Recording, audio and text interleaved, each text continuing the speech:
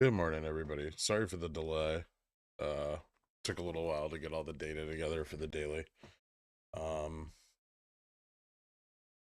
sec. Let me just get everything set up.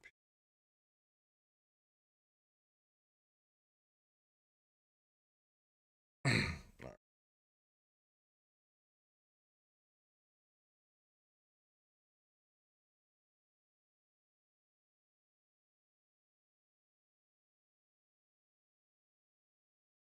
Good morning, guys.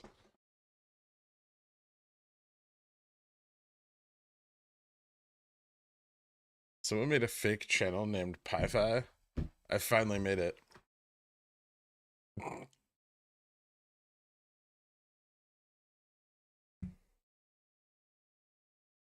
Time to face the friendometer. I'm okay with that. Ding ding.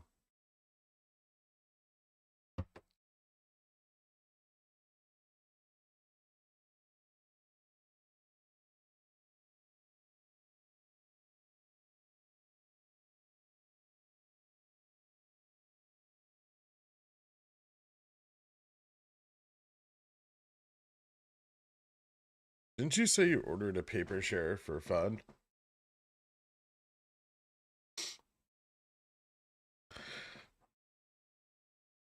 It's for the infinity pool. By that, I mean I'm going to use it in my infinity pool as a filter.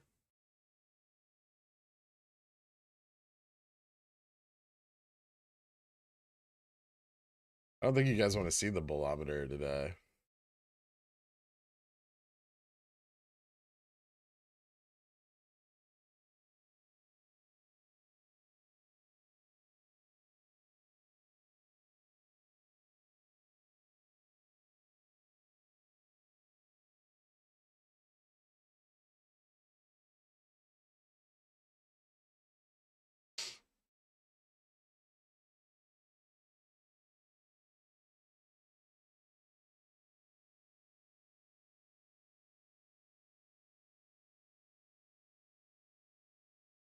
You can get a paper share from Fidelity, by the way. If you call them, they charge you a ridiculous fee to get it, but you can get it through Fidelity.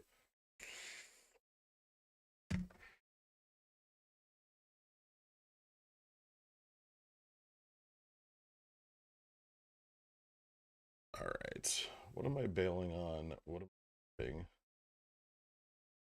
It right.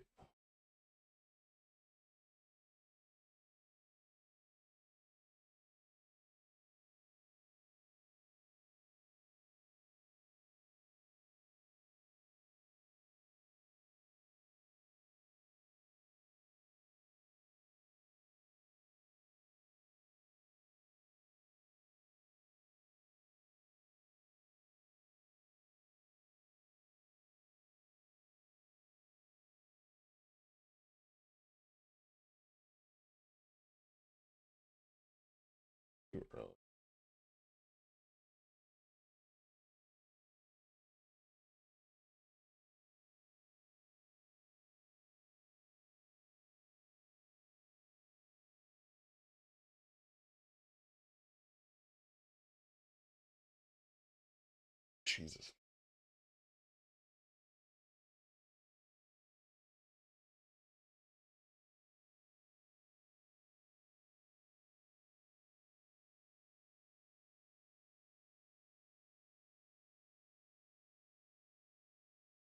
Ridiculous fee? What do you consider? It's like the more than the share. Was the Fed carpet pull yesterday? What to do with AMD calls all April 14? Somehow I feel like I broke the stock market by finally buying calls. Thank you for holding our hands. I'm probably gonna buy more AMD, but I'm thinking about moving it out slightly.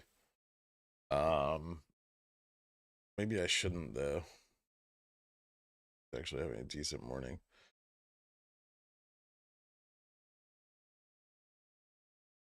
We just buy a couple more. Great new order. Maybe close the 115s. That's probably where I'm at. 4, 6.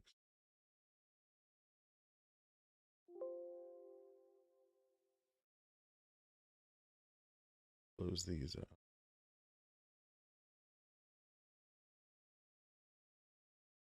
$2 losses.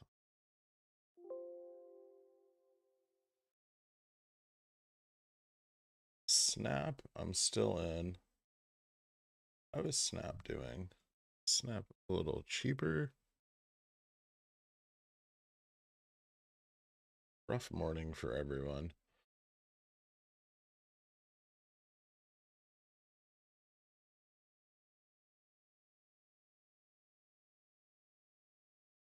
Snap can fall a little further.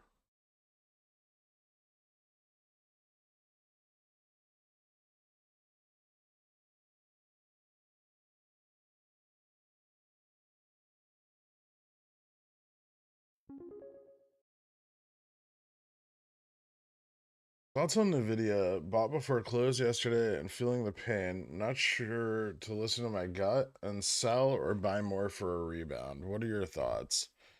I don't know how hawkish the Fed is going to come in today, but that's fucking rough. From fucking $10 drop overnight. And NVIDIA was in a bit of a recovery already.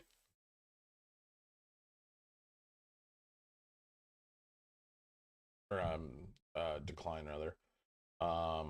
After we got out on like Tuesday, it's been straight down ever since. It is approaching this resistance at 246. It hasn't quite hit it yet. There could be some more upside after that, but as far as the uptrend goes, it's broken down. And really it started breaking down here on like 330.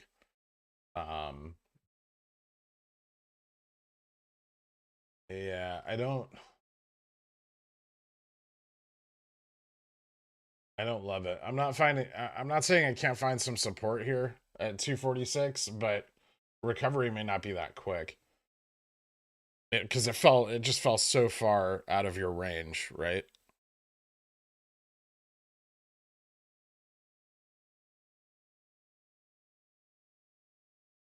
Thoughts on NVIDIA. Um, thoughts on FUV entry on a bounce at 540. Can you remind me in a minute, Steely? Tesla dead? Yeah, Tesla's continued to decline overnight. Puts are doing great. Um, I don't know how many actually went in on this with me, but yeah, it's been quite good. My target at this point is, like right here at 1056. I have a trailing stop on this already.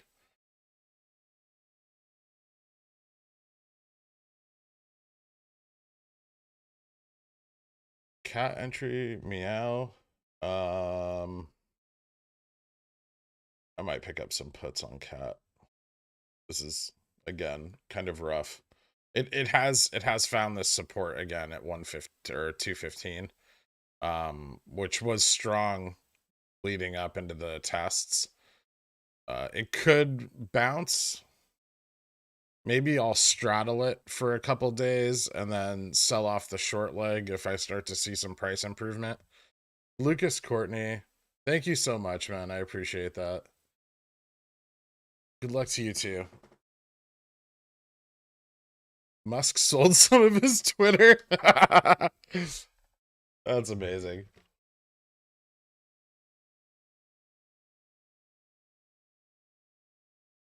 Do you think Netflix has support at 270? It does. As a matter of fact, it has support right here at 36 or sorry, not 270, 369. If it goes to that level, I'm probably gonna double down on my position for May.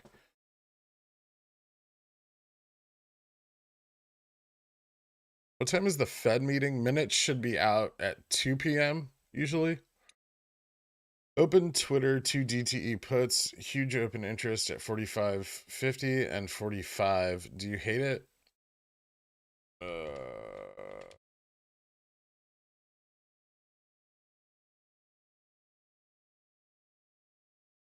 Which are they?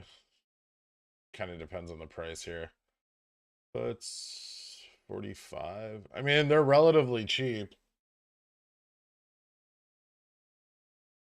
45.50 and 46 are a little better. I might actually grab some of these. Actually, 70. Yeah.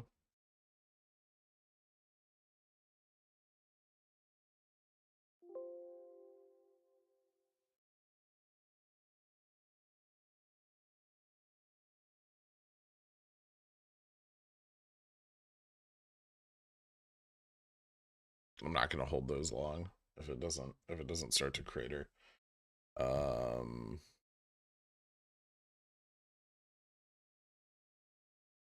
Spy dead? No. But I mean the options chain on the Spy and like AMD both look really strong.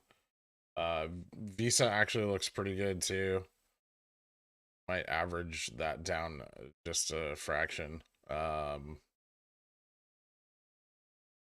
I think we'll see some recovery in the Spy today, but we may have to wait for the Fed minutes and maybe just kind of flat until then. Wondering if you read the post on our Pickle Financial about counterparts risk. If so, thoughts. I haven't seen it yet. If someone wants to DM it to me, though, I'll check it out.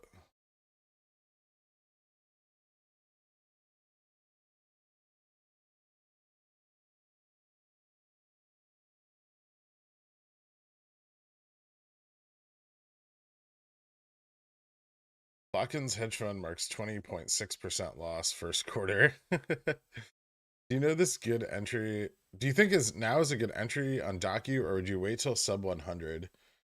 Docu. I mean, 102 is insane. That was actually my first exit. I think when this run started was right around the 102 range. Yeah. Right? No, maybe not. Is it back here? It might have been back here on one of these like small run-ups. This looks like it's almost recovered though. I'm not saying that there isn't some downside. It could drop below 100, but 100 is going to be pretty strong on this.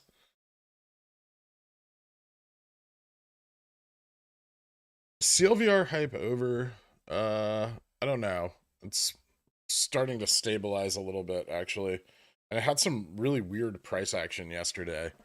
I'm not sure if it was institutional buying or maybe it was just, some T+2 action from this last spike.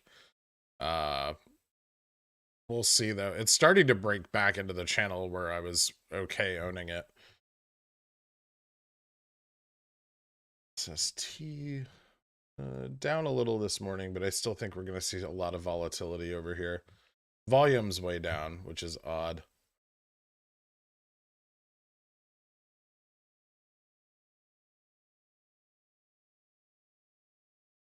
GME still sort of recovering. What do you need? It's just, don't worry about it, Zakir.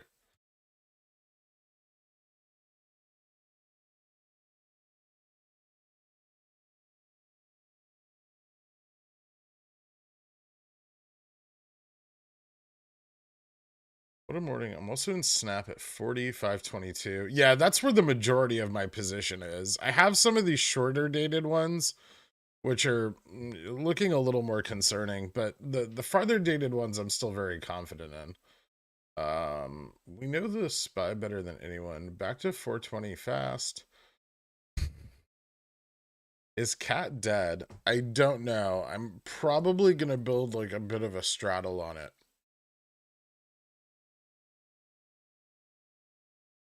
I don't like this dip below 215. I'll tell you that much. So I might straddle at like maybe a short leg, like 212.50, and then buy my long leg further out, like June, June or May for like 220. Probably June, like $200 more for an extra month. So short leg straddle. So what that is like I'm gonna have put position for 414 at 212.50, and then long position for June at 220, and yeah, 220, yeah. So short term underperform, long term outperform, right?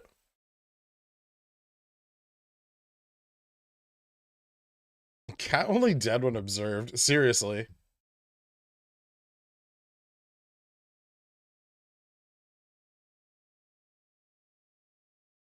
Twitter. Baba position I need to check out too.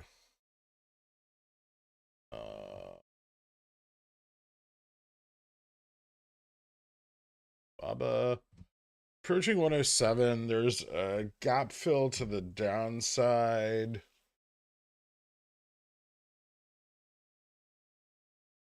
Per hour.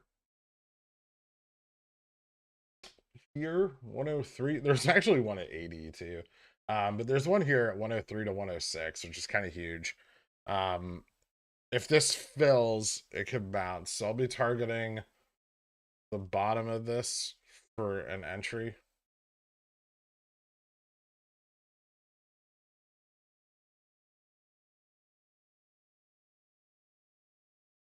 It's too big of a gap to ignore, and we're too close to it.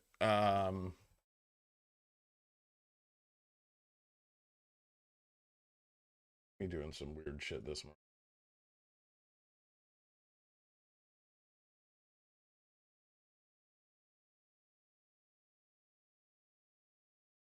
BY at 21. Yeah, I see that. GameStop bouncing a little bit. Very nice.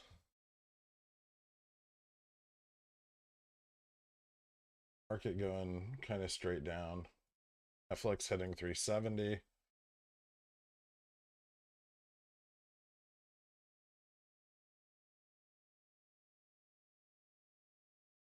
So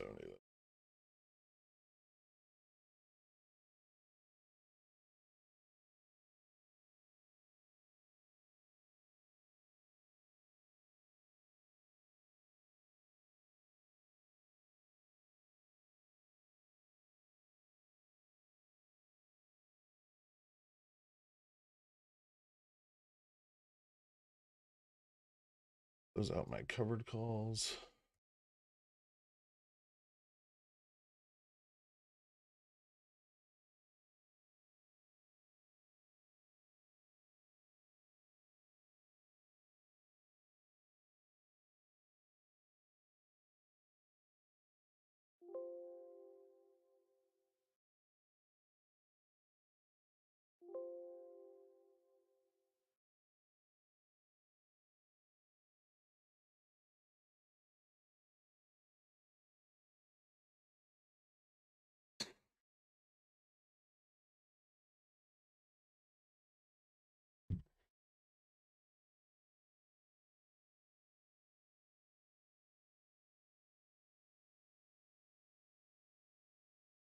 Very interesting.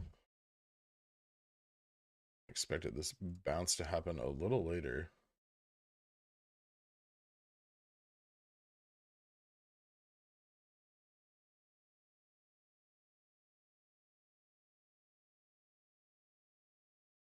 There's Waldry swings on these GME candles. Anything worth noting here? We can have a small bounce, right? That would be in line with our Wyckoff expectations. What dates are you looking at for Netflix? May 20th? Yeah, the monthlies. Which I actually really want to kind of enter now. Yeah. Just pick up one over here. 80. Do I have enough in this account? I might not have enough in here. I shouldn't have bought the AMD over here.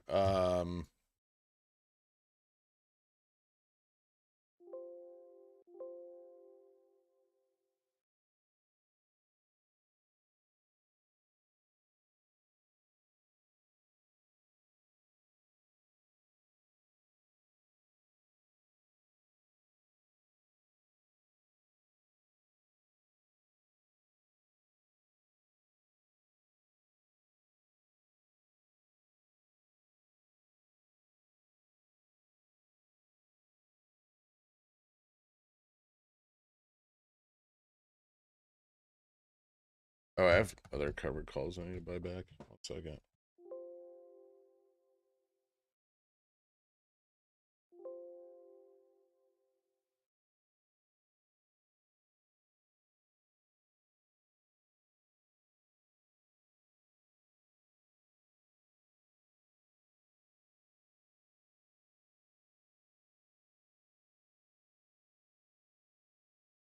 Down a little.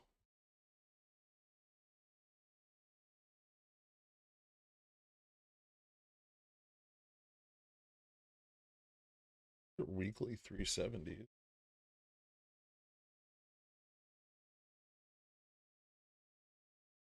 Just keep it.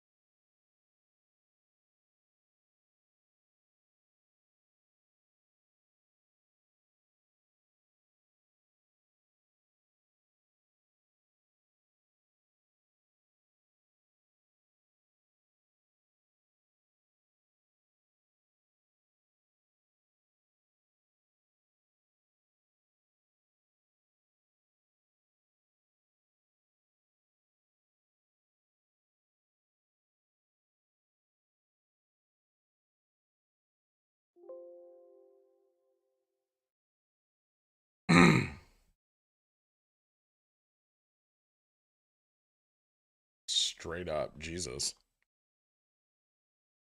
Did I have any other covered calls I need to worry about?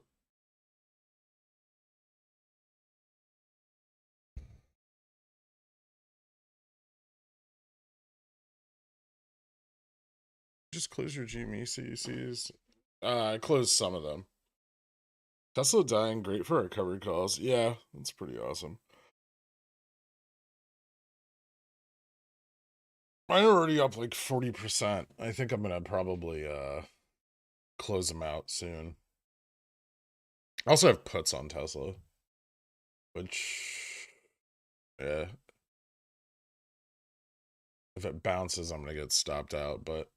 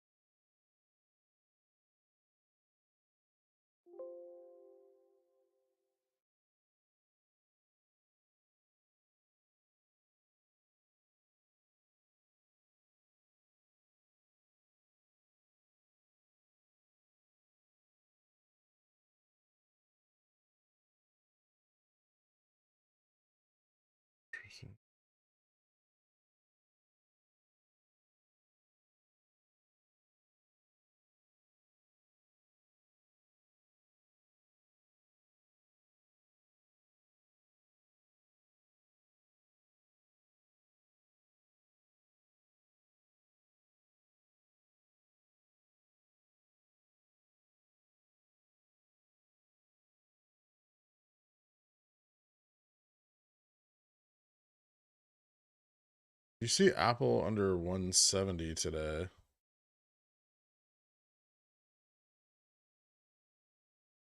Maybe. We'll see. The SPY, like, everything's turning around a little bit, except Tesla. If Tesla continues to drag down and Nvidia, we may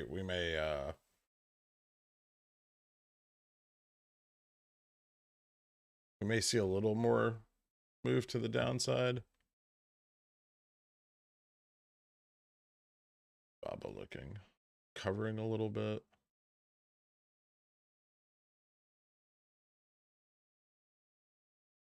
Test 103.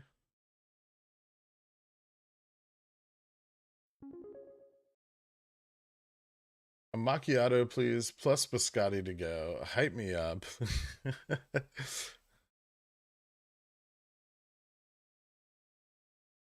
Fuck, I should close these, right? They're up 12x already.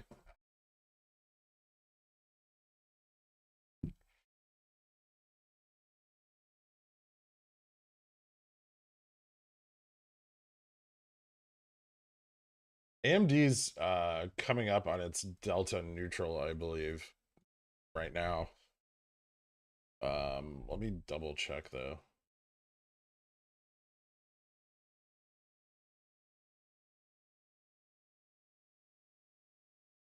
SPY's below delta neutral. AMD's actually I think AMD's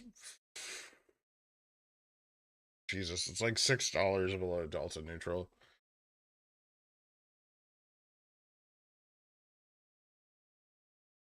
Tesla is at delta neutral. Yeah, close those. Right? There's no way it hits 1014 today. Guess I could for the breakout.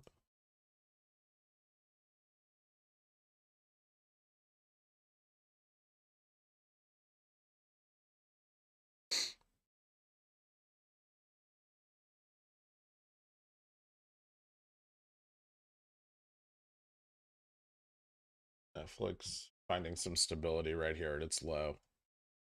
It's very good. If anybody got an entry in this range,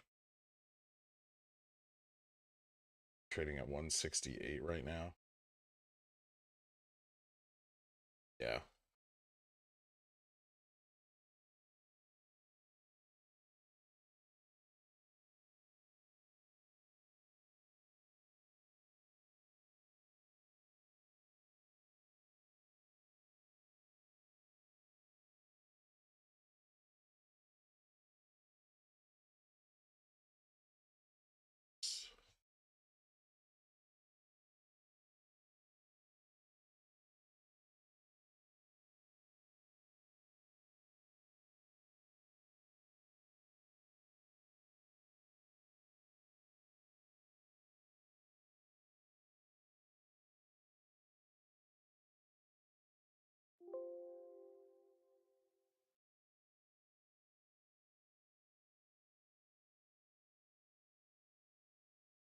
Piece is finding a little support too.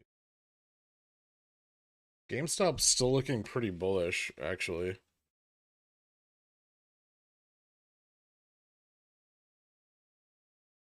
Twitter bounced. Did it though?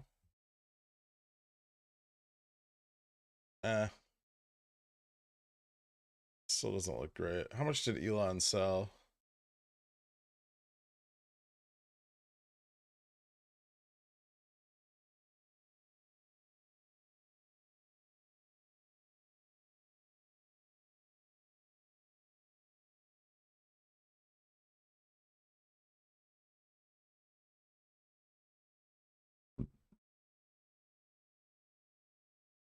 Wheat having a good morning again.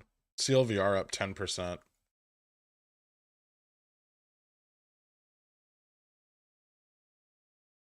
This motherfucker.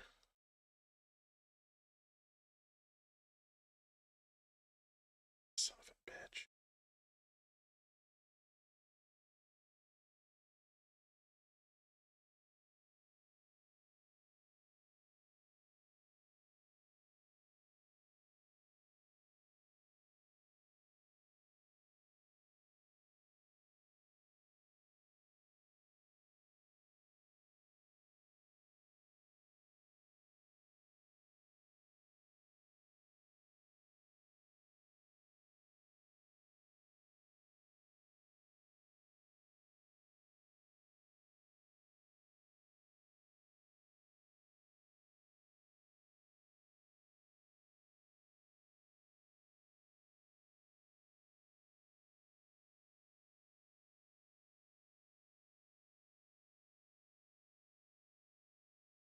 Good news, I had 100 CLVR.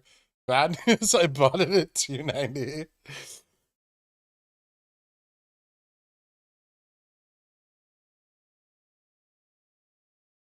Ford sub 16? It's cheap. Vic shooting up a GME or inverse the SPY so far this AM. Yeah.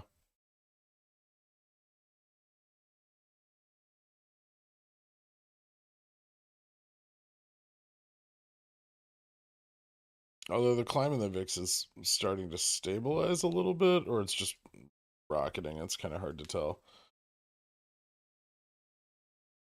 Might be stabilizing.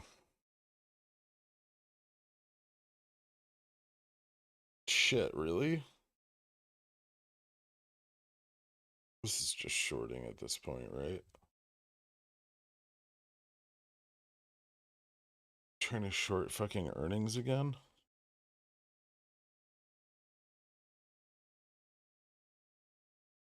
What do you think about Ader? I don't like it.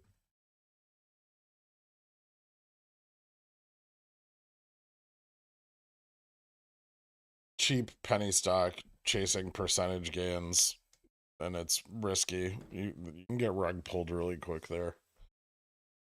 If you look historically, it's happened before. You wouldn't be the first person to get burned on Ader who thought it was a great idea. This one was particularly bad. Uh, it had several through this range when it ran up into the 40s. It's historically far better to short Ader at its peak than it is to buy it at the bottom of its rep. It tends to fall lower than where it started.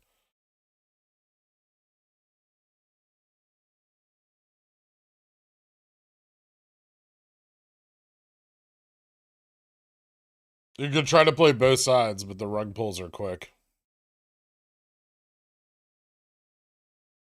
Okay, we're kind of chopping down into the lower range of this.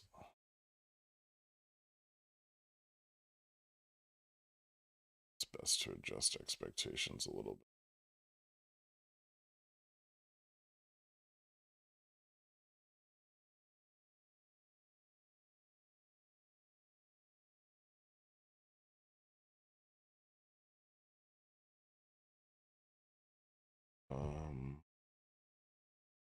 AMD calls 422, 414. Good time to buy VIX calls. It's a bit chasey. You could, but I'd buy them in the money if I did. How many monitors do you have? Two. And I have a third one that I have to set up. Where do you feel comfortable selling CSPs on BBBY? I had some sold this week for 22.50. I pulled them off the table though because it kept falling, and I was still profitable on them. But yeah, I would say I'm pretty comfortable selling them at 20. 20 is a decent price. It's kind of in the middle of the range where I'd be looking to buy in, but that's not good, right?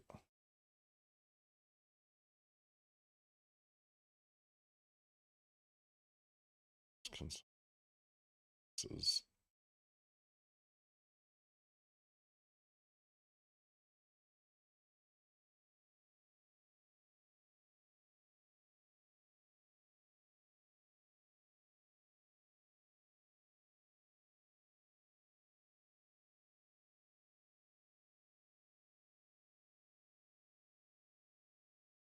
This could just be a large number of FTDs being cleared. There were some due yesterday. It's possible they carried it over to market open today. There was some due from Feb Opex on the market maker side or ETF side. Jay put their pickle in my jar. NVDA broke 246, rip me. I think it'll rally after the meeting. Maybe. It depends what gets said. Ouch.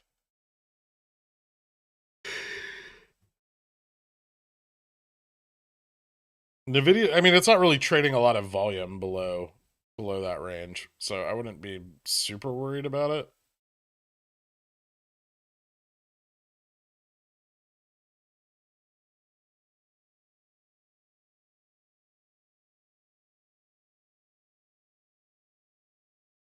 That's a good point for a bounce. Strong.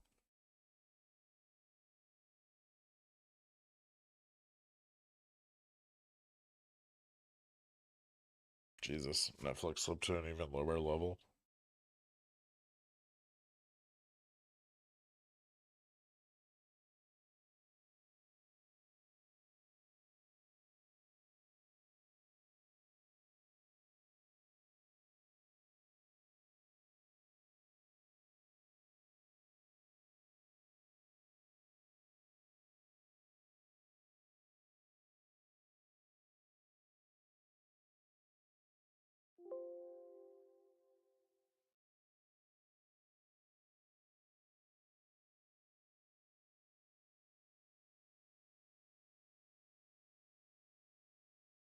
Snap doing. Should I add to my position over here?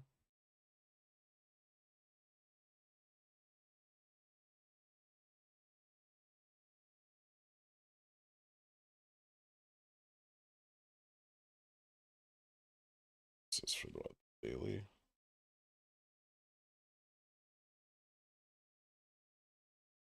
Still within a little bit.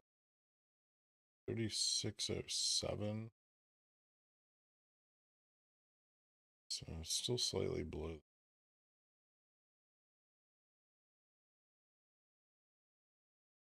Yeah, Netflix is undervalued right now. I agree.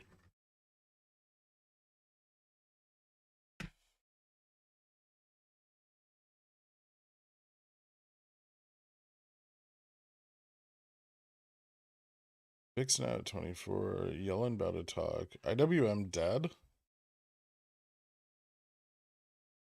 I don't know about dead. Do you expect stocks like Tesla to plummet further?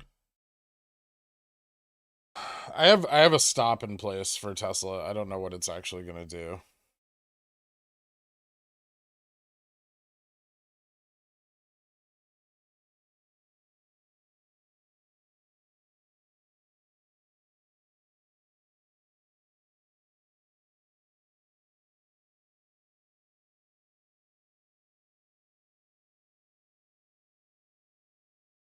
It could potentially it could fall all the way back here to 114, which was my target, like, but kind of my extreme target for the collapse of this run.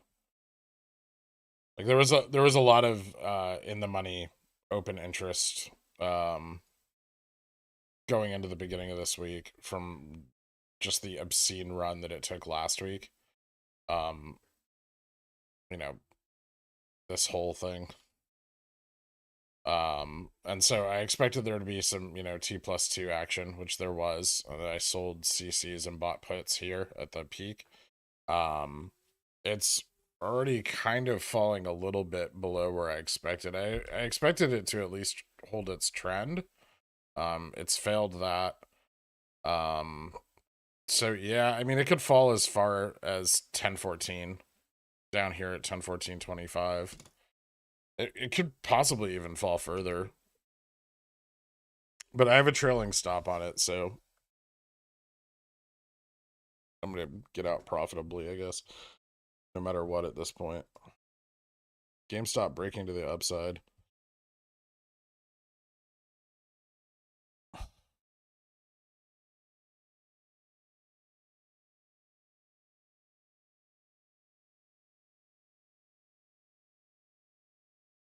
Show of hands for people who've sent serious emails with our silly YouTube names.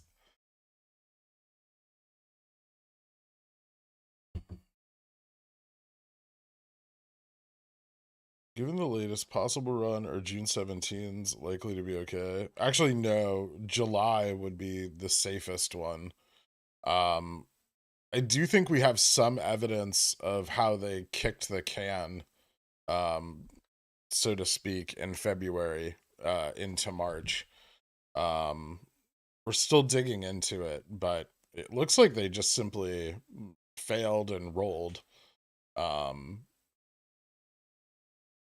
Moving their short put position just out into March. Interest in Feb was probably too high. We know delta sensitivity was high at the time, so they just took their risk off the table and moved it forward. We don't know how many times they can do that, which is a bit frightening.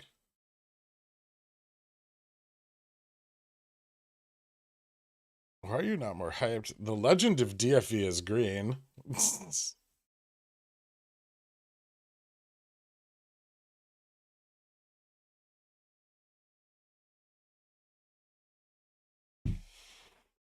I literally almost bought puts today. I was thinking about it because I thought we were going to head to like 145 before seeing any kind of bounce. 145, 140. This is earlier than expected.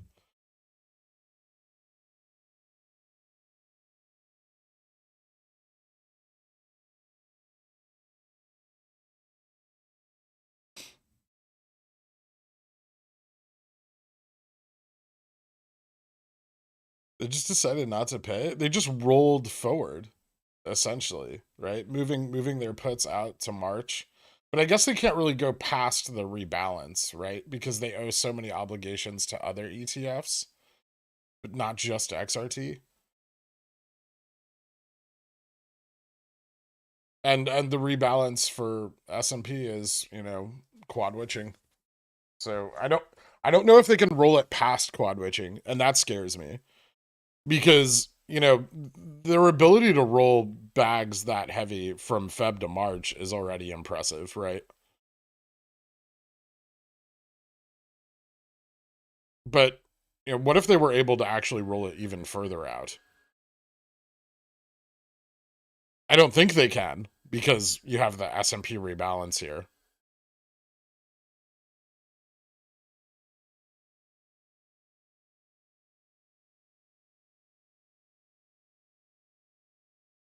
And while XRT seems to be fairly complicit, the Vanguard ETFs and stuff do not.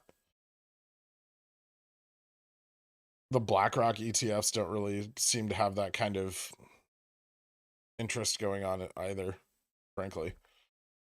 I mean, IWM to an extent is heavily abused, but it's also massive.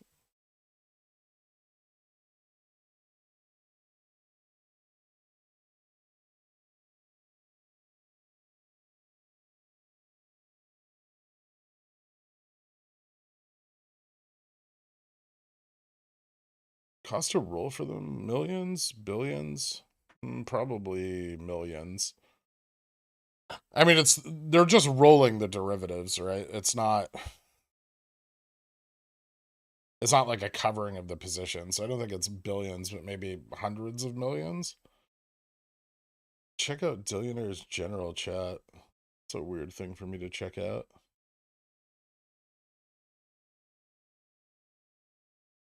Fuck is it? Oh.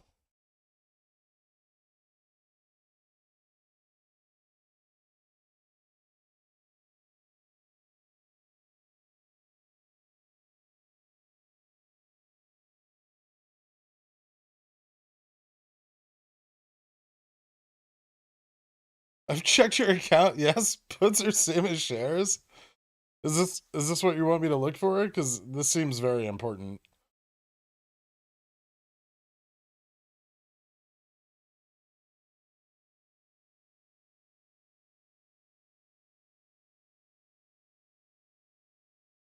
It's official. Fidelity says puts same like shares.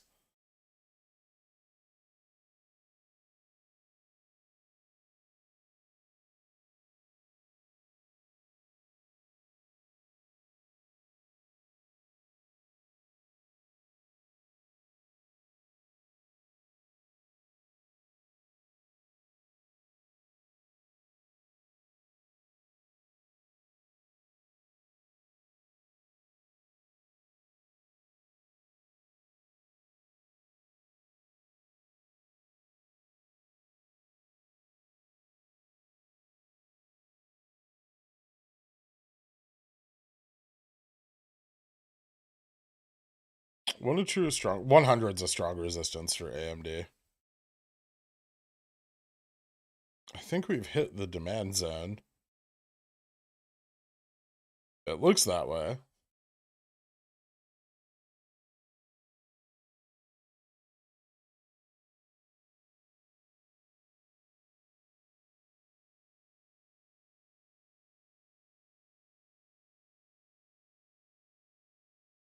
Enter July 2020s now or be patient? Patient.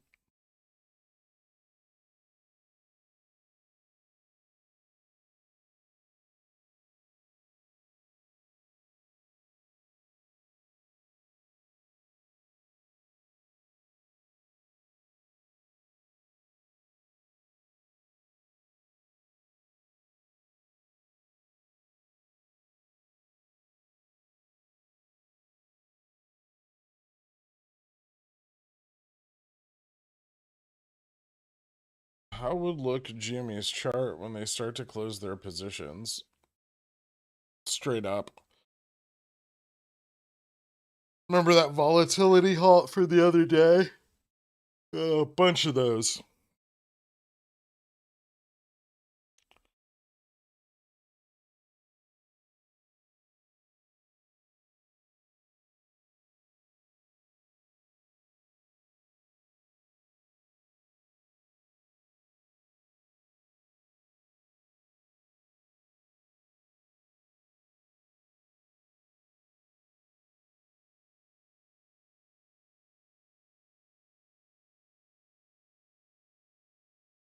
Bears and CC sellers are trapped. I don't think so. Most of the CCs being sold are being sold at 180. And there was really no put interest, so sounds wrong. It will be a 200k gap. Is this SSR or DRS? Neither. Any thoughts on an explanation for this upward movement? Well, Delta Neutral was climbing up as our price was falling, but I expected them to intersect a bit lower. I guess it's possible we're seeing some intersection. Gamma max is still very high. I think Gamma max at 208 right now. No, you're trapped. I already closed my covered calls at a profit. I'll probably sell more at the top of whatever this is. Looks like SLD is over. I hope so. I hope I timed it just right. I think as the 5th business day of the month, or the 5th business day since March 31st, it should end today. FINRA Rule 4240 effective today. What's the chair doing? It's a little better. It still kind of sucks, though. It's still like just sitting on a fucking board. And when you spend $500 on a chair, you shouldn't need to buy like a seat cushion.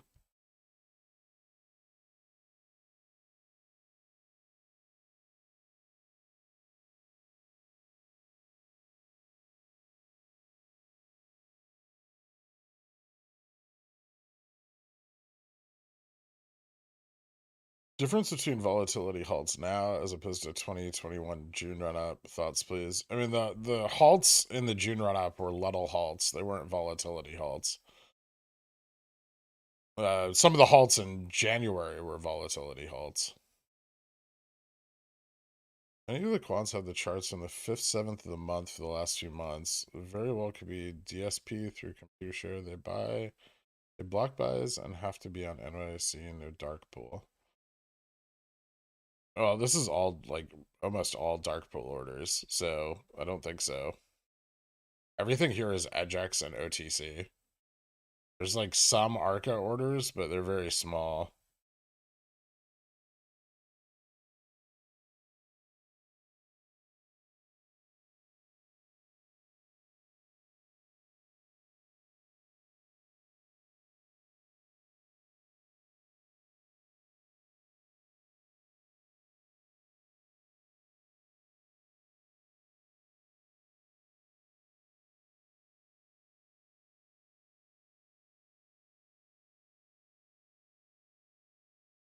I've grown so accustomed to GME IV levels that looking at other stock options also seems like a steal.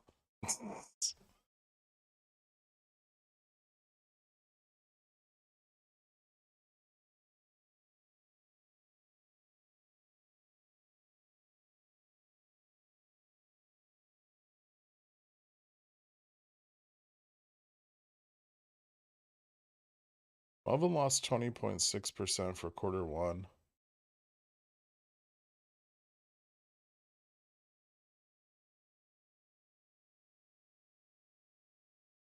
It's not a bug, it's a feature.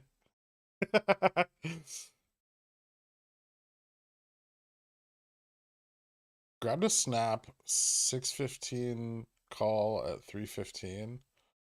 What strike?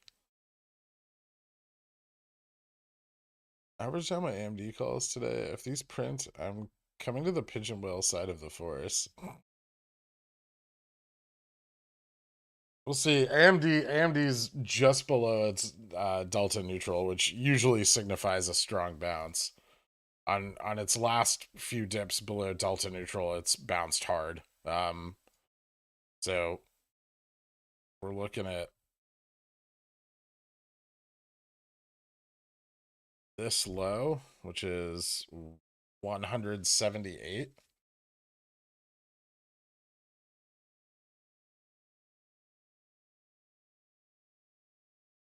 Gamma max on AMD though is at like 120, so if it does run, it's not going to run.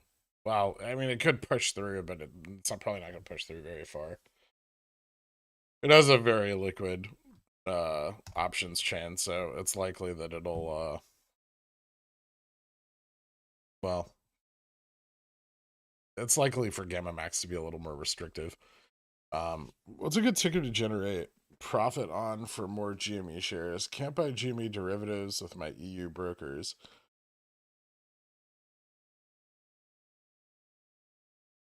I mean, that's not really how that works, Luker.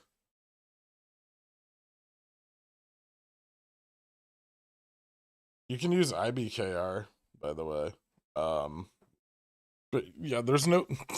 If I could answer that question, I wouldn't be doing this shit and I'd be a billionaire. Have you closed your April snap calls? No.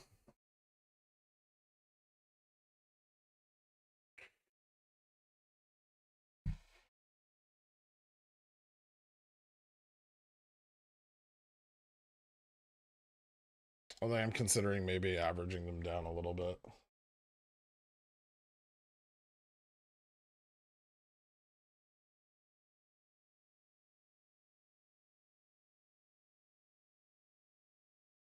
I could still move down bucks.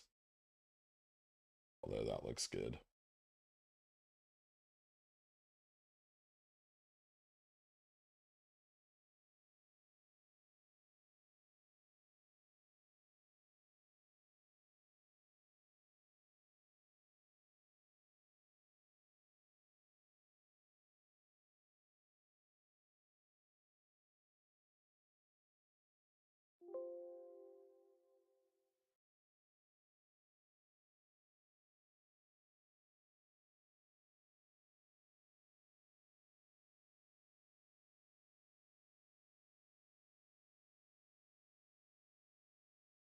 Cat coming back up.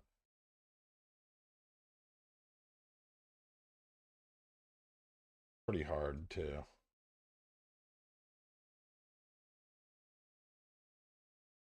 Decent volume.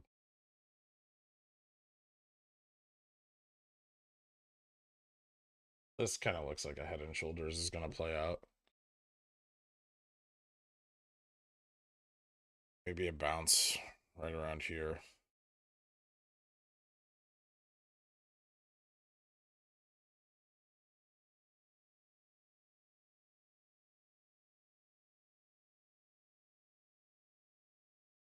Maybe we wide at 26 by 520.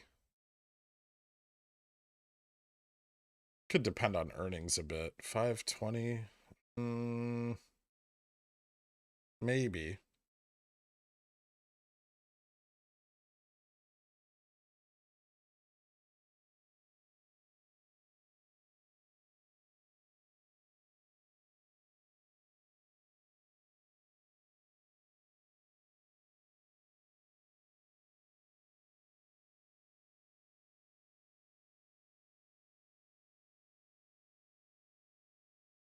60.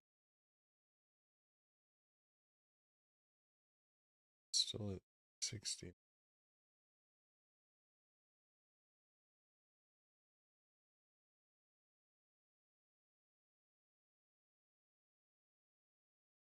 Gap there?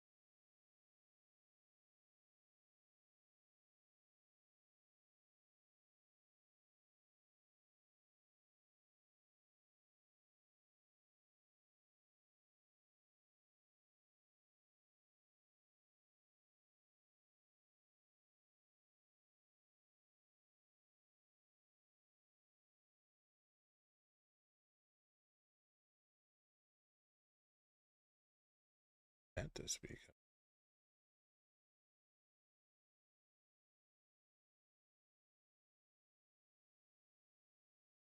of. Ugh. Oh, we're not getting an ascending Head and Shoulders.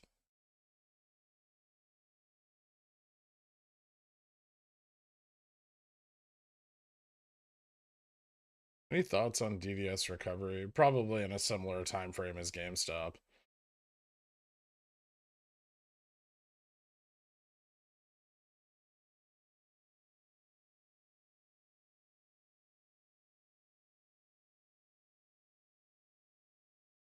I don't know. Let's fucking go. Nice, dude. Are you streaming Bbby earnings? Probably will, yeah.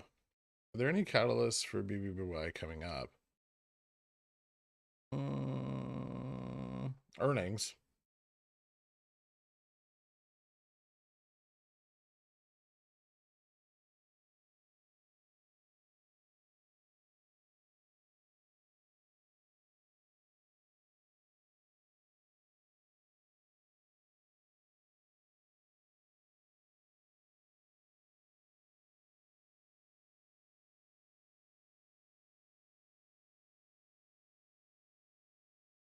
Still just crawling its way up, huh? Yeah, a little bit longer. Buy these. I guess I'm not super concerned with any of these right now.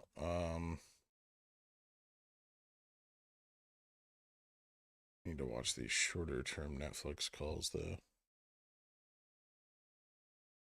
See if Netflix finds a floor. Would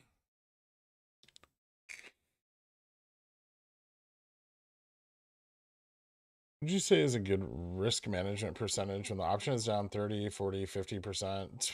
20 to 30, generally speaking. So 2 to 3%.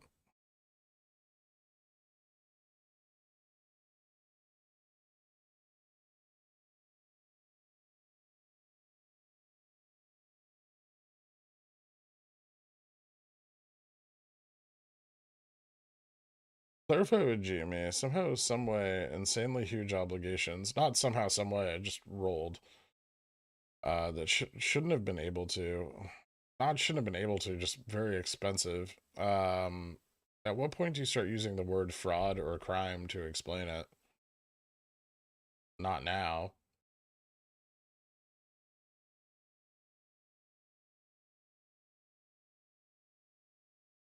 You clipped the stock dividend split recall info yesterday, but I don't see it on your channel. Oh shit. That reminds me. Thank you. There was an issue with the upload.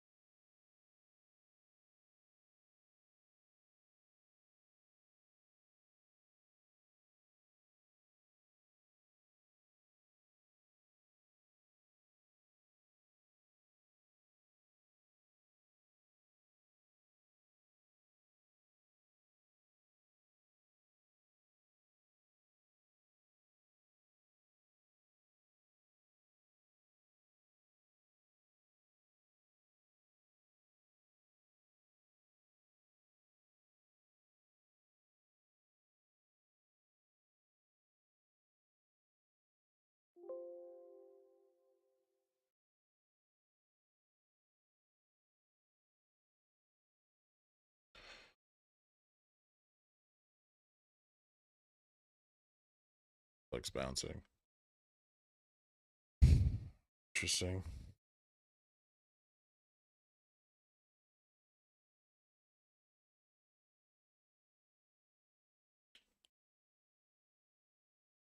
Trade spotting in shambles. What? One of my favorite quotes. It was like the system is designed to absorb small amounts of money and perpetuate large amounts of money.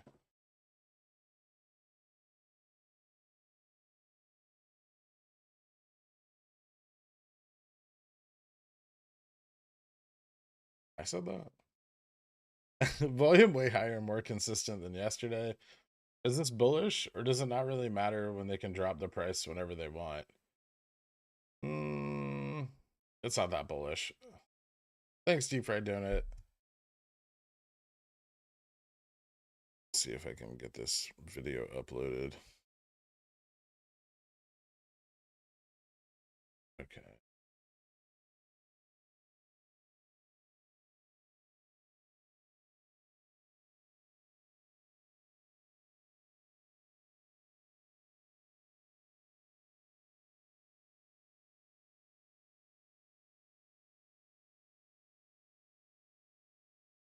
Oh.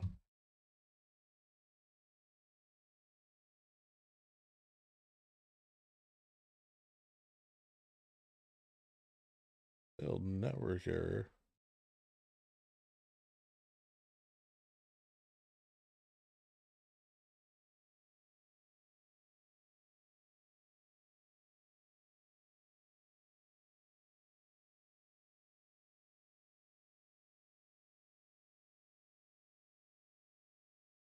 Weird.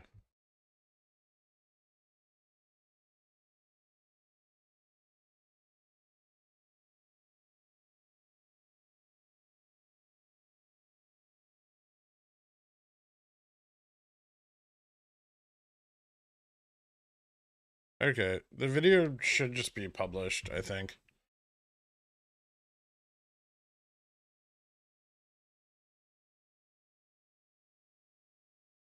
I don't know why I was having that issue. Oh, if you guys could drop a like, it's a big help.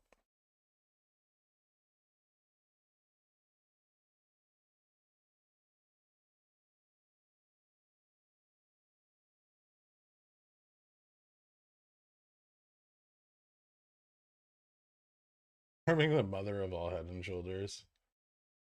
Is it? Or is it just like it didn't even get. There wasn't even enough buy pressure for the second shoulder.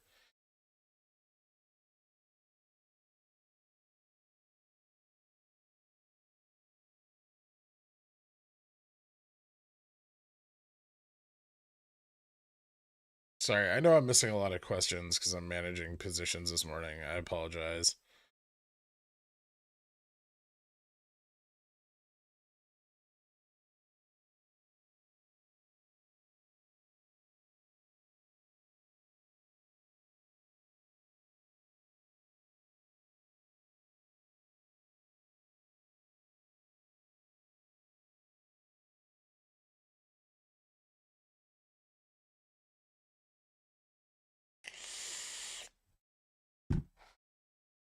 It won't let me download the clip for some reason, but Twitter ripping right after I bought puts. Of course it is. Oh, fuck me. I'm closing this. April 14.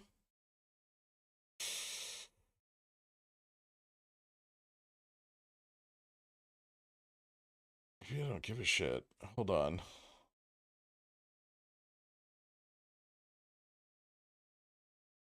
Yeah, you know what? I'm gonna hold them. What did I buy them at? 46? Yeah, absolutely. I'm just gonna hold them. Look at Netflix doing a bit of a turnaround here.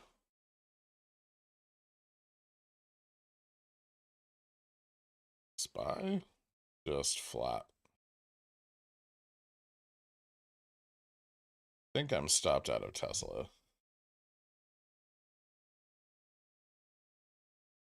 Yep. Stopped out.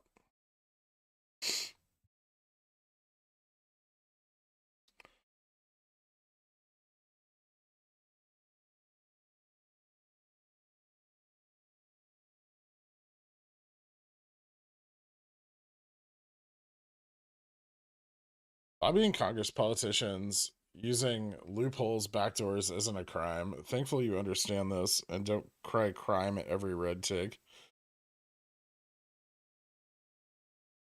Have you ever accidentally bought a put instead of a call and profited? Yes.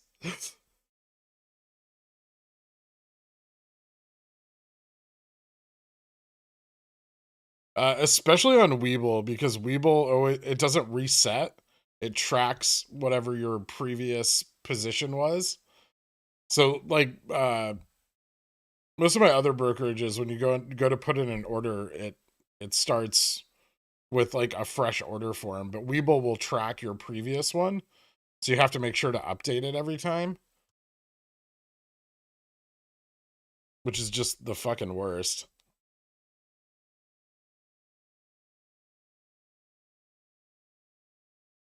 I heard you talking about managing loss on options. They're down 50%.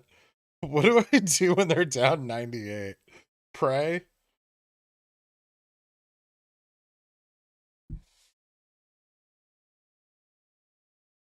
I want to join your options membership. Is it worth it if I only have 1K cash to play with and no income other than AMC options trading? Um, I would suggest don't get the Billionaire membership. Just take some time and study, build up your capital. It's very, very hard to create a successful account with just $1,000 cash. So, if you have AMC shares, try to leverage those shares into some income, bank that income to build up your portfolio a bit. Um, use some paper trading. Try to get your hands on a copy of options as a strategic investment. Don't spend your money on billionaires if you just don't have that much to invest yet. Work on building up what you have in your account first.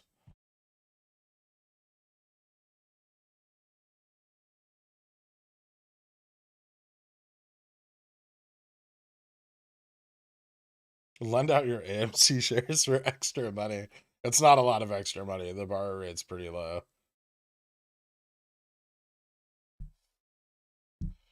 Yeah, my Tesla's already stopped out, Kyle. My Tesla puts have stopped out. Now the question is, do I buy back my covered calls or let them bleed? Yeah, no problem, Allie. Uh, someone not good at grifting.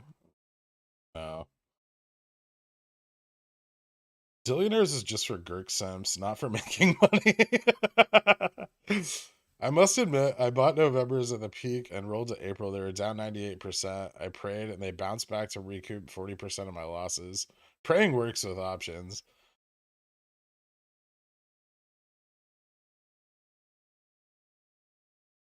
I highly recommend becoming a Dan. You can't beat that recurring revenue.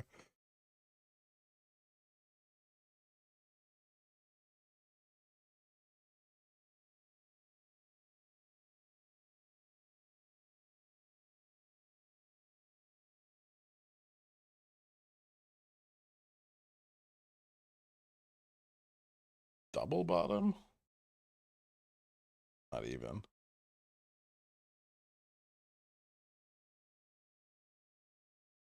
Uh, I still feel like we could hit 443. Maybe not, but Jesus Christ. Powell better not fuck my calls. That's all I have to say.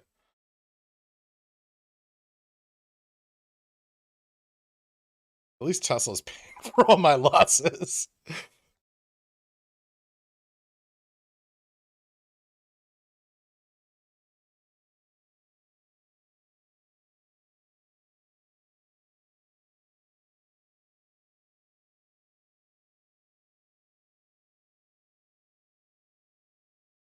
How far out in time do you go for CCs on GME? Weeklies. I'm not taking the risk with selling Theta. Although extremely profitable, very risky.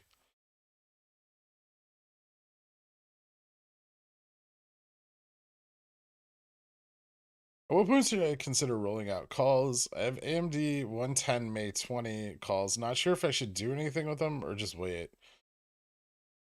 I mean, I'd probably wait. I don't even have I don't have anything at 110 that far out besides leaps, and like I'm not gonna do anything with those, right? I'm just gonna hold them. This 100 to 110 range is very strong for AMD. I'm not I wouldn't say I'm really concerned with it not bouncing back. If it goes lower, because your calls are so far dated, it may be better to just try to average down. Hey, Netflix went green. Let's go, baby. Rally. Could do it. Break 370.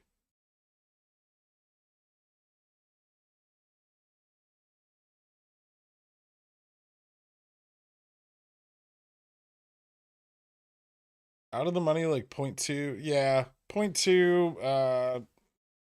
As we approach more volatile periods, 0.1. Remember, I also never sell more GME CCs than I can buy back, which is probably a mistake on my part. I'm probably leaving money on the table doing that, but I prefer to not lose my shares on a run.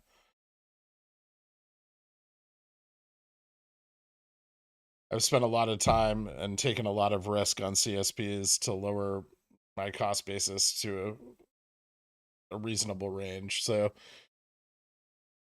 also, if you get assigned, you lose out on your long-term capital gains when you buy back in. So it's best to not be assigned. And so yeah, point two to 0.1. Ideally, if you can sell at 0.2 and it's going to drop back below 0.2, those tend to be the best sales of covered calls historically on GameStop.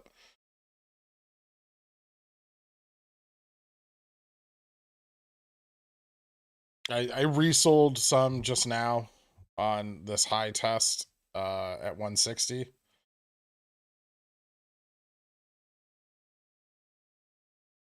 They're down a little bit on this little bump. Weird. Sold them way up here. I guess volatility is spiking a tiny bit. But those are for this Friday. What the fuck is Netflix doing?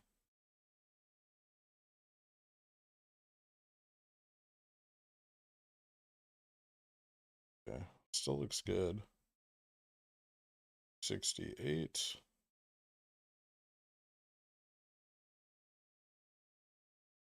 Oh.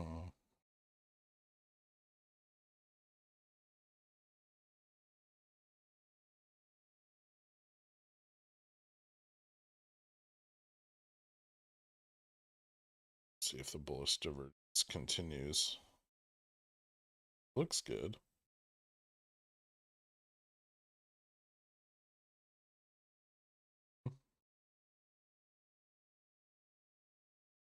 Okay.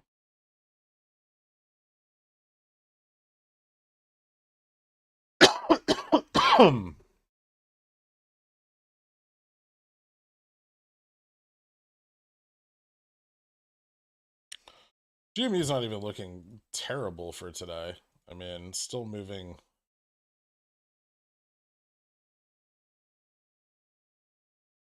I think that might carry over too.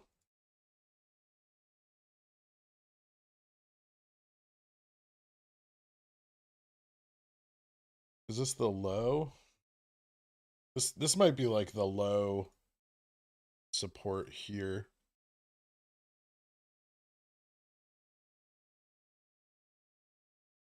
That would be the EMA on the day.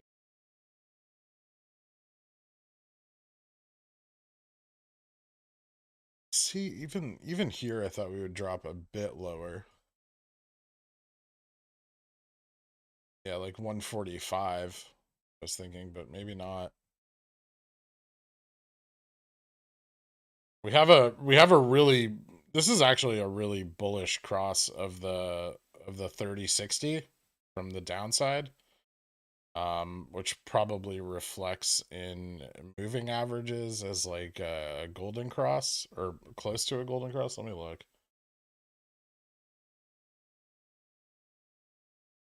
And RSI settled down a little bit from the run. Do I have MAs on here? Not the right ones. 50, 200.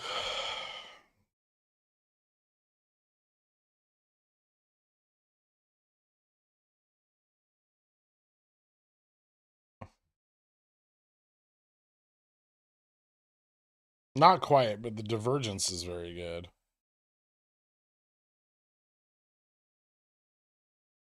Definitely not there on the 4 hour. We do have a golden cross on the 4 hour.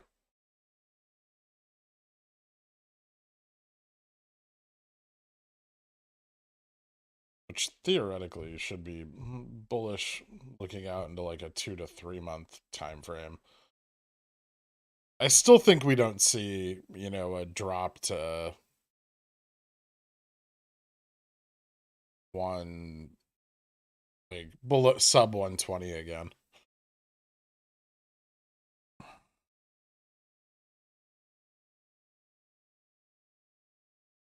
Yeah, but Susquehanna had like 2 trillion in SPY calls when the SPY was here at like 443. Probably a good chance that they got out of them at 462, right?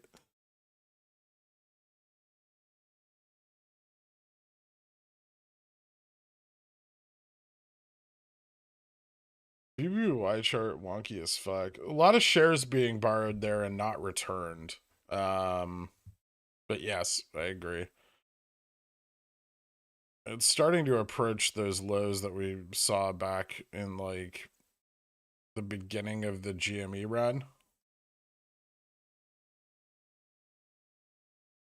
Like here in the $20 range. BBY at 20 is a very good deal.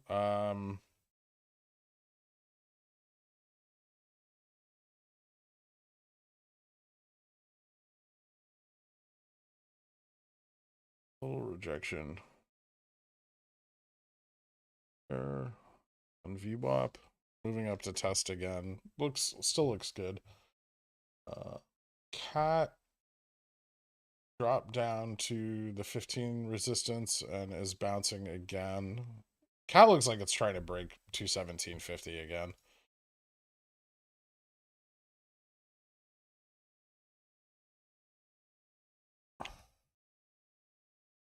Tesla will break up, yes? Maybe.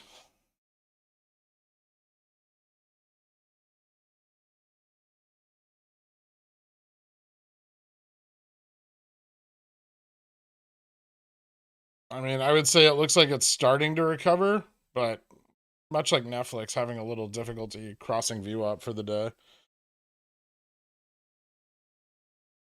I paper trade daily, seriously, and I just want you to know how much you've expanded my market knowledge and ability to look at the market in an unbiased way. I plan to trade real funds soon. Thanks, G. Awesome, man.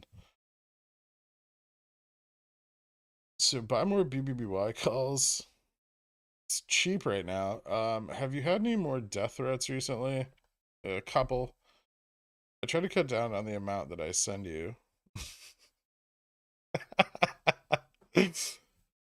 SPY has no power behind ADX this morning, plus minus. Might as well be making out under the covers. Yeah, it's very choppy. Mostly this is, you know, indecision in these large tech stocks, right? Like Tesla, Apple's, yeah, kind of choppy today also after this initial dip. You know, Apple really wanting to hold 170, which should be kind of expected. 170 is pretty strong. I think we're going to see this on most stocks right now as this recovery progresses, where they're, you know, kind of hitting, like, especially the FANG stocks, where they're, you know, hitting these lows.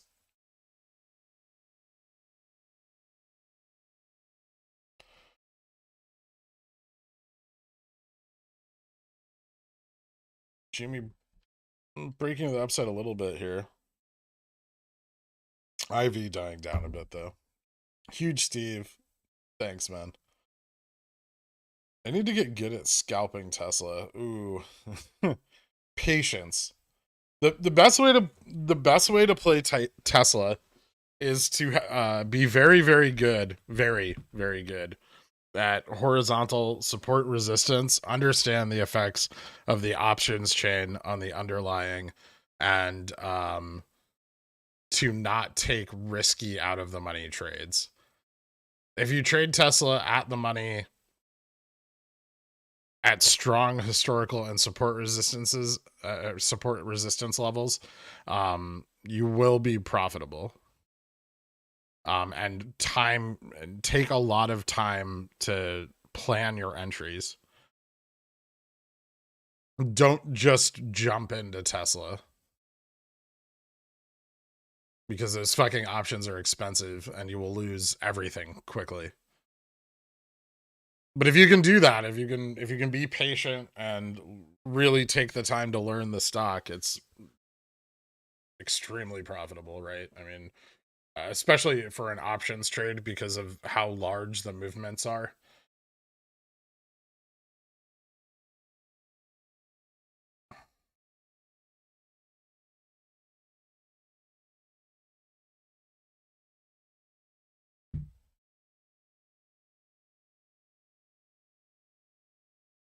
I'm still down on my Tesla 3x long for months. How?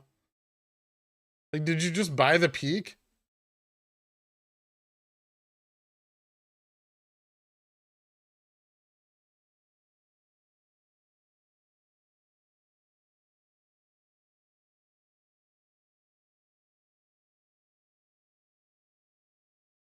Out of the money YOLOs on high IV days. Got it. You, Carl.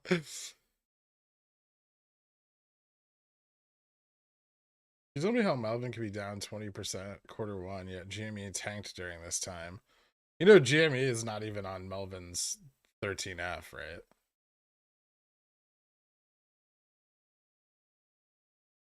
I'm not saying they're not short GME, but it's no longer reported on their 13F. But they're not filing that addendum 13F anymore either. Like the private one.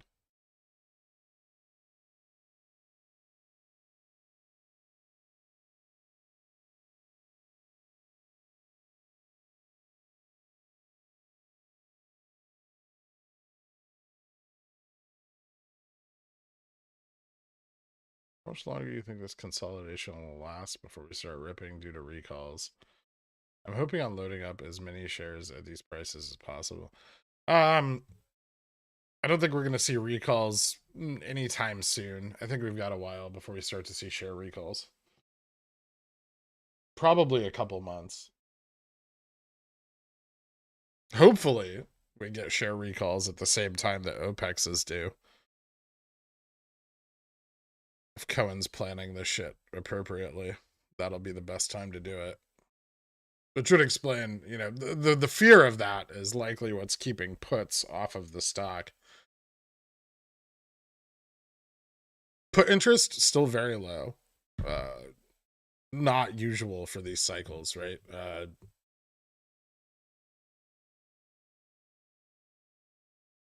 Arbitrage is balancing out now, by the way, guys.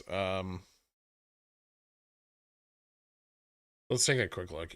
So arbitrage peaked up a little bit this morning, out of its standard range for the last few days, and recovered a little bit at market open and bounced back, but it's almost at neutral now. So any volatility from arbitrage is probably played out at this point. Go out here to the 4-hour. What was I looking for? I just completely forgot. Oh, the consolidation before recalls. This consolidation could continue, and it does look like we are seeing some downside to it, right? So This really isn't adjusted for this time frame. 1 second. Let me see if I can pull this out on the daily. There we go. So we are seeing some downside to this consolidation. It's possible that it could drag on long enough for us to end up in this like 126 range at this low support. So remember, this is our BU LPS line. This should be a very strong support, and it has been, and we tested it again today. But it's possible if we continue to consolidate to the downside that we will see,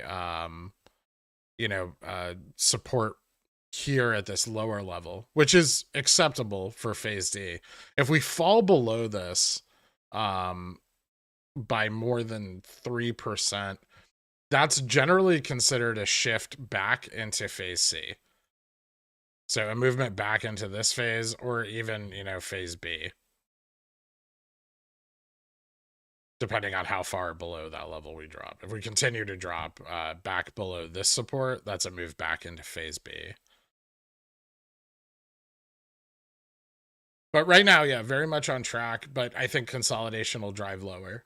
So if you're looking for cheaper entries, they may be a little bit further out from now. And if we do adjust our model here for the daily for this longer time frame, it definitely looks better.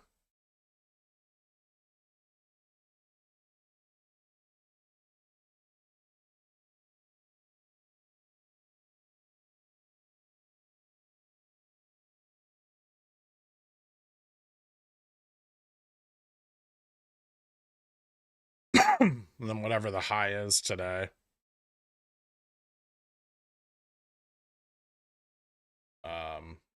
We'll have to determine.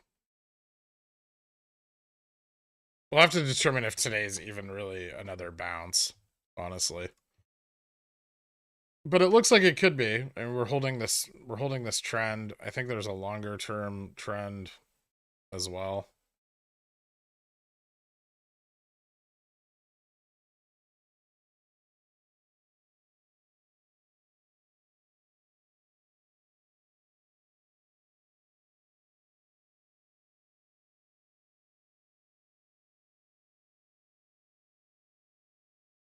No, because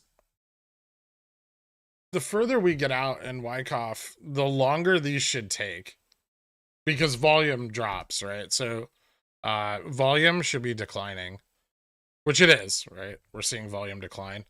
And so, these bounces, these breaks to the upside from long interest driving up, exceeding short interest. So this entire period should be an accumulation of long positions.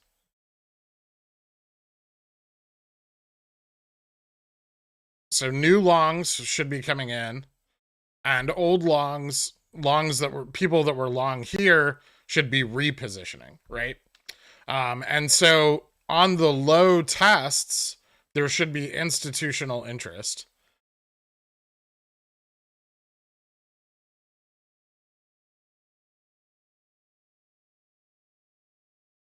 And so what you'll see is, you see the price get driven down to lows, and then, all of this selling is being bought up by institutions, which causes a bounce, right?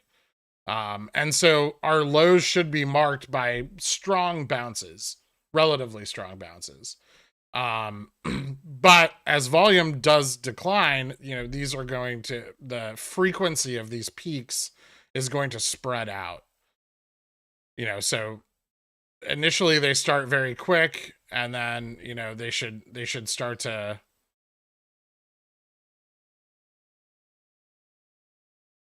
kind of like that as you get normalization across the range. I think that's the right way of putting it.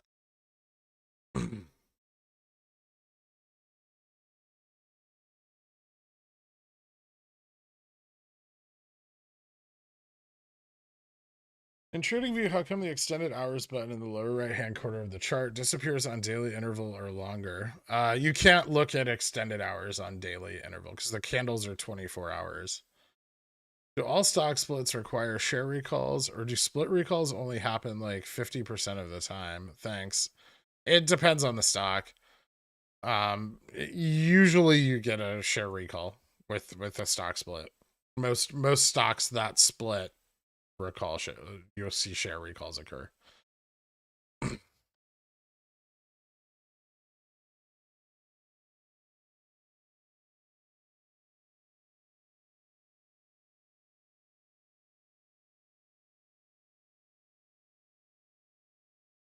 Tesla to 934 end of next week. I fucking hope not. I mean, it'd be good for my covered calls, but it'd be really bad for the market. When is the next OPEC cycle? I think it's still in just May. And based on some of the things we're looking into right now, it really doesn't look like the cycle has shifted so much as they just shifted their obligations for the cycle. And you know, that makes sense too, because again, if we look at the amount of covering done in this cycle, from a low of 86 to a high of 200, versus November or August where we only saw like a $40 run. It really does seem like this is far greater obligations occurred during this cycle than the previous ones. And in reality, we should expect these to be declining, right? Over time, the force and volume behind these cycles driving down over the last year, right? And then with this cycle, almost as pronounced as our June cycle. Very close, right? Far greater than August or November were. So it's interesting. But it definitely looks like they've accumulated more obligations into the covering here in March than we saw in the last two previous OPEC quarters. and that might have been viable because they probably offset some of their obligations here in February. So, they covered a little bit here. This wasn't just us running up for no reason. They did cover a little bit here into Feb OPEX, but minimally, right? They still left a lot of obligations on the table. And this was probably done in a manner to facilitate the pushing of those obligations out to March. So, they reduce their requirements here. That gives them some extra time. Then they cover everything here during the S&P rebalance.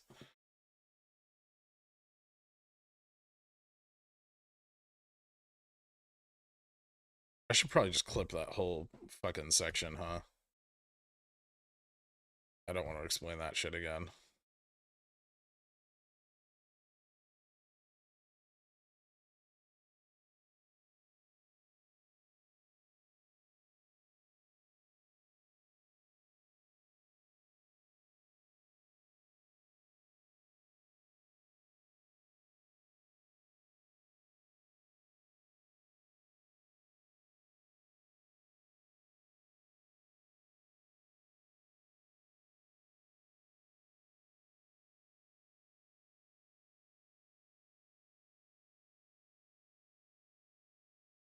You can consolidate lower.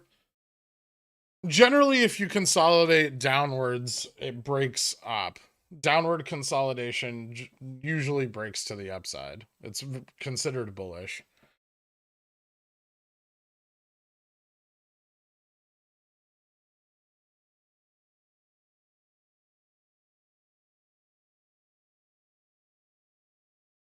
The legendary ants have joined.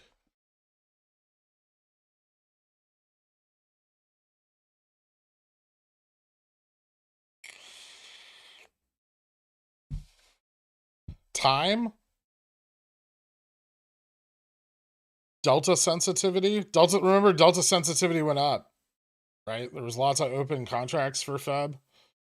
They got rolled, but that probably reduced the force of the initial contracts on the run. Like, the FOMO is not good for them, right? But what's really dangerous is large ramps starting from the lows. So when IV and price are down, options are cheap, right? Which encourages the purchase of long calls. And if the long call positions are stacked in advance of the run, this is far more dangerous than FOMO coming in during the run. I mean, that's one of the reasons I got hurt so badly in January, right? Was because so many positions had been bought so cheaply that the chain was just stacked already before the FOMO came in.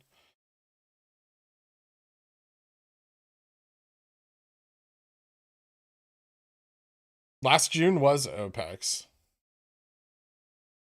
It started on May 25th, which was the T+2 from May Opec's.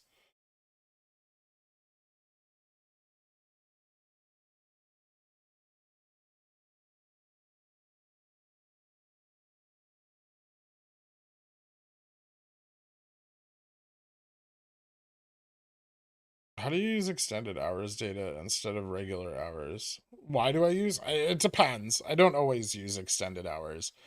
Some stocks move more in after hours, and those moves are still realized during the intraday trading. It depends on volume, and you can smooth out after hours volatility. If they were making money off volatility while paying off obligations, can they not just keep offsetting their losses this way? Yeah, but that would just mean cycles keep going, right? Which is an infinite money glitch for anybody following along.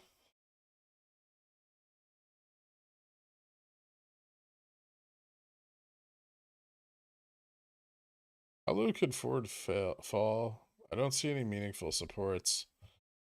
Ford has some support below the 16 range. So there's support here at 1552, which has been fairly strong, but there's a longer term support down here at 1490.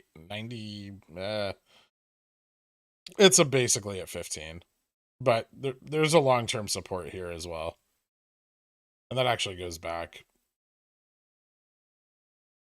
to January of last year.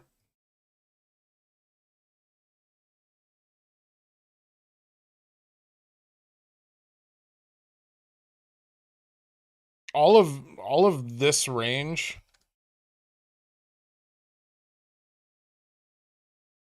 is probably decent for a long entry, but you're looking at like minimum 1 to 2 years, ideally 3 to 5.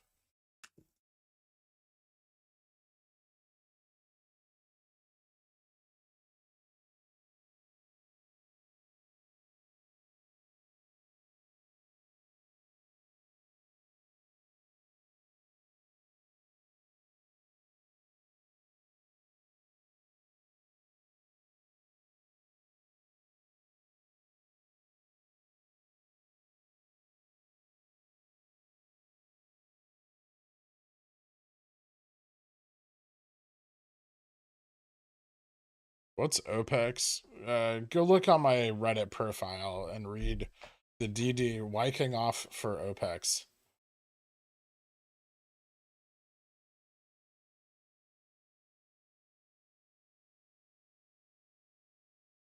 Have you bought GME options yet for May Opec's? IV seems pretty low, no? I mean, it's not anymore. It spiked up again today.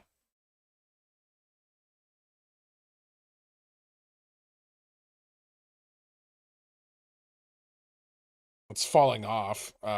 If we break this trend, it's likely we're gonna settle out for the rest of the day.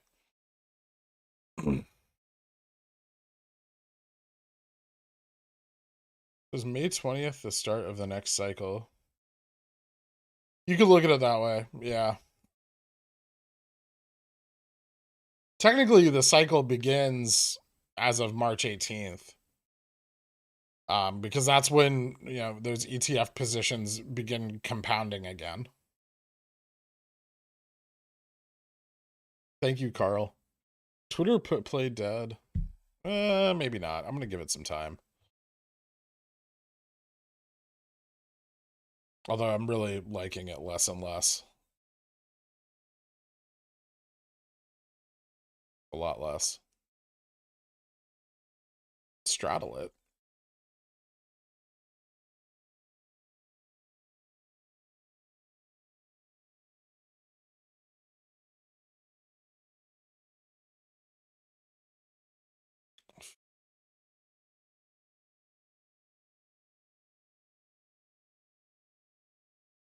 Five.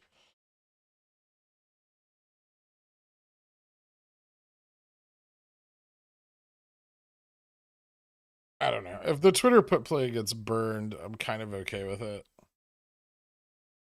But I am well in excess of my risk, and this does look like it's just moving up. Yeah, I'm going to close this.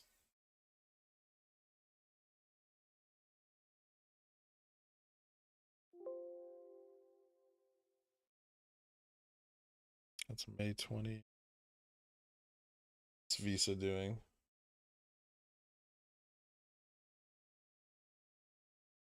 The problem I have with the Twitter put play is just counterintuitive to a lot of my other positions where there's an assumption that the market's going to move up, right?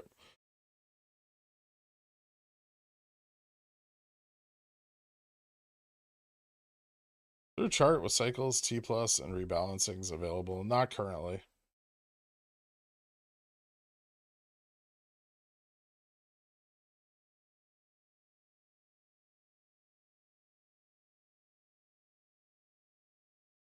They don't have to take possession of their shares, but they're likely to. Are you still playing SST? And was your interest in a GEX play for next week? Yes. And I might average down, and not necessarily next week, but the next couple days. Remember these FTDs during an FTD pileup like this, these FTDs come in waves, right? So yesterday there was an opportunity to jump in the morning. Like the pre-market action definitely indicated that there was going to be some upside, right? But you know, T+2, which is tomorrow, there'll be another wave of those FTDs coming in.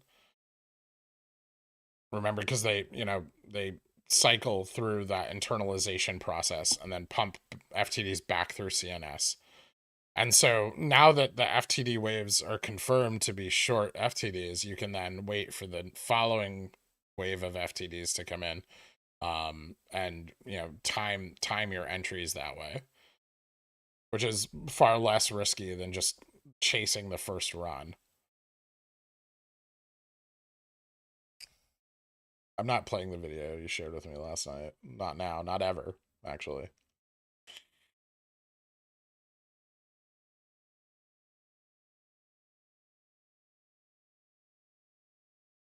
Your opinion, how much capital should we have in order to start trading GME leaps in a relatively safe manner? Hmm.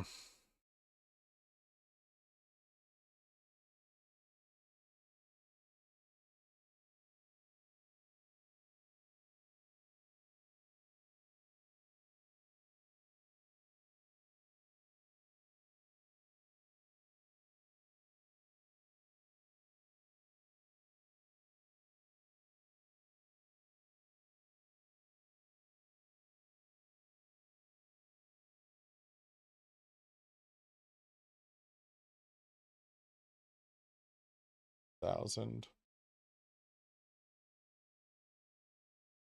Get them on the low range, 2,600.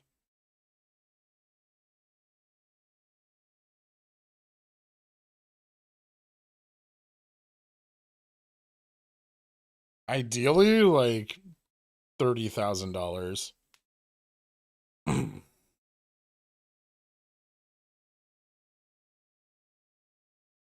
I mean, it can be done with as little as 2,600, right? But I don't know if it's worth the. It's worth it.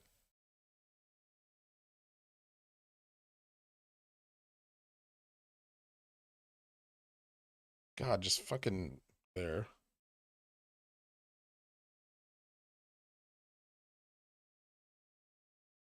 I would say entries on them below. Actually, entries on them below 35 look to be fairly successful. These are 150s.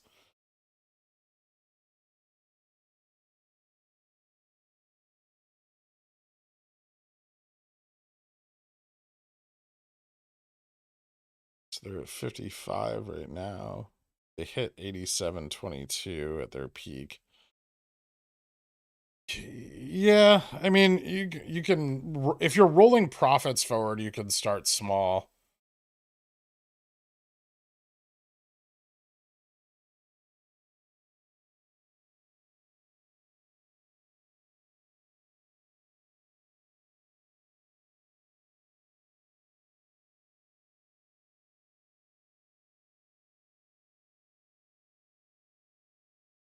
But I mean, at a minimum, yeah, one contract, you figure about 3,000. 3,000, 3,500.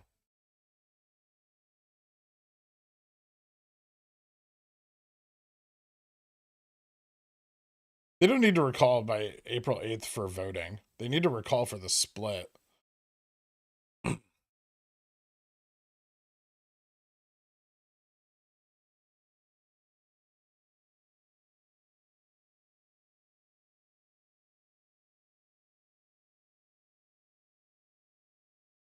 But you took profits, right? It doesn't matter if you leave money on the table. If you came out of the position up 600%. Opened Reddit and saw CS rep confirms blah blah blah, then immediately deleted the app.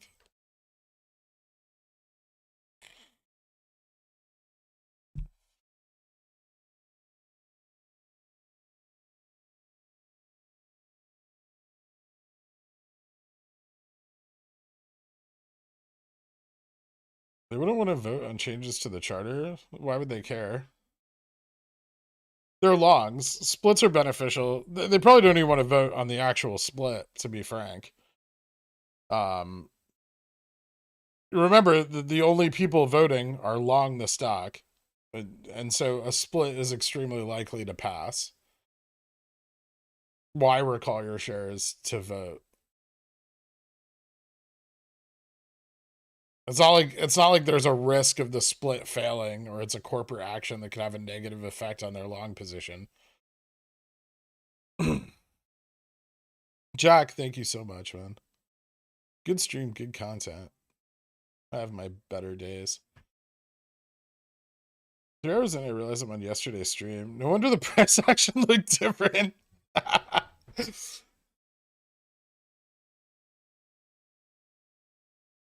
GameStop can't require shares to be recalled. They have no control over whether shares are recalled or not recalled. They're not their shares, right? It's a public company. Can you explain the difference between MM and ETF FTDs and where T+6 comes into play? It's actually not T+6. We use T+6 because it covers the entire range. It's T+5. They have T+2 for the trade settlement, T+3 for the locate. This is AP, ETF APs. T+6 just covers the following day. Because technically this settlement period extends until at its latest T+6. And then, so you have T+6 at the beginning. And then if the shares are marked long by the morning of the 6th day, then they get an additional 35 calendar days for Reg T. And then at the end of this, there's another 2, depending on the ETF, 2 to 3 days of ACH cash settlement. So basically, you know, if they're cash settling these FTDs with the ETF and the ETF is then going to the market to buy the shares back, they have 2 to 3 days to transfer that cash. And so we see something that, you know, kind of ends up like T+9 plus 35C. Although doing the T+9 at the initial point is inaccurate. It actually does have to be T+6, and then you have to do 35 calendar days. Then you have to do an additional 3 business days. But this does mean that on the final day, because you're using T+6, not T+5, the final day for settlement is the date that you end this on. So there is no morning after. And this methodology produces the most accurate result for ETF FTD covering.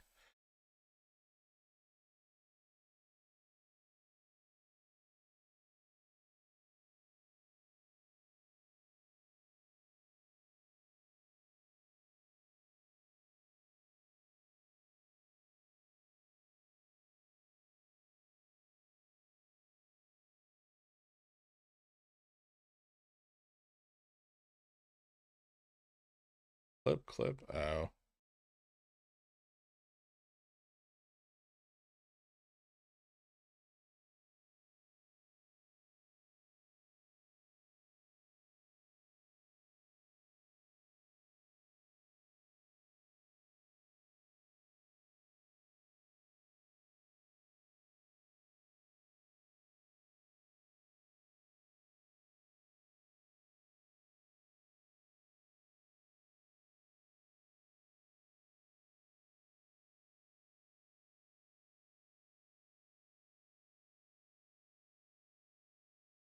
So many clips today. Fell a little below, but we're breaking back up into the trend. Crossing VWAP. This is bullish. Let's see where our upper resistance is. It's more. It's just over exuberance.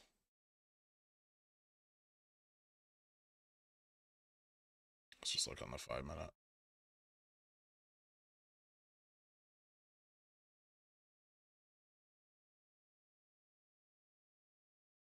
Okay.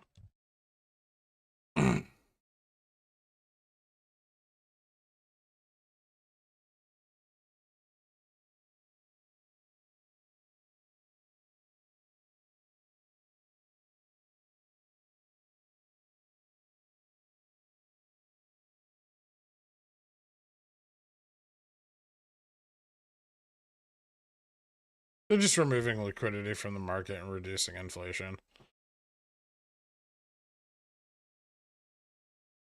For drawing triangles, it's kind of like watching Bob Ross paint happy trees. What's going on with that? Really struggling to move.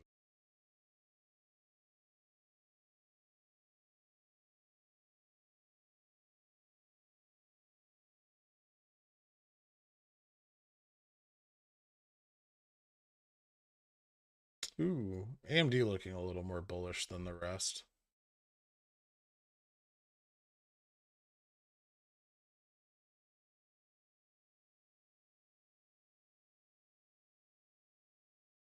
I think this is going to break down.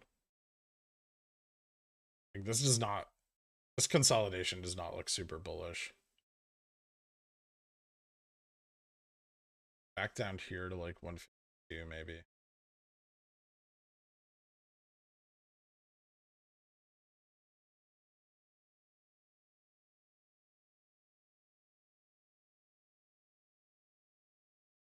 SST now on reg show. Will that offset FTD due dates? Not yet. Will after 13 days though.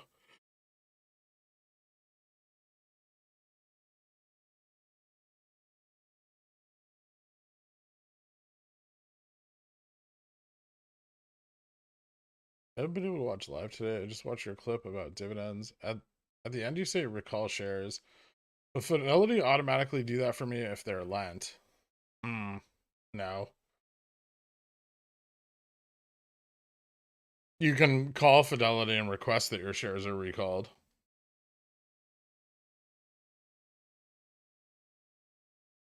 Fidelity will recall shares for the split.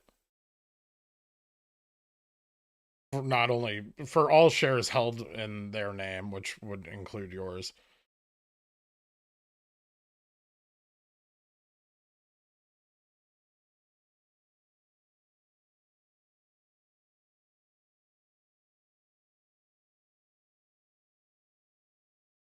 I guess what I'm wrestling with mentally is that extended hours can change your favorite crosses.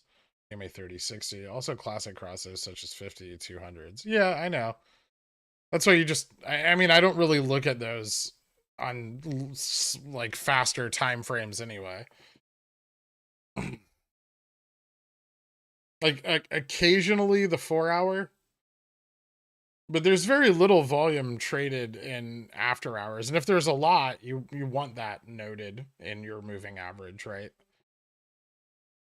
So the effect on the moving average from after hours shouldn't be super significant. Most of the effect you're seeing is from accelerating the time frame. My electric bill went from 38 a month to 18 a month today. I need MOASS more now than ever. Thanks to the daily entertainment and keeping me sane. You got it, Multi Blues.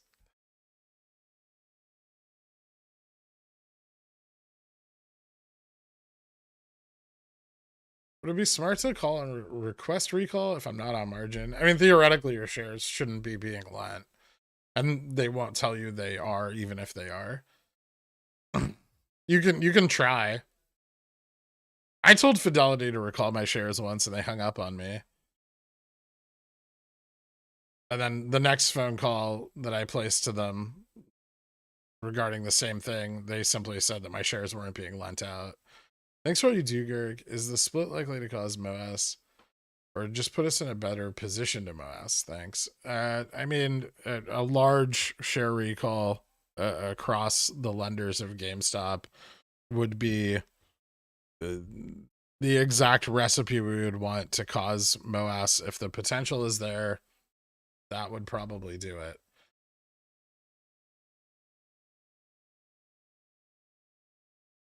Bolometer calibrated today. Yeah. We recovered a little higher on the low here. I still don't like this consolidation though.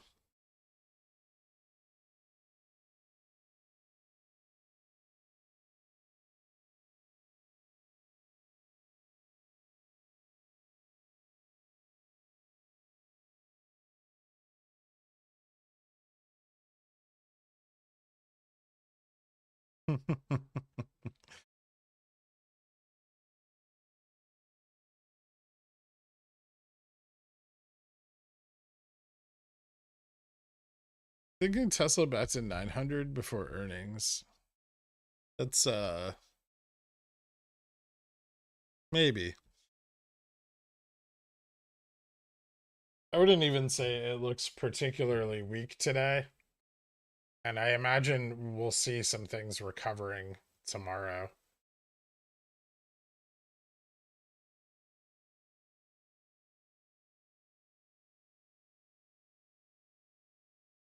This might be pushing to the downside, and this other shorter one.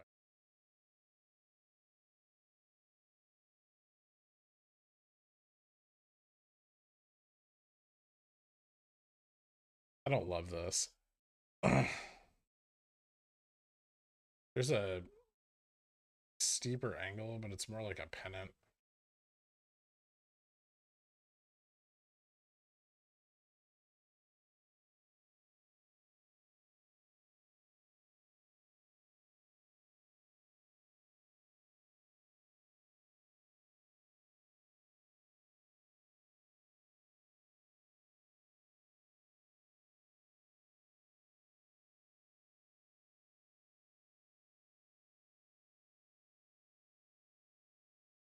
Do you have a favorite subreddit to frequent? Not really. I actually don't spend that much time on Reddit.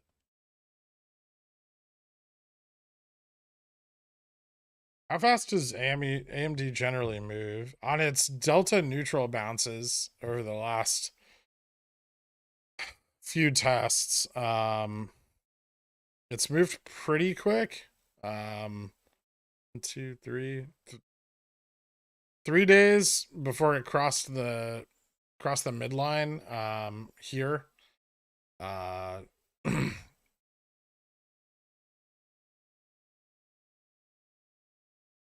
more till it reached its peak. This bounce on delta neutral was 2 days. This last one was 1. And then just kept climbing for about 2 weeks until it peaked out here. So usually the bounce off delta neutral is pretty violent, like the initial bounce. After that, it kind of peters out as, the leftover gamma exposure gets covered, and then the price begins to decline as profits are taken. But yeah, historically, it moves really quick on its delta neutral bounces. So that initial surge of volume is usually pretty high to the long side.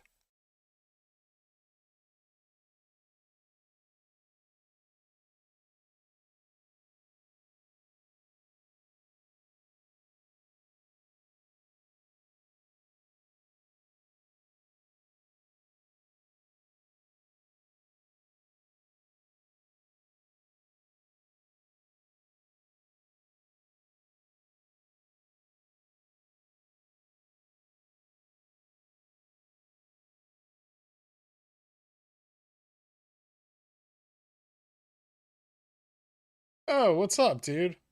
Thank you for helping me kill the dragon last night. That was huge. The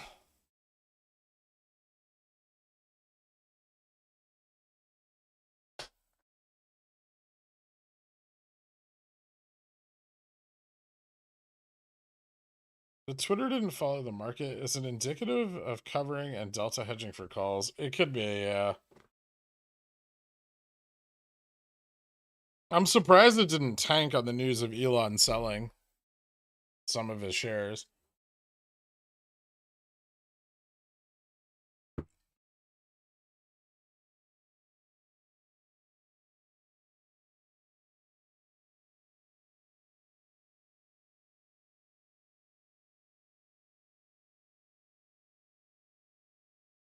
That's what the rumor was this morning.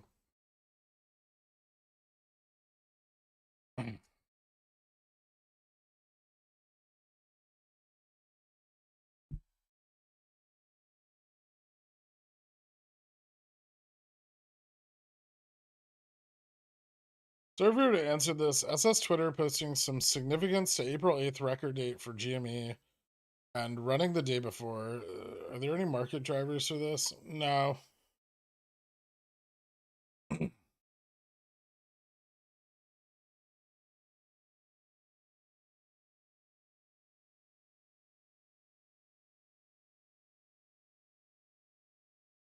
And with no official announcement for the vote from GameStop, buy it.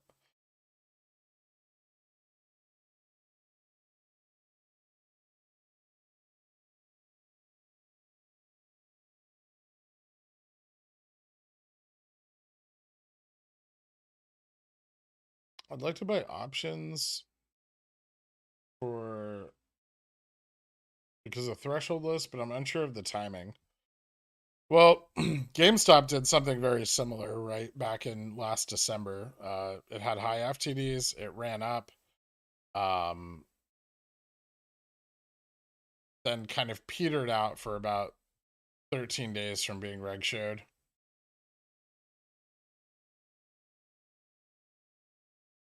And then, January 13th happened, I believe it was. It's 13 trading days. And, we know what follows this 5 days later.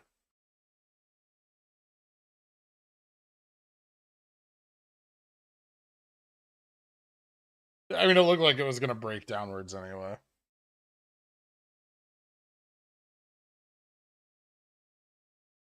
Can we pray together for bullish FOMC notes? My portfolio really needs it after these sad days. I think the certainty it should be sufficient, right? I already think the rate hikes are priced in.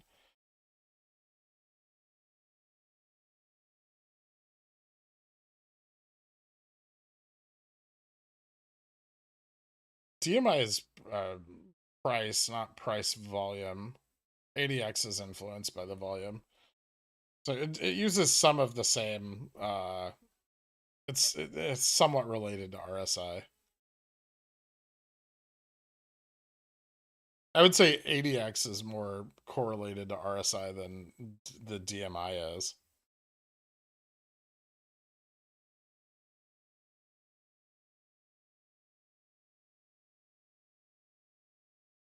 Last year, GameStop didn't add the money share offering before the shareholder meeting. They did it at the shareholder meeting.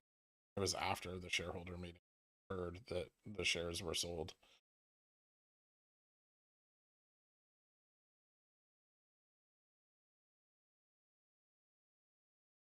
You can't find anything on it. There was just a bunch of people talking about it. I didn't see a source on it.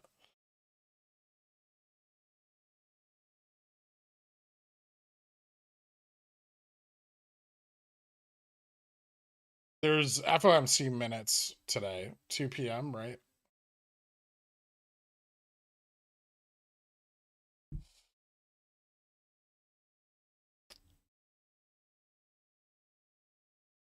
Some computer share customer service agent said that the date of record for the shareholder meeting is April 8th, which just means the day they count the shares that are available to vote.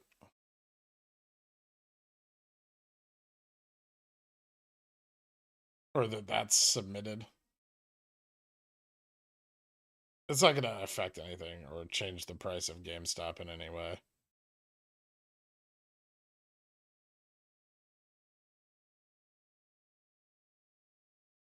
Which ticker is it? SST. It's showing a lot of the same FTD squeeze patterns that GameStop showed last year.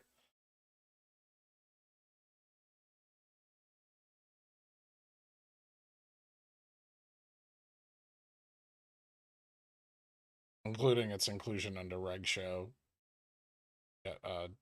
yesterday.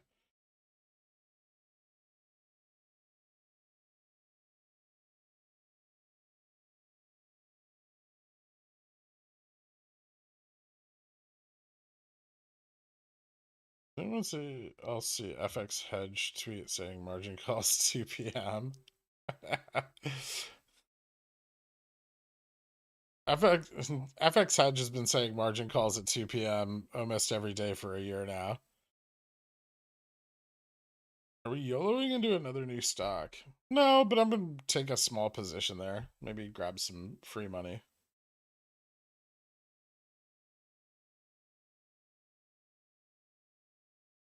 Is the SST float too tiny to squeeze? I don't think so. It's like a mid cap, right?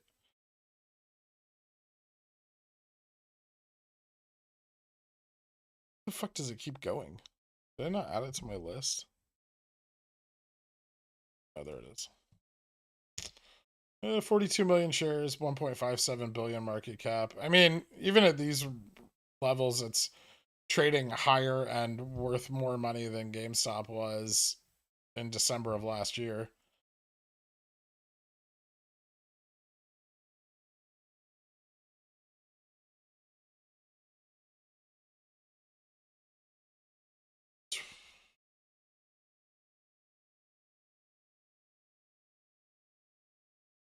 I think post FOMC meeting SPY to 452.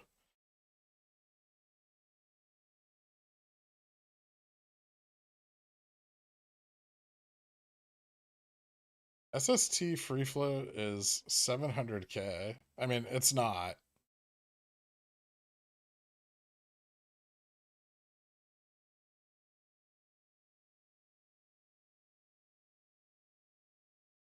People need to stop doing that. Stop subtracting institutional holdings from the free float number. It's confirmed to be 700K by the company and misreported. DD for SST is on R is all R short squeeze. Borrow rate on SST is excessive, yeah.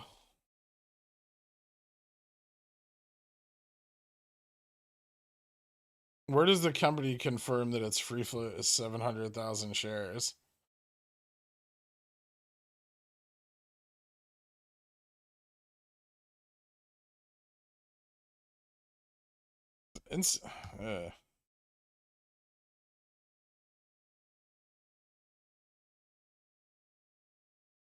SST currently trading significantly in excess of its gamma max too.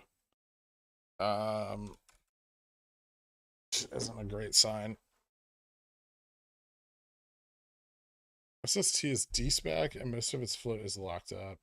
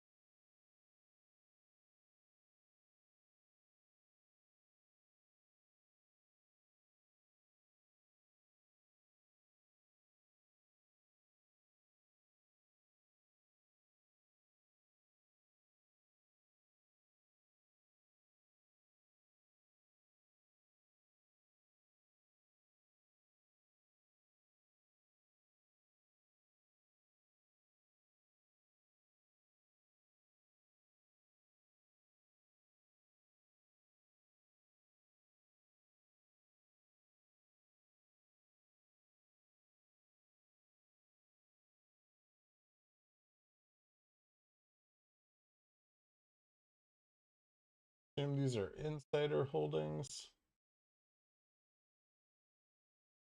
And even in the end port, there's, 1.2 million shares owned. No, sorry, 1.5 million shares owned. So that can't be accurate.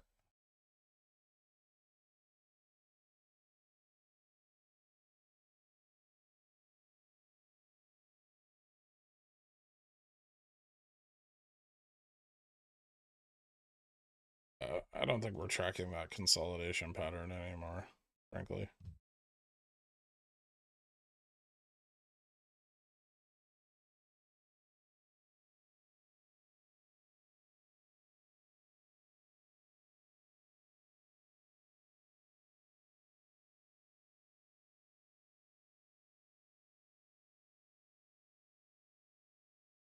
It's a little more bullish. Might break out here. Yeah.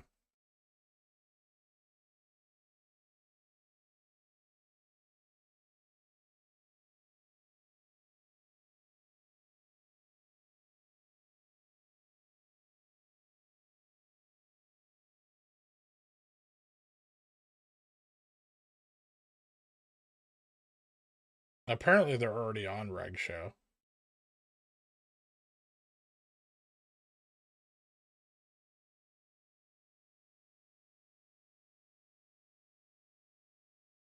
Yeah, Express is doing a thing.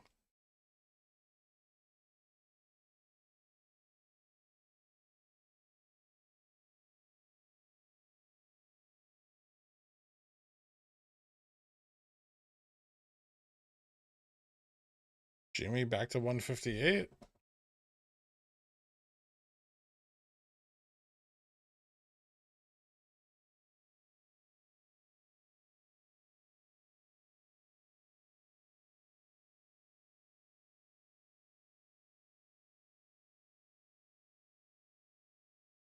Heavily correlated with the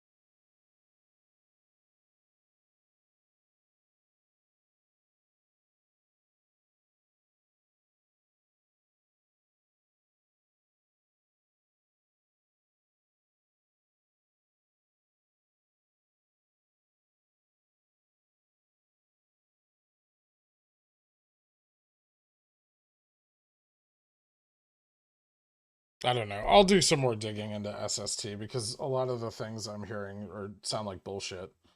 And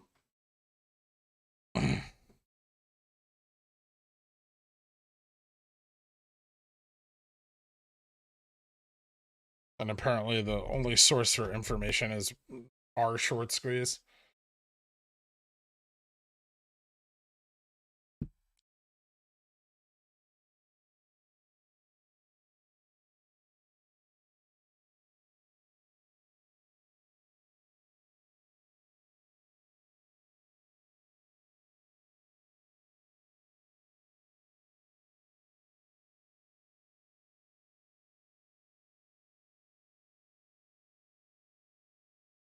Sure, bar rate 373, hitting 443.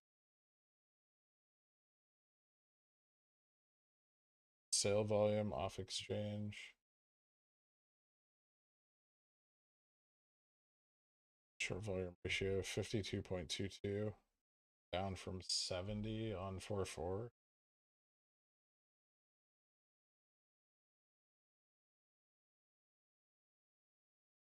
So it's still being heavily shorted. They're trying to suppress the runs.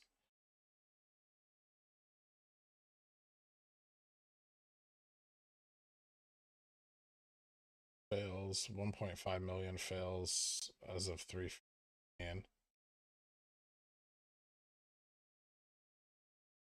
Fails doubled.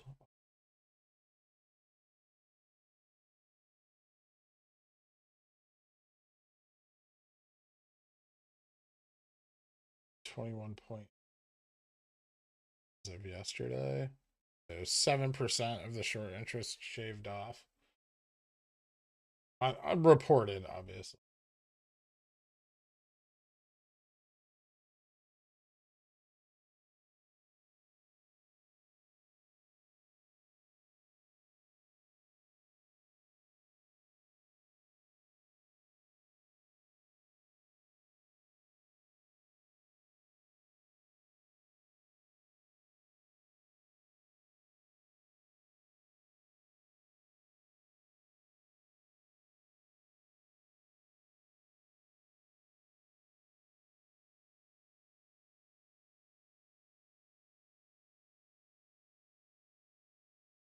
wait.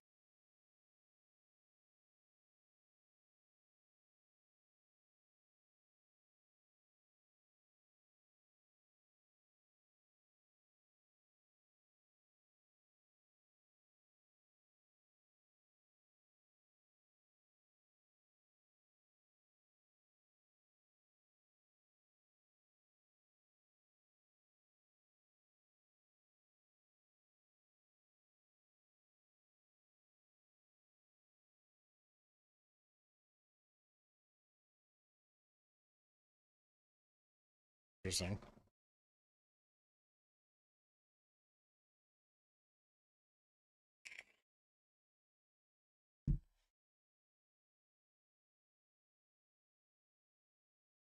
ETFs, Stefan? Well, I don't really see any ETF ownership, or frankly, any interested ownership, which is suspicious.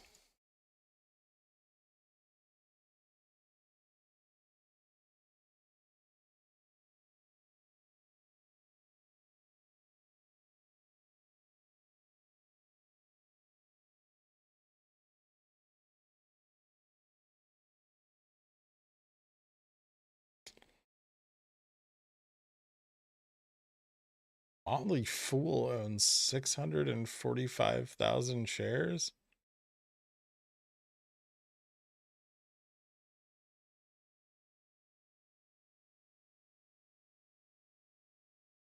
Fool X, MFAM Global Opportunities Fund Investor. Let's see.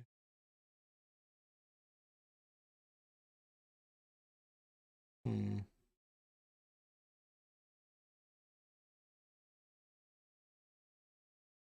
605 billion portfolio.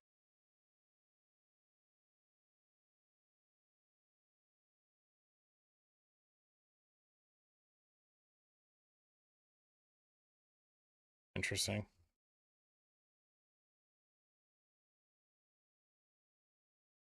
GME breaking up.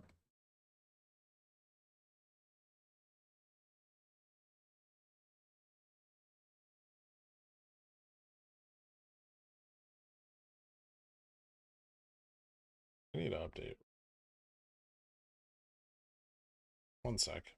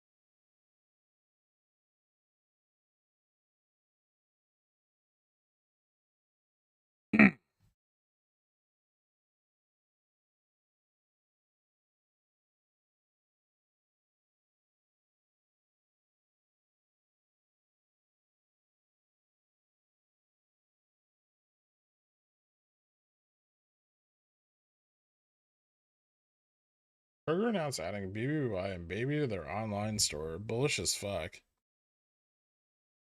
Do people use Kroger's online store? BBY seems to like it.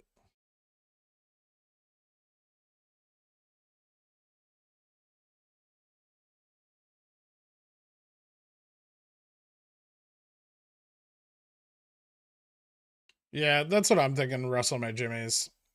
I think there's gonna be some price action in the near term, and then I think uh probably about like, well, not 35 days out, but when reg show starts kicking in.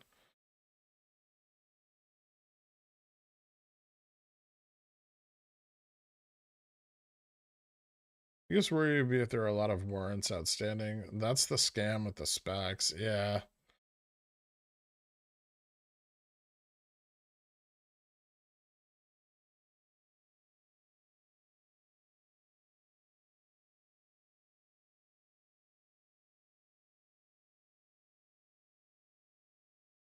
Kroger BBY thing was old news. Maybe.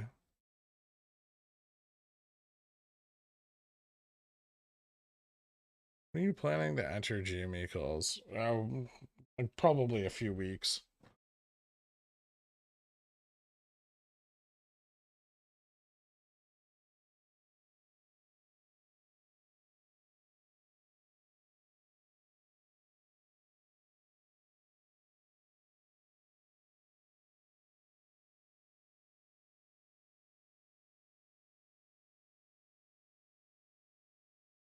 Citadel Advisors LLC is top holder of SST. Where are you getting that from? Because I just checked Fintel and they're not even listed.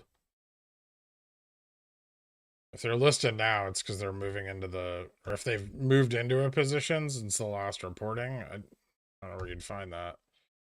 Um,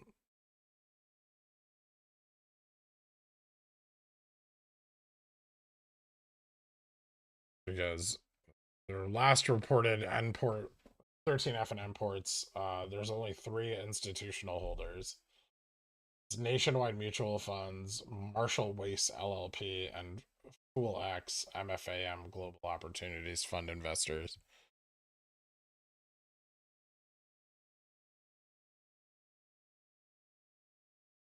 So again, where?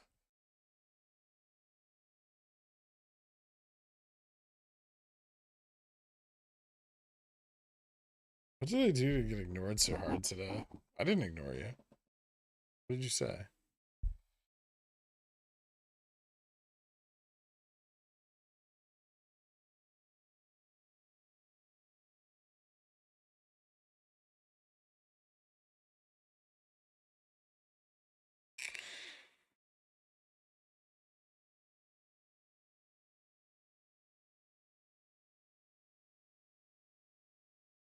I don't know. With it being put on Reg Show, T+2 may not be that spicy.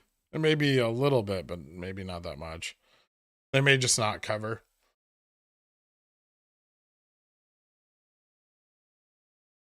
You think tomorrow BBY will rip? Why?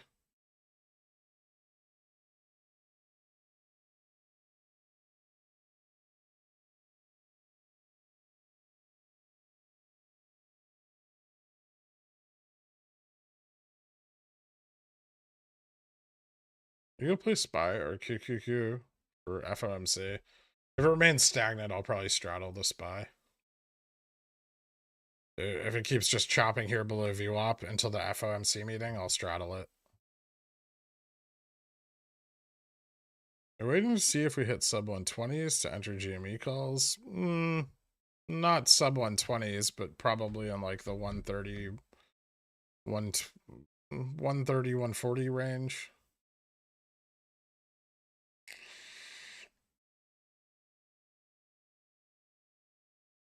Yeah, I saw that.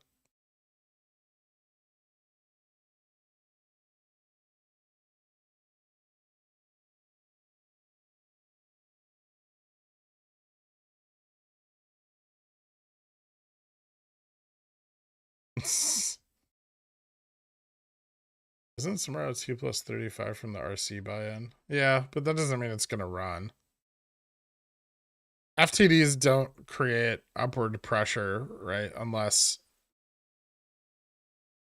there's something else driving volume. It can't just be FTDs. Otherwise, just CNS just nets it out and the stock's flat. Like today's price action on GME, largely FTD related, right? We see it kick in from morning open when CNS clears and then the volume dries up. And we're getting that like upward FTD clearance pattern that we see.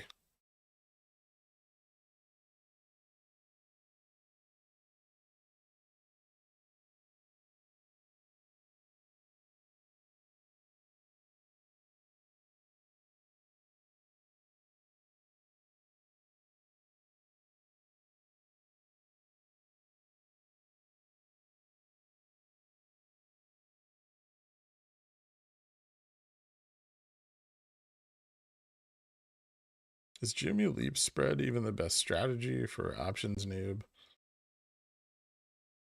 It's not the worst strategy. It's safer, relatively. For selling ZCs on BBY, all you need is a little whoosh, not too much. Fair, it may get a little whoosh. How many people YOLO'd in at 180? I can't be the only idiot. I'm sure you're not.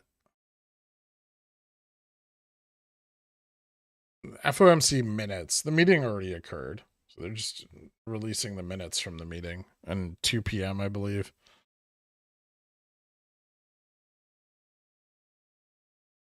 How'd you build your financial knowledge? School, uni, work, all of the above.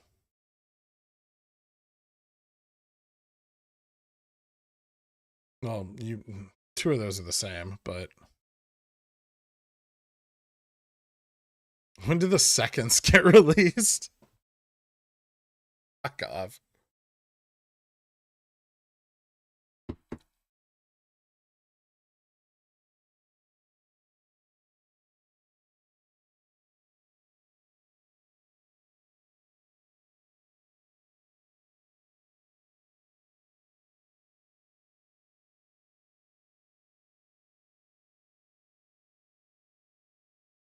I'll probably straddle it if it remains stagnant.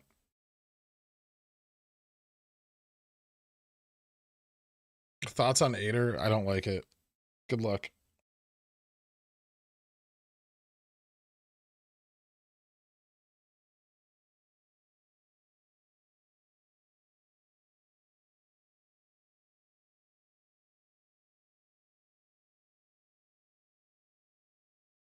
SST is on Reg Show. Average down. Really don't like April 14s though. Could cut my losses in half if I buy one more.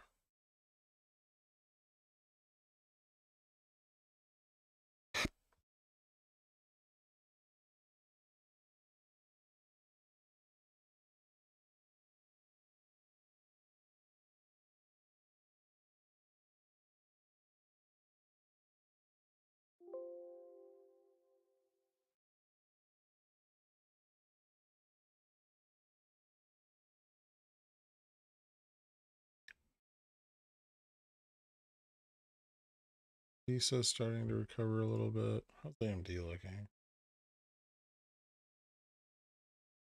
Still just not.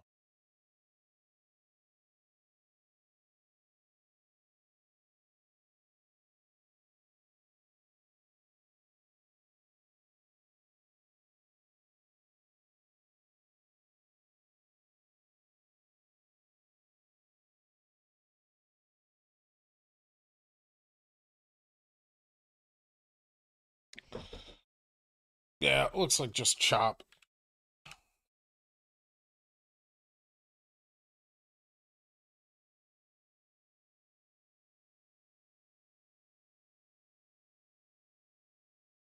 What's up, TV? Yeah. How do institutions lending their shares benefit from recalling shares for the ex-dividend date? They get an accurate count of their shareholding so that the split reflects what they own.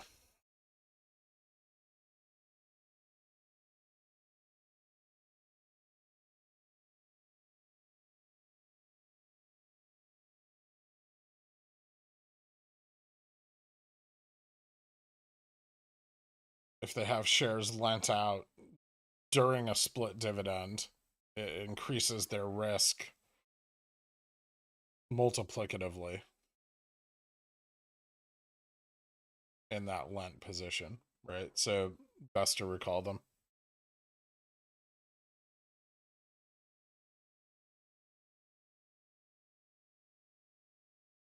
That's on the HMHC buyout play, June 2250s.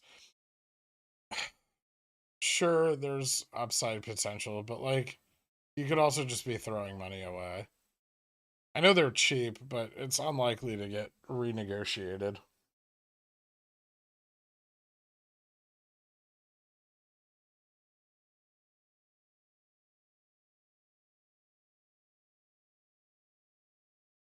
I've been in Costco since 320 and sold at 540 once. I locked in long-term cap gains. Thoughts on its run and current, in my opinion, crazy valuation. I actually think its valuation's in line. I haven't looked at Costco for a couple of months because I have no interest in buying it this high. But I think their valuation's perfectly acceptable. You may see some downside. I think this recovery is going to have a. It's probably going to slip before it hits 600,000 or 600 rather. So I would expect a little move back, maybe to like 530, 540, but continued growth. They're doing very well. E-commerce sales have been picking up all through the pandemic.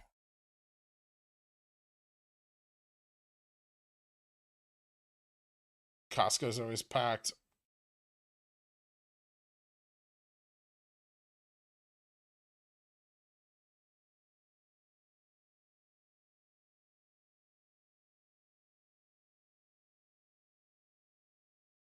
But yeah, I do think it has some room to consolidate down a bit before it moves up further.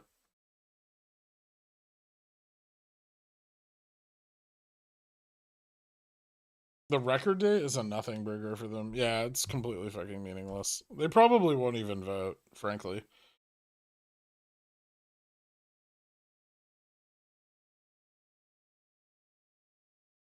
What do you think about the upcoming pile of BBY FTDs? FTDs are nice, right? But they don't really drive price action without some sort of external force. So, if there's a move into earnings or expectations of earnings, which I don't think have been very good recently on BBBY, then it could drive some price action. Maybe post earnings be better. I'm not really looking for anything near term on BBBY. I think it's going to take some time to play out still. What is happening right now on BBBY that's compelling is a lot of shares are being borrowed and they're not being returned.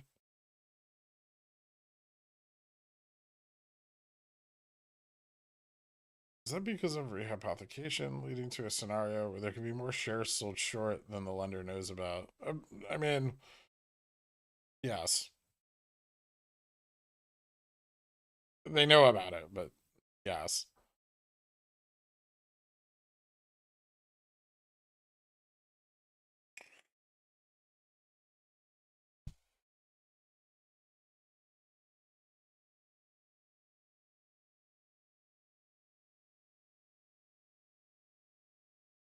Chances AMD breaks below 100. Fairly low.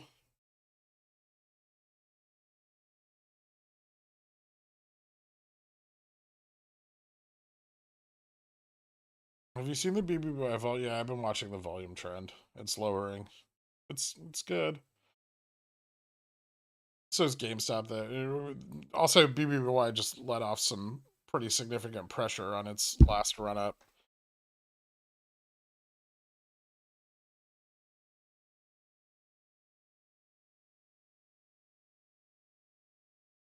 If BBY shares are not being returned, the outcome of the borrow rate is still very low. Lots of shares to borrow. Bigger float, remember?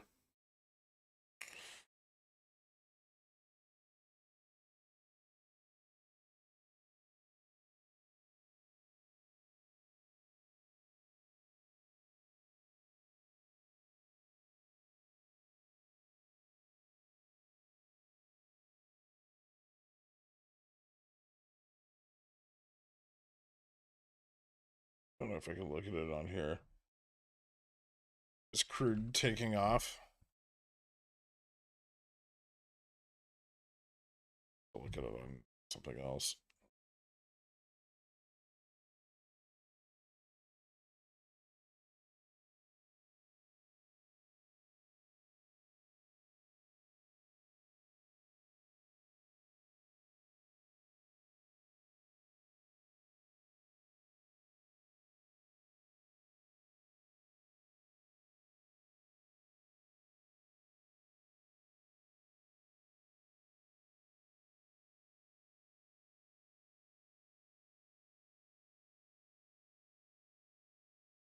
Doesn't look super impressive.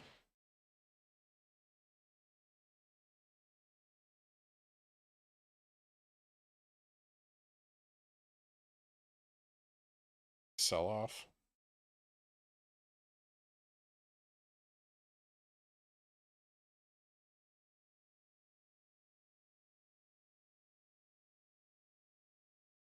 A lot of volume.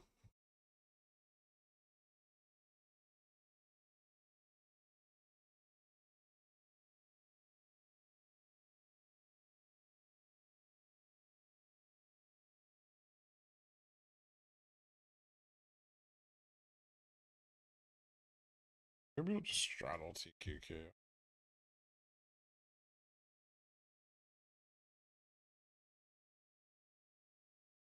I hate waiting for Fed minutes. Didn't SST already squeeze? No. A little bit, but no.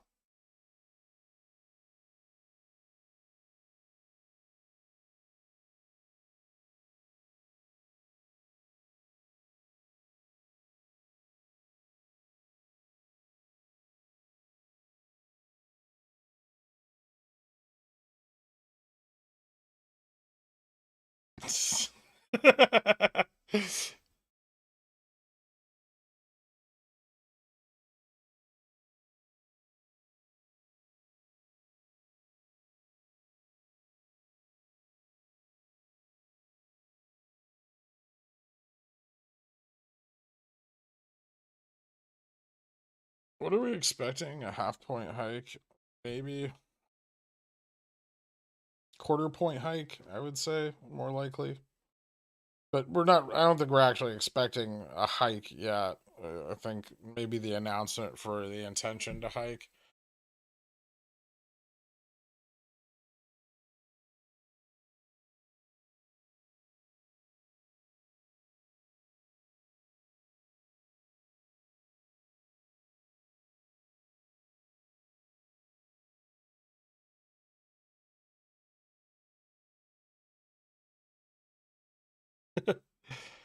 You've done it, Matthew.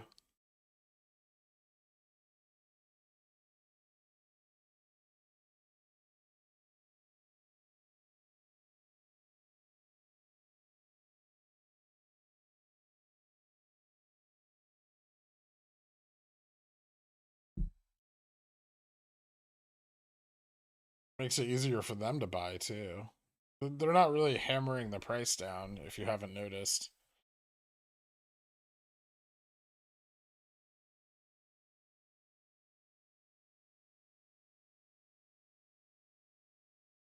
Later, B-Diz.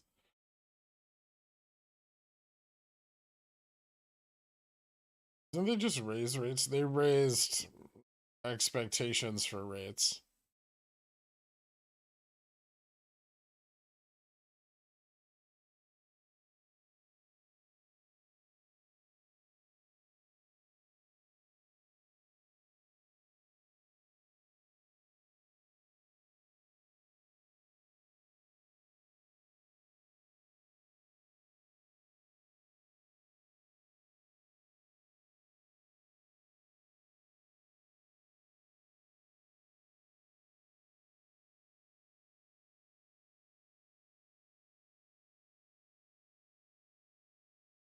1 second. I'll be right back.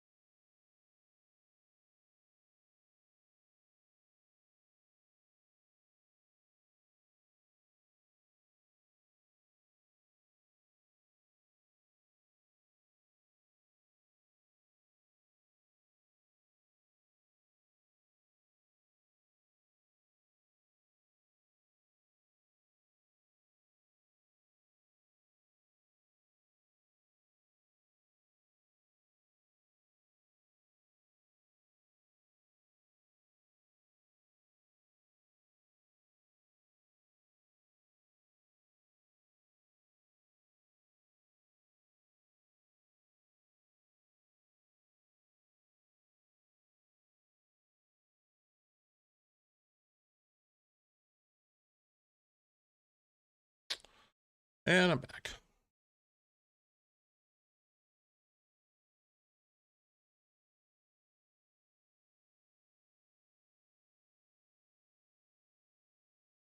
You guys could drop a like. Big help. Appreciate it.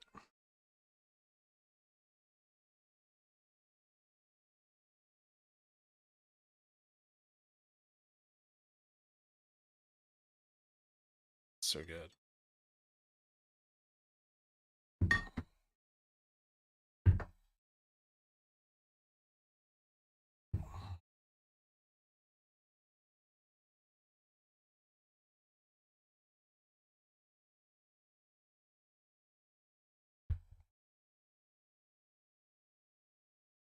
Market must have known you sat back down.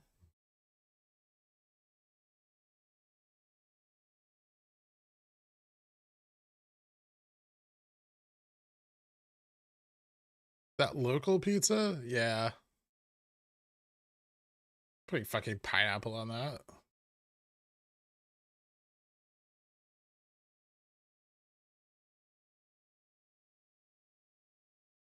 How good a definition can I get on this? Hold on. I'm trying to get it like...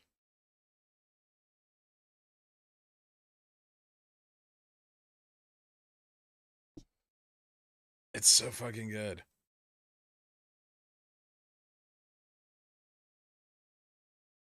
DiGiorno? You're trying to get banned, Adam?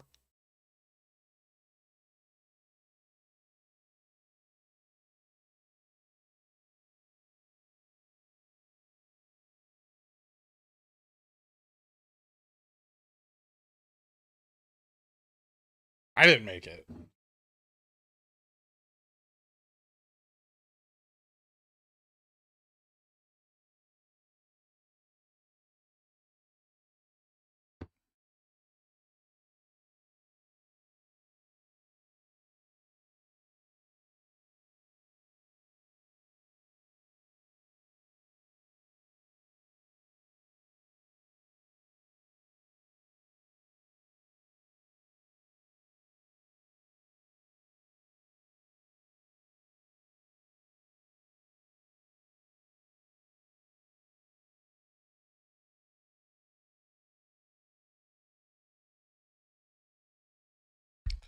Yeah, there's no meatball on it.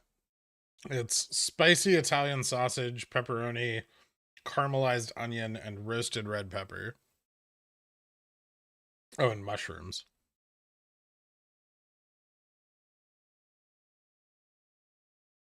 I don't really have any expectations to their earnings yet.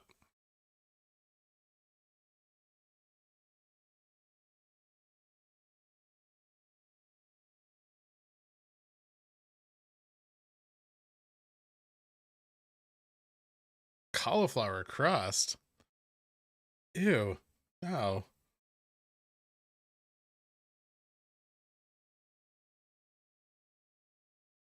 How do you feel about selling a CC at 0.2 delta and then going even further out of the money in case of MOASS, a very wide credit spread?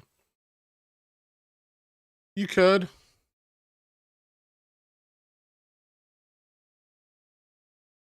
It's a good way to hedge, right?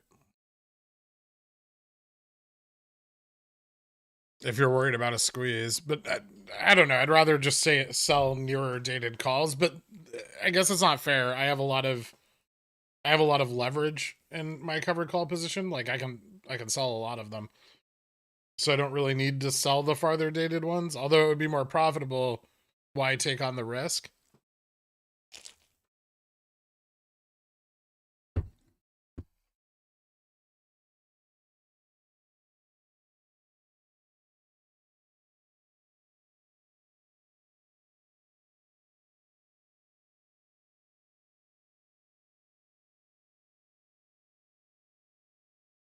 There's a Greek place by me that makes cauliflower pita. And I know it sounds gross, but it's actually quite good. He's managed to give it an airiness, which is surprising.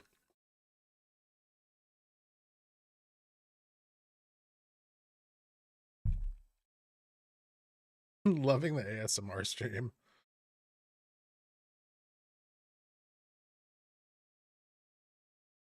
Yeah, unless you buy back the call. Which you could do with your out of the money proceeds, right? I think the problem would be if it squeezes, you're probably going to get called away on the run. If liquidity dries up, calls will start getting exercised.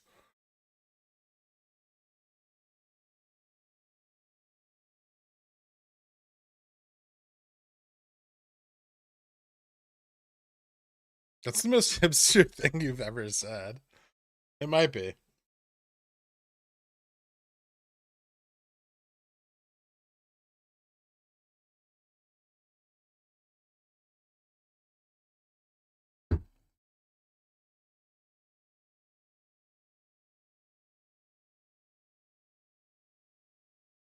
I've had In and Out. It's all right.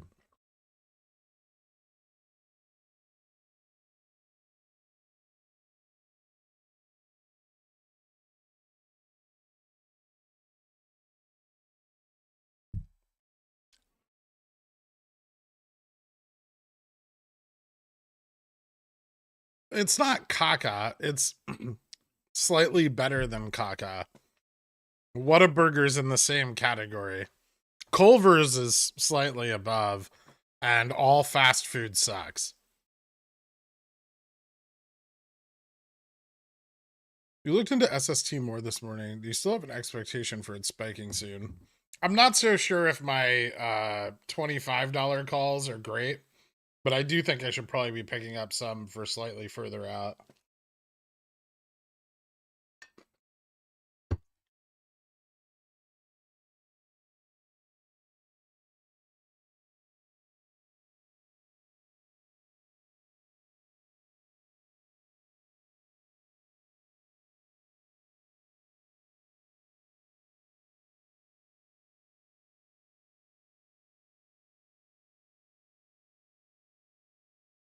I think I've had Portillo's in I think there's one in like Buena Park.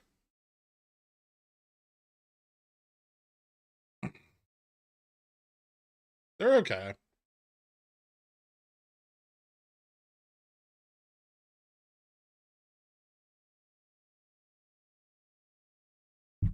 Kind of reminds me of what like Steak and Shake used to be before it sucked.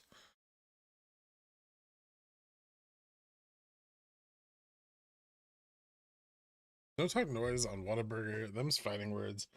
I mean, it's fine, right? But it's still like fast food burgers.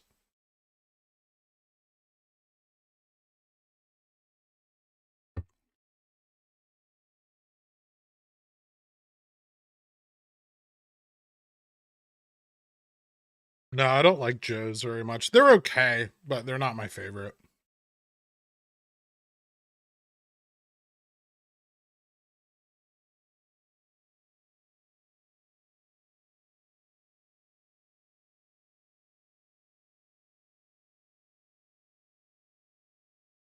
They say it tastes like pixels. What?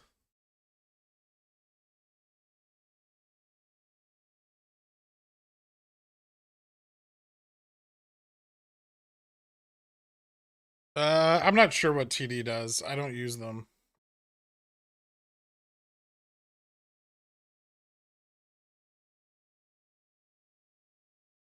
What do you miss about Southern California? Mexican food?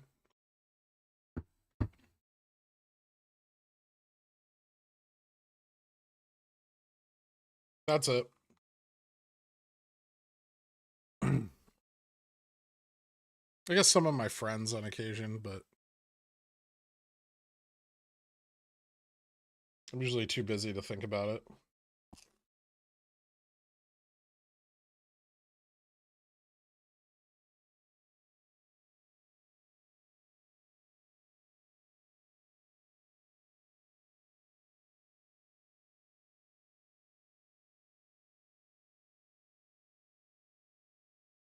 Why don't I use TD?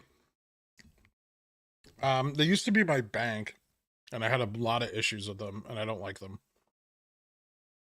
I know they've redone their customer service, and since I banked with them, I think Schwab bought them out. But I still don't. I don't know. Doesn't feel right. Have you had King Taco? Where is it? Maybe? Is that the one in SD?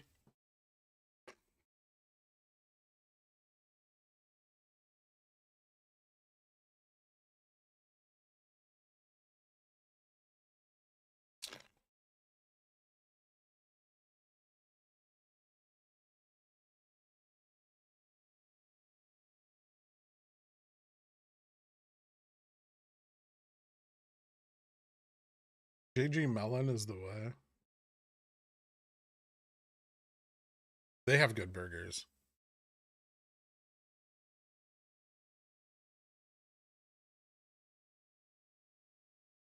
No, I never had Sarah's fish tacos in SD.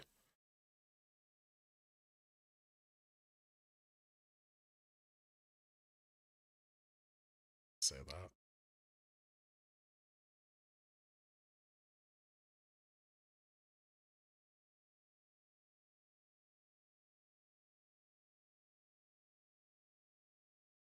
My favorite Mexican food spot in California. I have a soft spot for Miguel's Jr.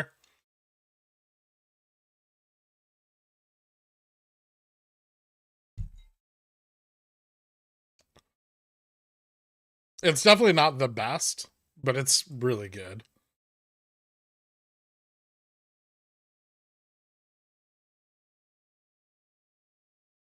King Taco is a small chain in Los Angeles. They're quite good. Huh. I tried to avoid LA as much as I could when I lived there, but I don't think I've ever eaten at King Taco.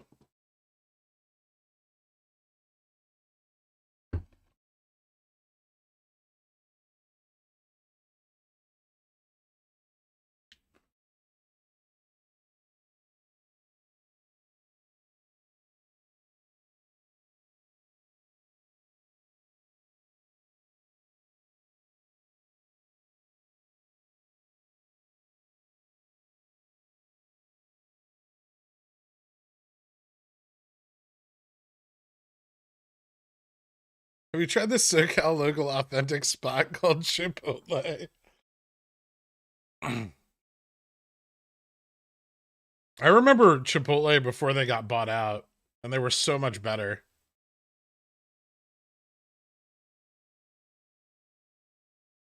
How long was the Twitch stream last night? Jesus, till like midnight, I think.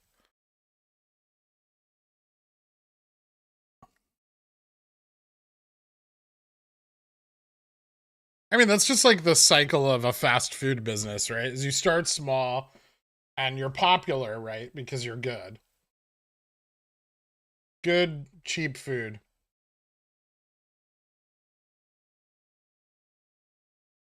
And then you grow, right? And you start to franchise because you can't run all these locations by yourself. But the demand is there, right? So then there's a little less oversight directly from the creator. And the quality starts to break down a little.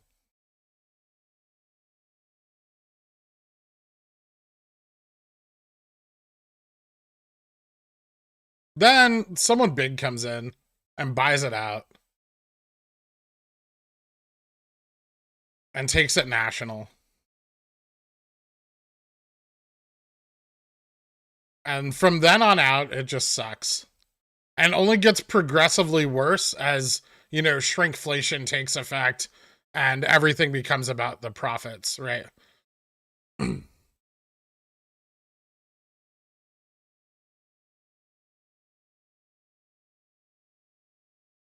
McDonald's is a real estate company and a manufacturer.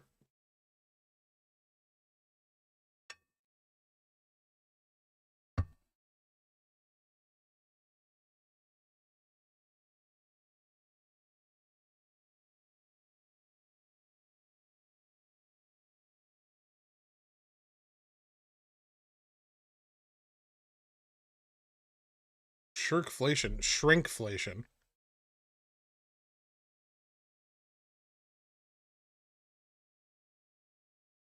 Reducing the size or quality of something you sell in order to make it cheaper.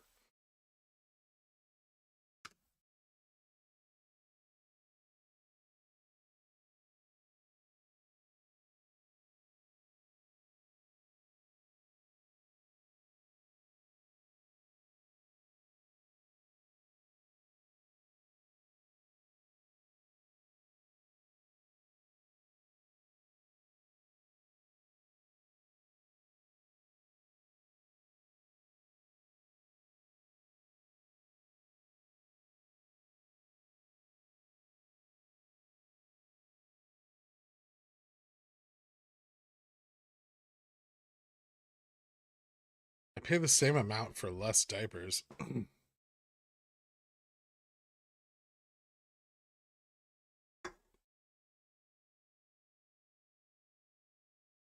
Are those diapers for you, Johnny?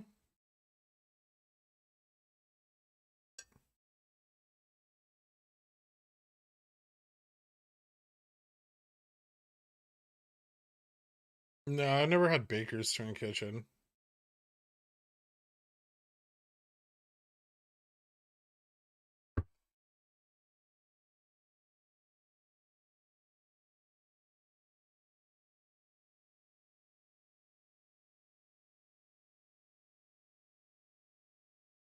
Well, if you have a child, you only have like what, 2 years of diapers?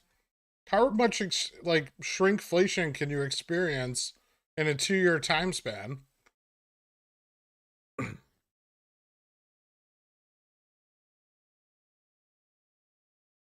And if your kid's smart, like 1.5 years.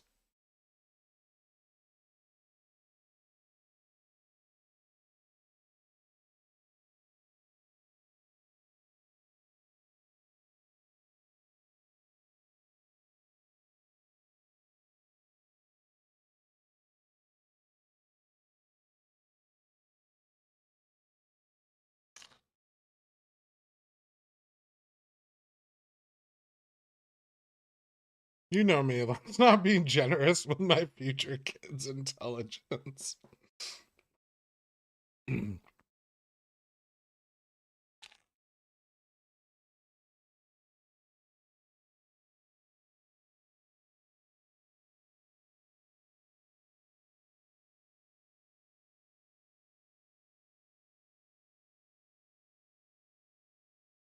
At what point are you thinking about getting out of your short-term Netflix calls? I'm waiting for the Fed minutes.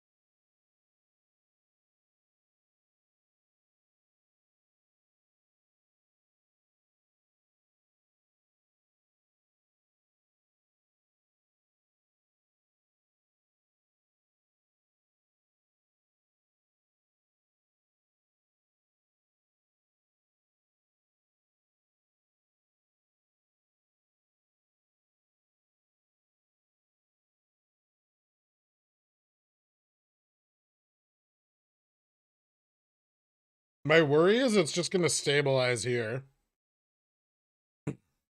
Lick my view up.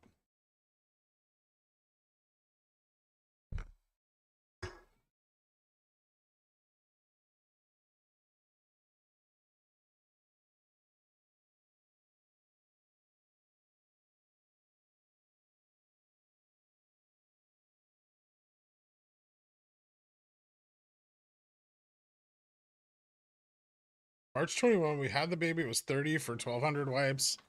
Now it's 30 for 800. That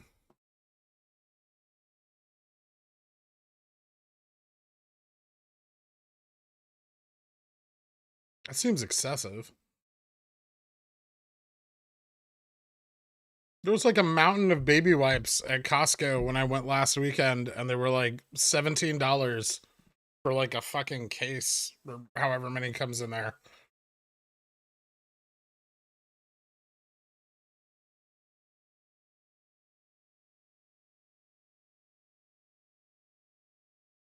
I remember it was right by the checkout. And I was like, I wonder if I should wipe my ass with those. And then I was like, no, I have a bidet.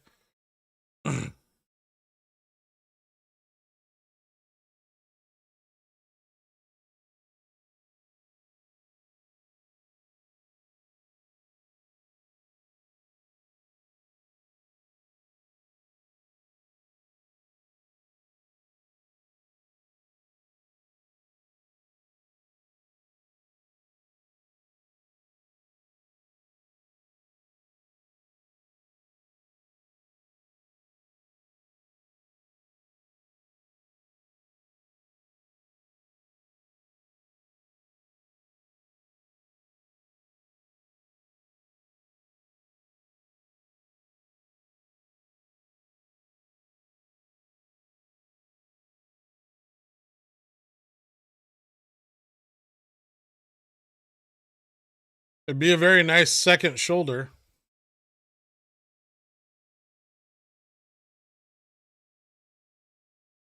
Kind of already is, actually.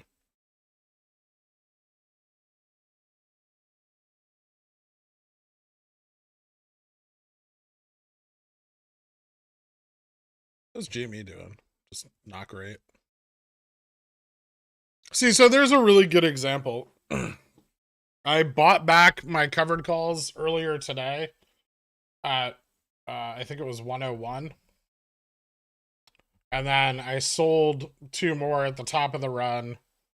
Same delta for 228 each.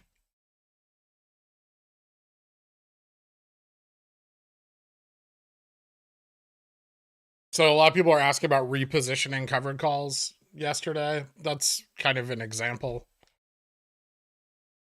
I bought them back at the beginning of the run, right? And then sold them again at the top.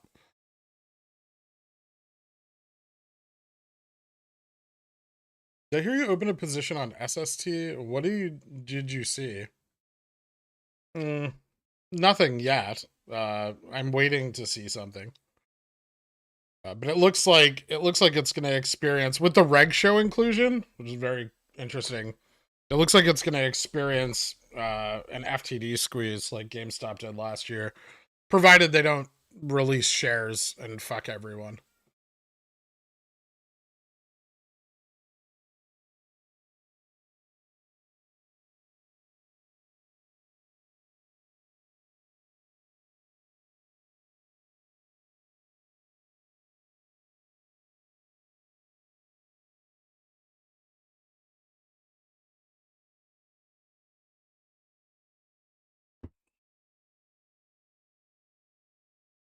They're not flushable, Gurk.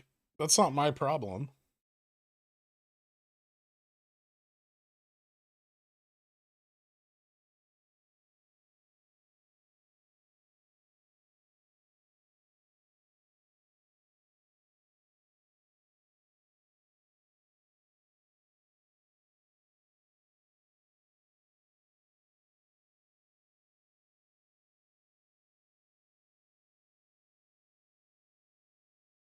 Was it weird the first time you used a bidet? A little. But as you get used to it, nothing else suffices anymore. It becomes the only way to clean your ass.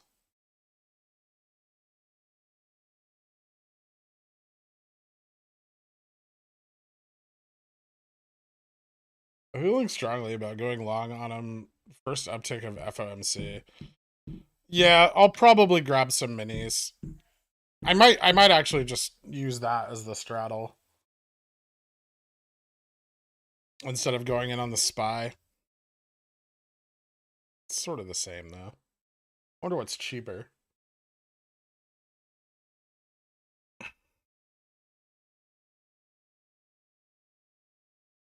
What's the name of the stock that all rich people use as a bank account? Burke A.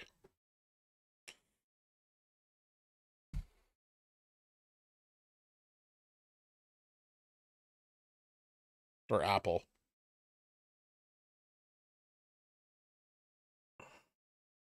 Still in your Tesla put? No, I stopped out on the bounce, unfortunately.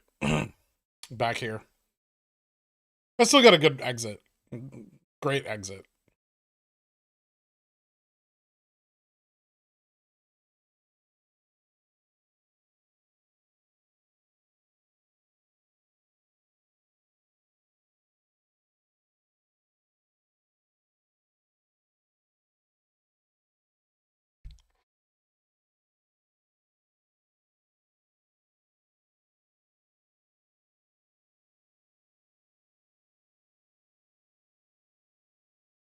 Stopped out of Netflix? No.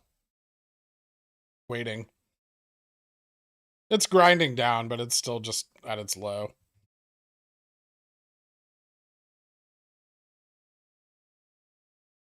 Yurka, thank you so much for becoming a Dillionaire. I appreciate it.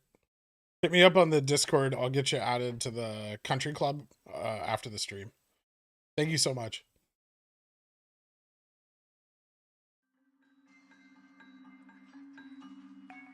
Happy birthday, Gurk. Yeah. Yeah, we might have a chance, but we ain't got roles. Give us more than a chance, cause we ain't no cold. Get the cash in advance, cause we hold it afloat. If you are what you eat, that makes Gherkin the go. Hoping that you read the DD, cause when the shit squeeze, we go end up with the moon, man. Racks to the 510 weeklies, while I'm selling CCs like another fucking moon win. Praise be to RC and the BY, please, cause I need GME to move soon, man. Got the van GG on the CNBC, saying that he ain't seeing no collusion. And we might be apes, but we ain't that Joe. Motherfucker trade trades, it is popcorn code. When the Citadel fails, I'm a bomber on boat. Sail the Elliott waves like a Kramer on coke. Yo, but we ain't no cold. I think liquidity is better in the SPY.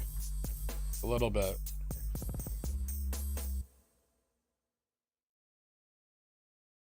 So probably less slippage on the bid ask.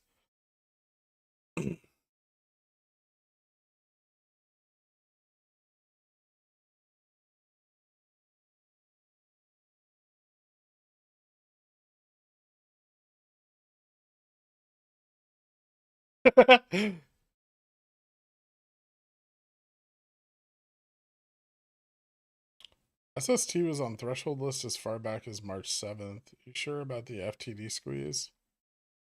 Yeah.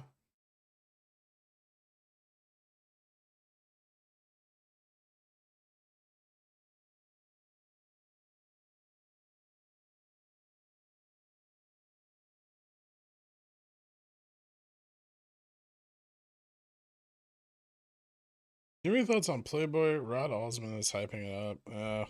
I mean, you can scalp if you want to try.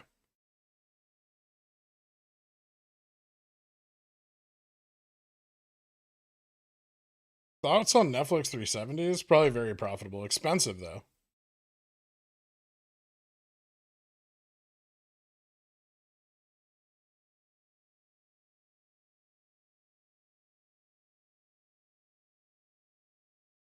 You can install a bidet in an apartment.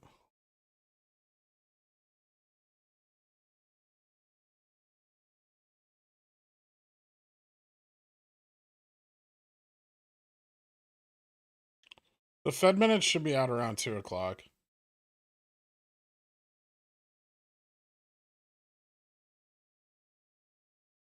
No, GME is just coming down from its peak. It's definitely not a bull flag. Not even here. Just a breakdown. It might have been one earlier, but not anymore.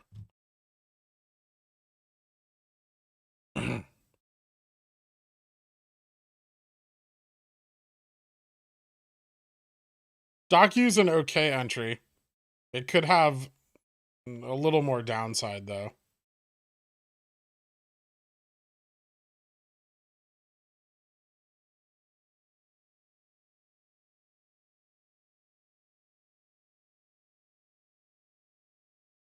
What do they, like, come in and, like, inspect your apartment?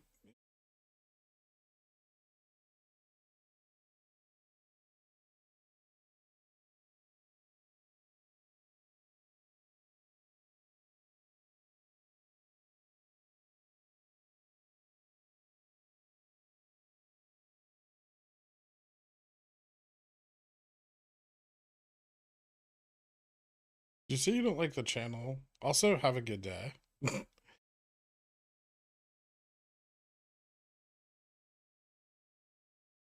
we fallen back into the quarter cycles for GME? When we expect the next run up? Currently May OPEX. I'm still unsure if we're going to be able to tell if they kick the can or not. So probably going into May, I'll buy July calls.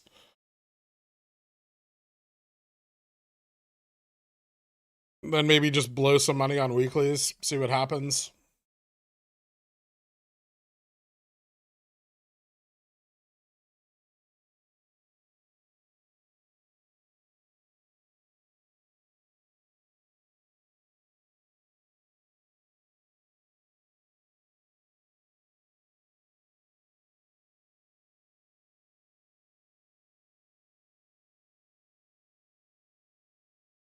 Use this 4-hour chart and trading view. There's a gap fill. Most of our run was pretty volume backed. Here, maybe no, not even in after hours.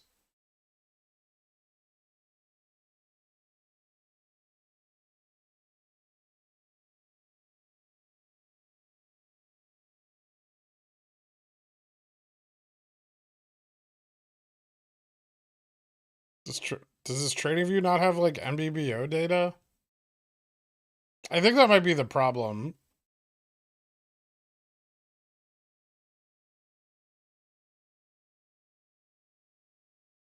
Somewhat incomplete data sets.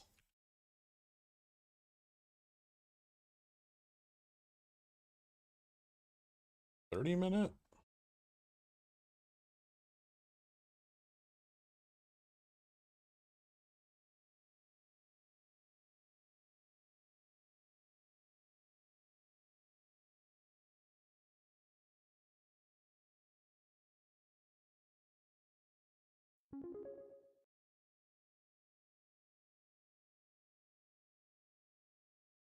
The only one I could think of would be here and after hours, but I don't see how that would be relevant.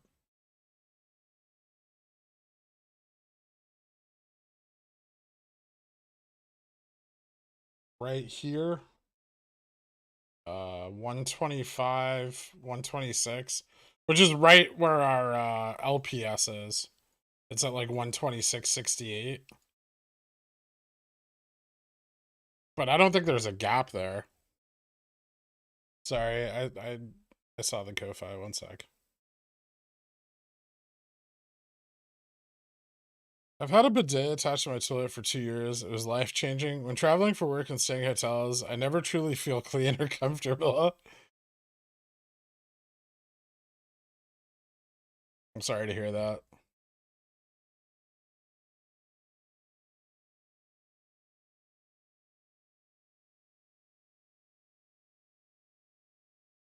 If you use a bidet, do you still wash your hands? I mean, yeah, right?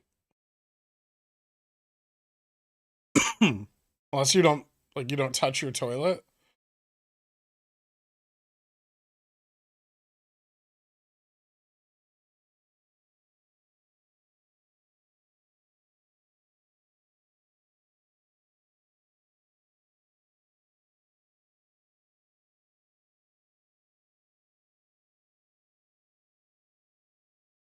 The money you save on toilet paper will offset the money of water. Oh, absolutely.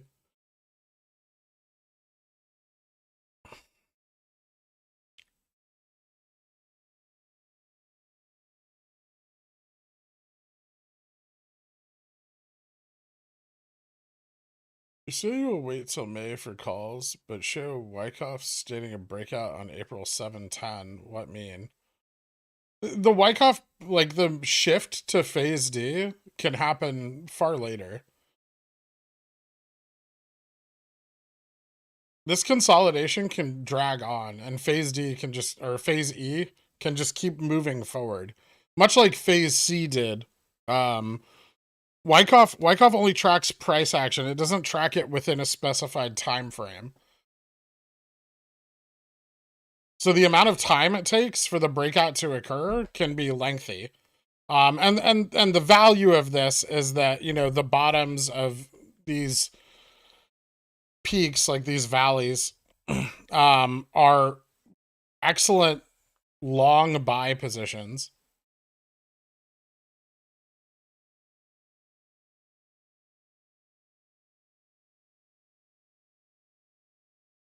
But they are long positions.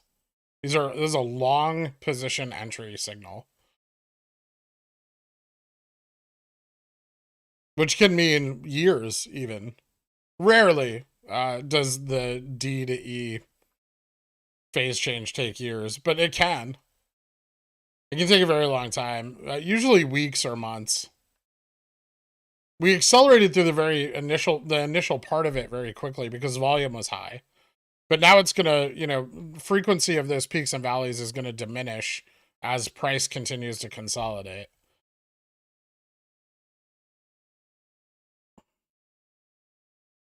New York City water is free. It's not cheap. It's just free. Well, not free, but you don't pay it. Docu near dated or far dated calls? I prefer a little further dated. It doesn't have to be far, but give yourself some time so you don't experience too much theta decay.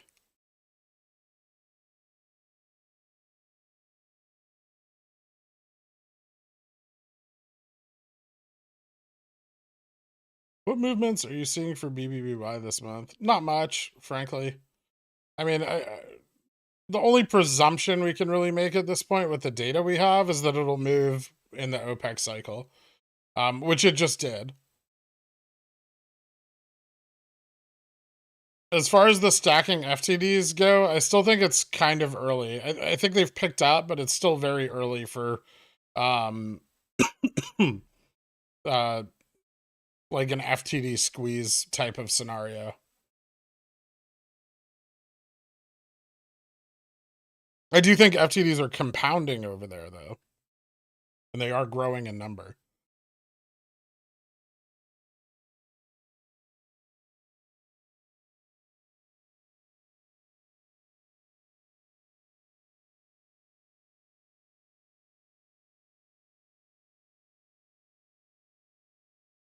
March 22nd, 23rd, around 125 in the TradingView 4-hour. Yeah.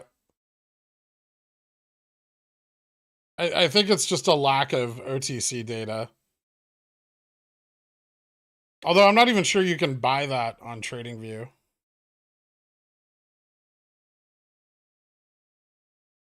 You could double check on ATP if you have that. ATP and TDA both have pretty good order data.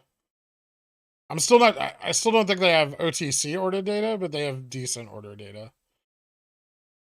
Do you like AMD at this price? Yeah, very much. Anything within like a $10 range of 100 is a pretty good entry on AMD. Obviously, the low side is far better.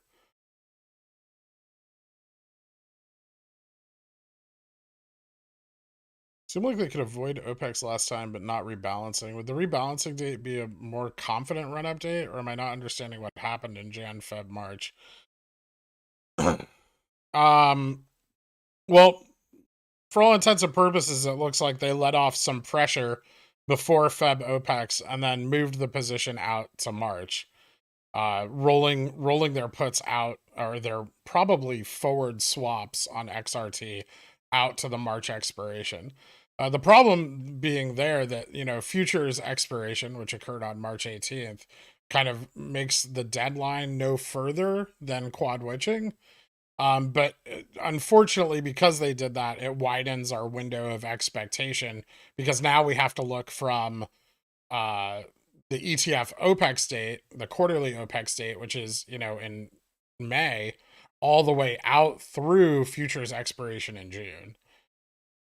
So it means that there has to be a 30+ day window on expectations for when they're going to cover, which is irritating because previous to this, they always just covered on the quarterly OPECs.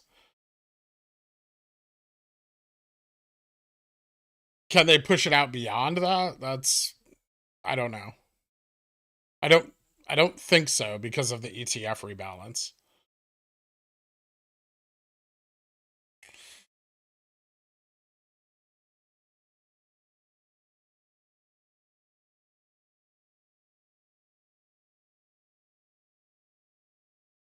Is NVIDIA good to go now? Should be near the bottom. Yeah, it's like right at that second shoulder. If it comes up, it may not come up a lot though. Maybe back to like 450 or 250. This doesn't look great. Let me see if I can find some historical support for this level. Maybe here. Even that's a little high. Well, maybe on the daily. A little better on the daily.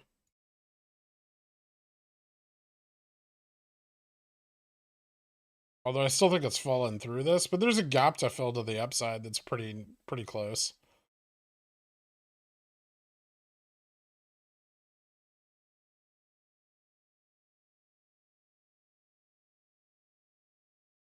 It's filling this. Well, shouldn't be any.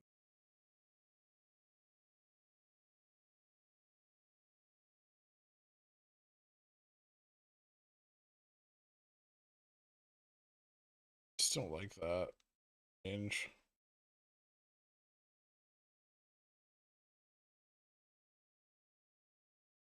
See, this is just like a little too loose. I would say it's definitely broken through this, but it may not break through it a lot.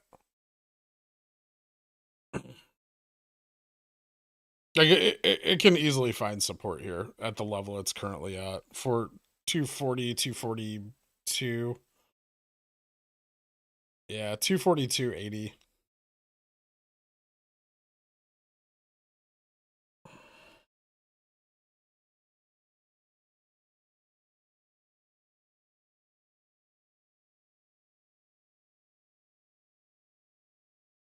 I sold some covered calls on the run up earlier today.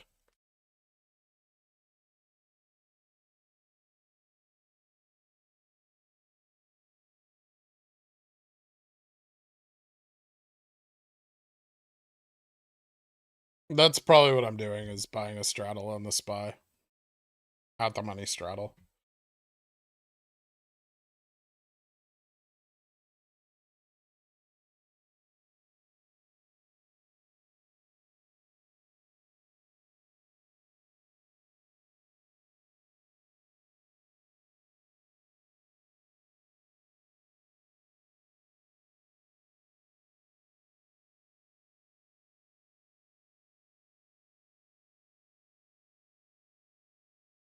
DN rising hard and underlying falling like it is the first time we've seen such a pronounced approaching collision. Thoughts on its import? It's not the first time we've seen this.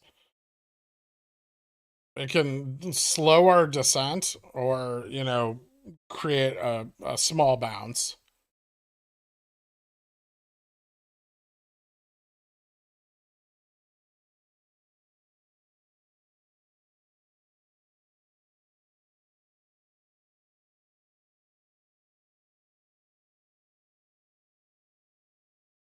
We can also just fall through it,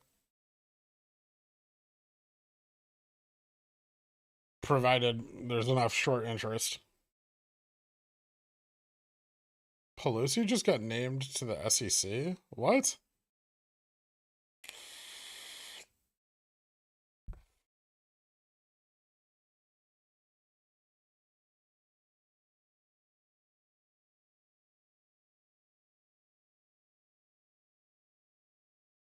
MD long at this price are more call focused. I wanted to go long since it was 15 back in the day. Mostly call focused for me at least. I still have shareholding in AMD.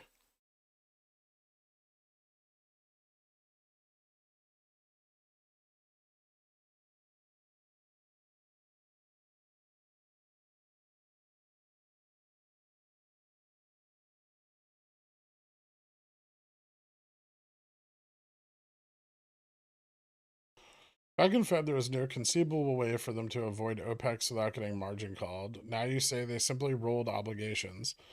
They didn't simply roll them; they covered them and then rolled them forward until the quad witching, which more or less is moving their forward swap forward. It doesn't sound like you know what the mechanics are. Yeah, it does. FOMC meeting notes at 2 p.m. Sorry, just tuned in. I believe so, yes.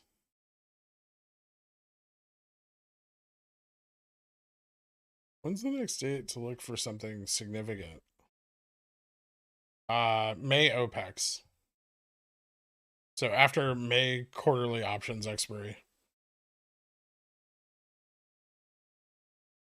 Looking at FCC FTD, should I add 44 to the date listed? T plus 9 plus 35 is not 44.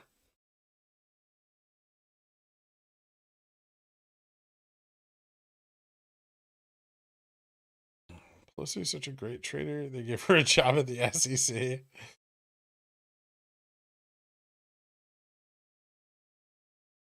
Biden to name Pelosi staffer to the SEC. Oh, okay.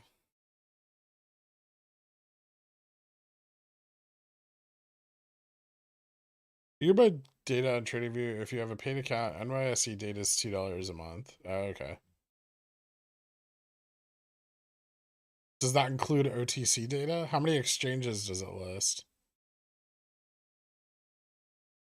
No, I'm not going to watch the meeting. I'll look at the minutes when they come out.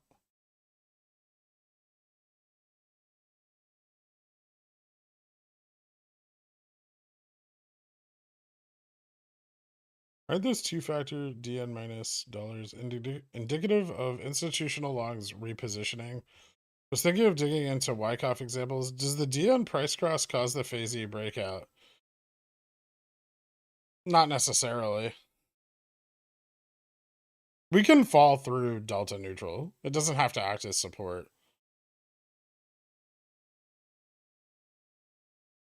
Can you explain why T plus 9 plus 35 isn't 44?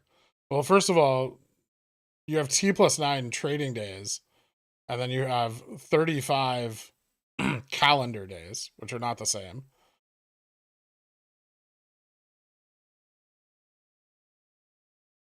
Also, it's T plus 6 plus 35, then 3 more trading days or business days. So you have to measure each section individually. It's offset by holidays too. The 35 days isn't, but the T plus 9 and the plus 3 are both offset by holidays.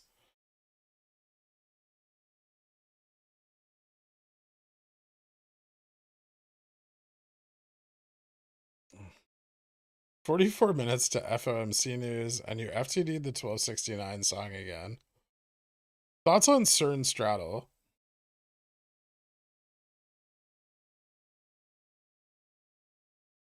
It's interesting. I know some people are doing it. I don't know if the negotiations are going to break down to the point where you see any relative action in the price. I'm not sure what the upside is either. Like, why not just buy puts? If they renegotiate, the price is going to drop. Even if they reach a more equitable agreement in the end and the price rallies, it's still going to drop in the short term. Oh, that was me, Moon One. I didn't ban you. I timed you out.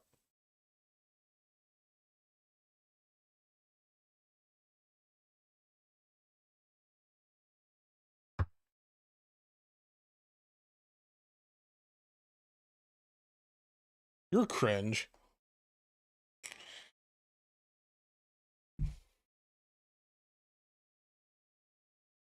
Will it be coming spikes due to FTDs from futures expiration in March, April 25th May 4th ETF? Is this theory dead? It seemed to somewhat work in October. It does work, but you need external pressure, right? So it's good to note days where we have high numbers of FTDs. And I discussed this a bunch in several daily DDs in the past, but on days where we have high FTDs, if the market is moving up then there's active fund pressure on the CNS cycle, right? So the goal of the CNS cycle is always going to be to short the stock in the morning, cover in a channel, and then sell the puts at the end of the day, right? Upward pressure on this cycle causes a morning spike, right? And then we still get the valley of covering, but then we move up into the end of the day, netting a positive close.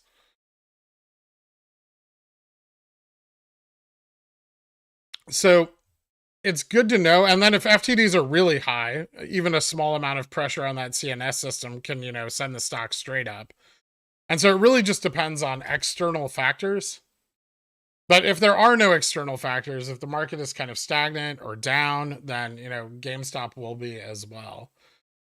But when pressure is applied to that CNS covering, then we see some price movement on those days.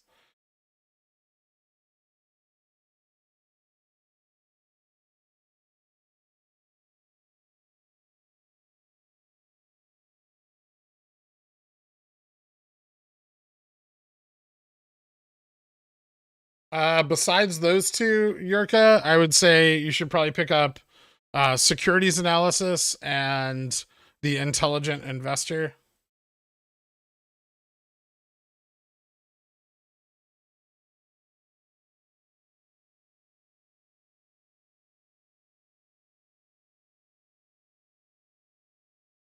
It's a general question that can apply to GME. If there's price volatility around, is it wiser to take profits first on in the money short term options? Yes.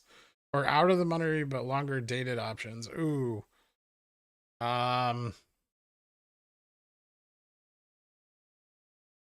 Generally out of the money. So out of the money and in the money prioritize before length of the contract.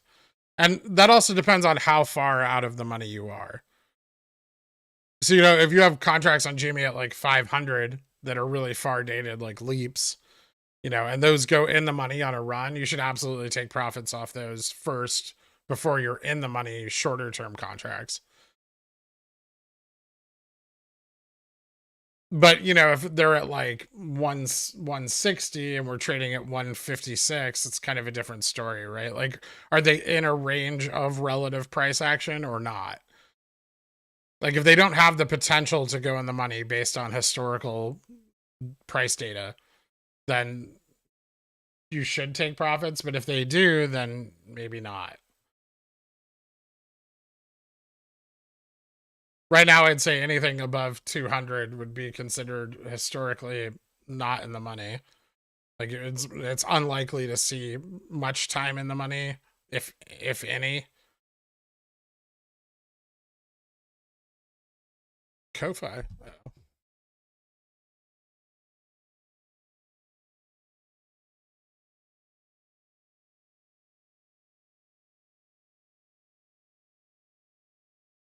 Am I reading this right? There are 9.3 million FTDs on SST for the first half of March. Yeah.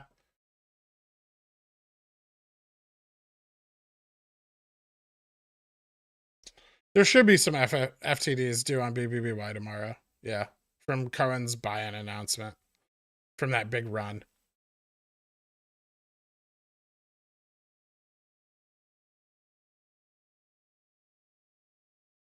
Oil's going down and bonds are recovering leading into the FOMC meeting. Interesting. Bullish, you mean?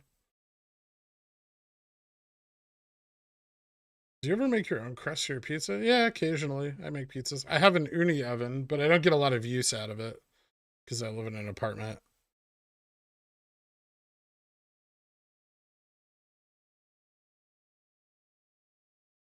Should I be happy or sad that GME is at the top of my WeBull stocks when sorted by percent gained? Happy?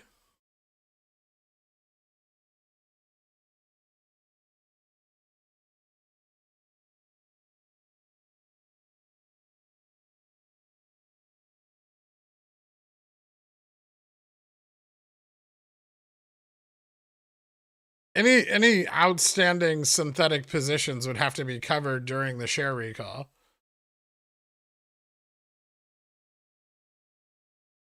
How do you like the uni? It's cool.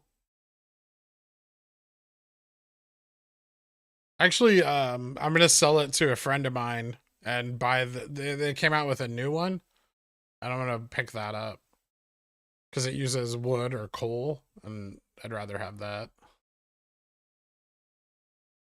I'm not going to Teaneck, and I'm not meeting you in fucking New Jersey, Moonwind. You can go fuck yourself. Victor was in here earlier complaining about Tesla and how he still has somehow not made money on it, even though the stock has run $200 over the last like 2 weeks. I don't know how far out of the money his position is.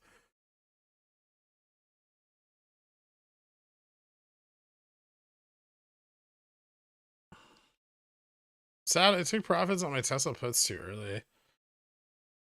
That's fair. I mean, I had a pretty tight stop there at 11:10, so I'd understand if you ended up exiting at that point.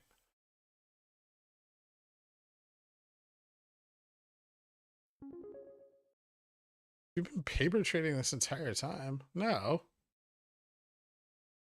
This is not giving you financial advice, but if a person has 10K US dollars lying around, when would be the best time to answer a couple of calls according to Wyckoff Opec cycles? When would be the best time to enter a couple of calls? Well, if they're far dated, then the valleys of these cycles.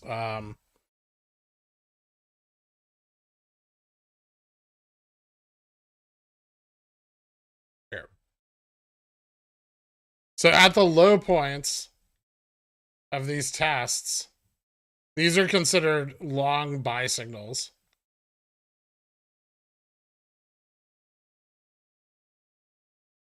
But we're in a descending, like our consolidation is descending, which means that the next signal will be lower, right?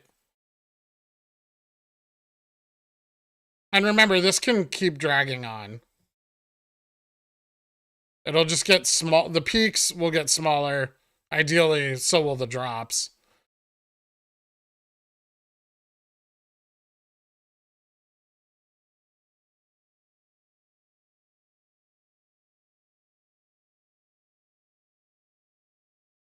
So if I'm understanding you correctly, MOASS, if there is one, would happen before the split, not after. Or within one FTD cycle from the split, which you see kind of happen on Tesla's post-split squeeze.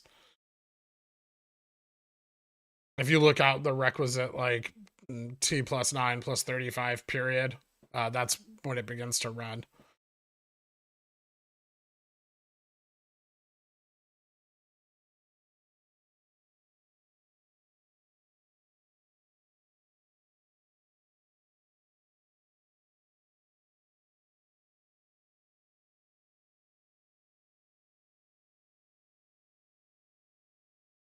How does BBY 3045C May sound?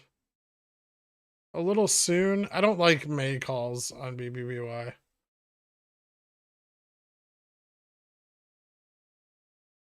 Fuck, am I gonna get assigned on an Amazon CSP?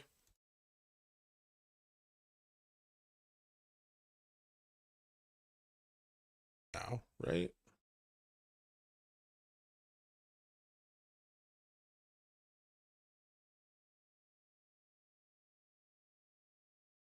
Jesus, I hope not.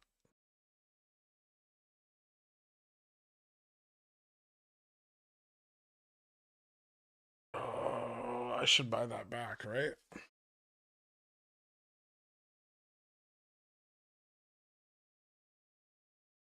Fuck, that's risky.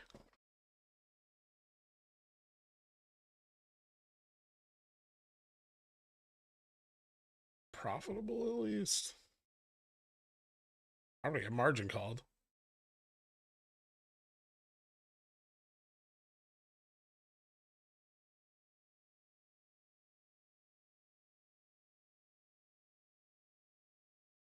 Hmm.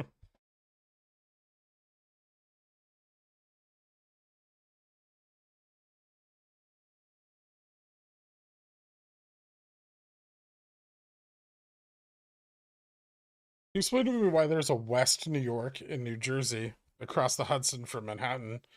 New Jersey wanted to feel special.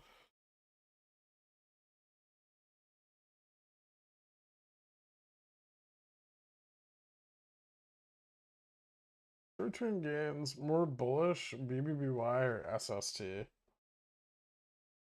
I'd say they both have a equally low level of confidence in anything happening in the short term.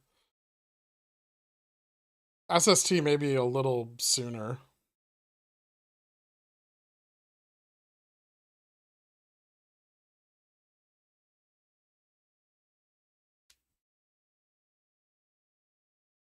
Yeah, I looked into BRCC. I'm not really interested in playing too many of these D-specs.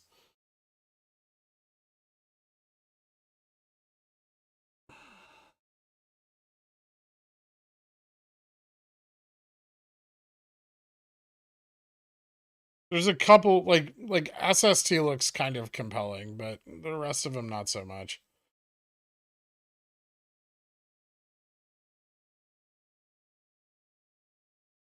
Weeklies on BBBY, shitty.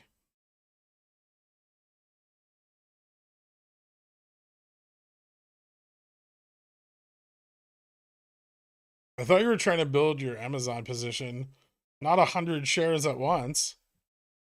I'm trying to build a Amazon position, not just YOLO 300 grand on Amazon stock.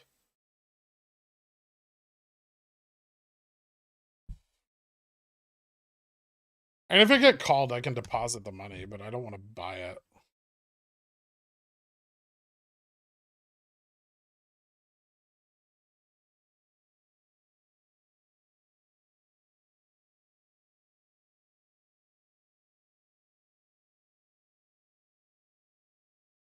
It's not a 300K loss.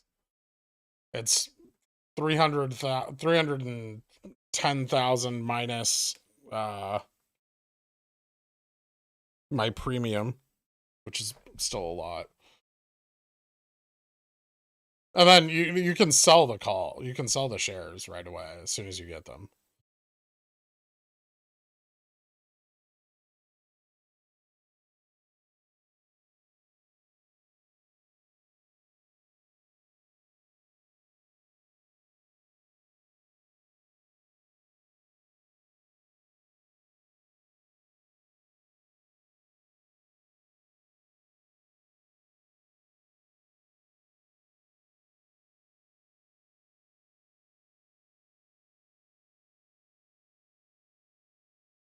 Astro is an idiot. Why would anybody watch his take on it?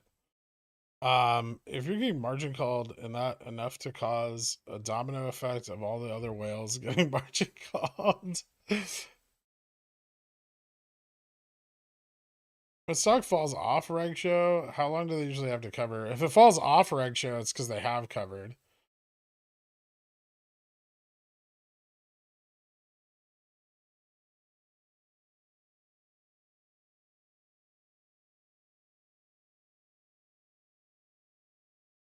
Phase E happens because buy pressure has exceeded sell pressure in a significant way.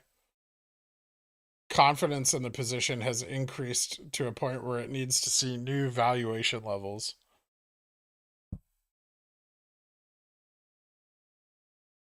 A supply and demand model, if you will.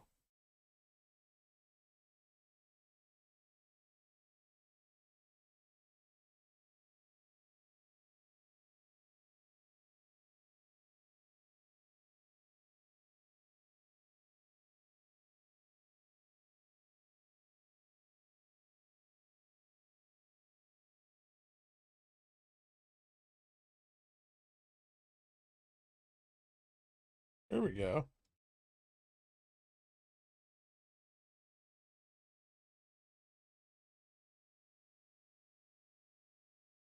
Back up through VWAP?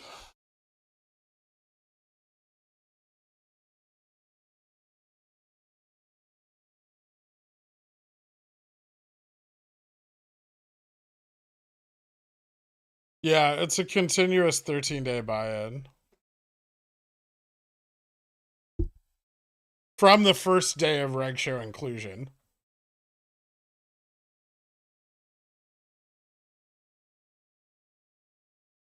What evidence would you need to see to be convinced the shorts have covered their short GME position? A closure of the total return swaps created last year.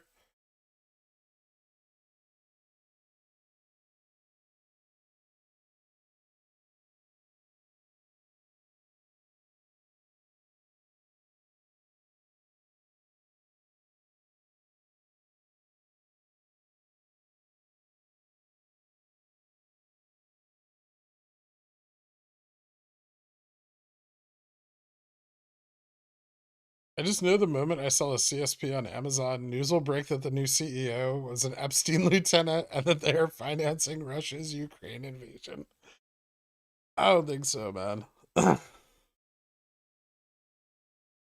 I'm still okay. Like, I'm not going to get assigned yet. As long as the market doesn't tank.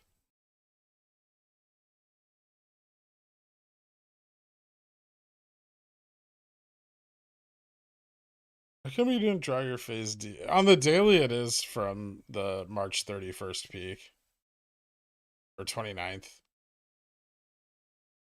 31st? What peak? There's no peak on the 31st. You talking about the SOS?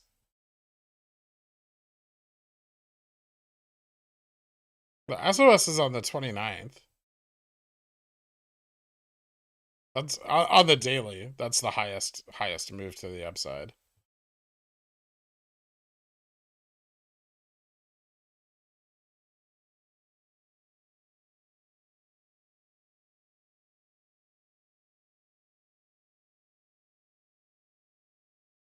You sold puts unsecured? Sometimes.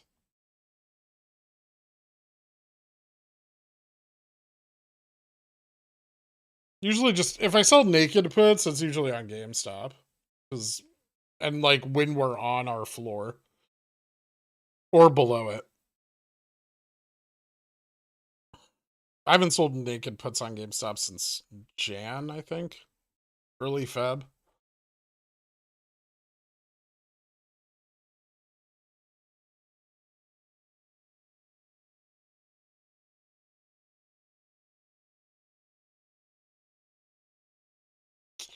Can you summarize a total return swap like I'm Stefan? Yeah. Here's a big pile of stock. We'll pay it to you later. We'll pay you a fee now to deliver this later in cash or in shares.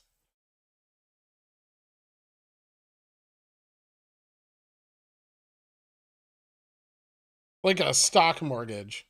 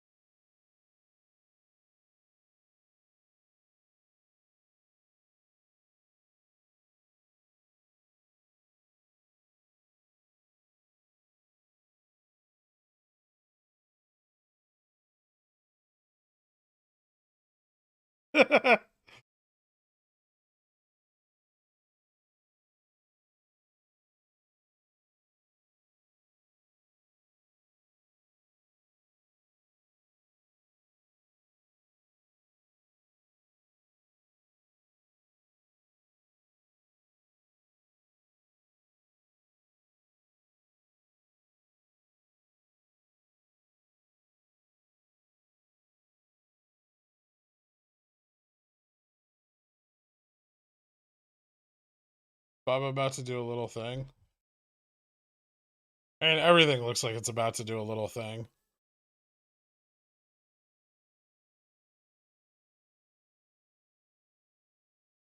To be fair.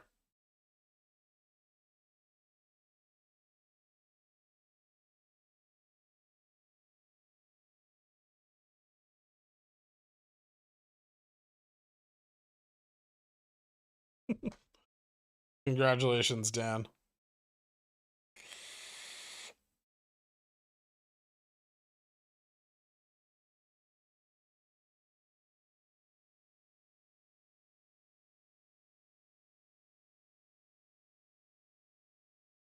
This is looking way too bullish. I'm gonna buy a straddle now.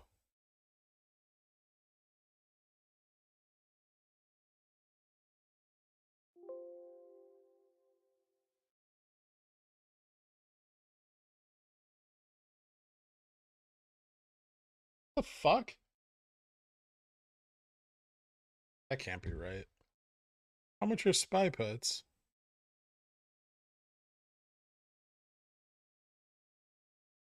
Yeah. Okay. That makes more sense.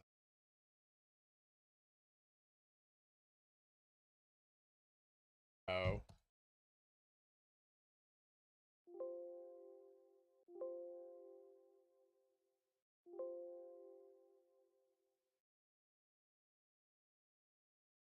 I was looking at the wrong date. Hey, where's the 0 guy? Oh. 2 p.m. The FOMC meeting already occurred. The minutes are released at 2 p.m.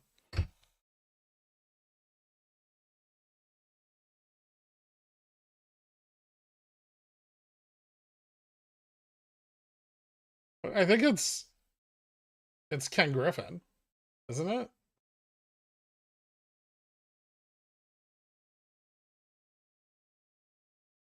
I think so.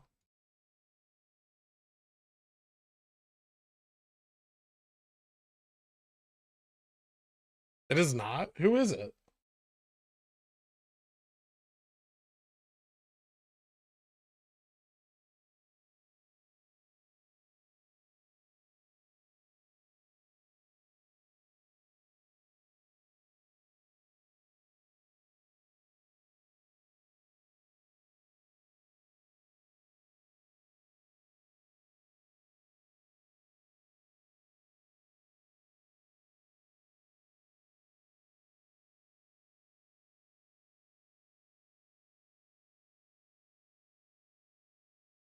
Is a certified life advisor? What do you think?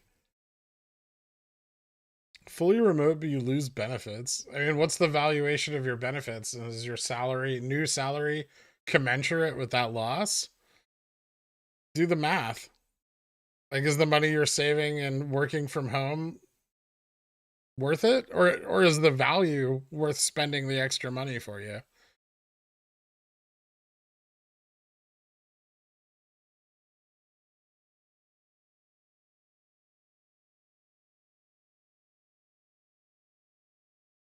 Bull trap engaged.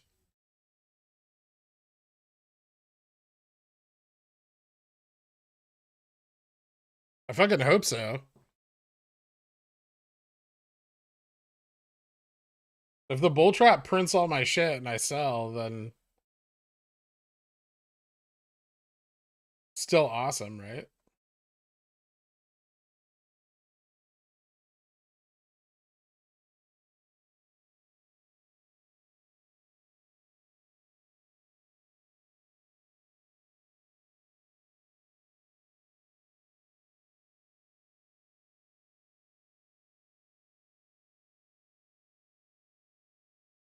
Peace pickle. I'm gonna be back with a sandwich that may or may not have pickles in it. All right. Later, DV.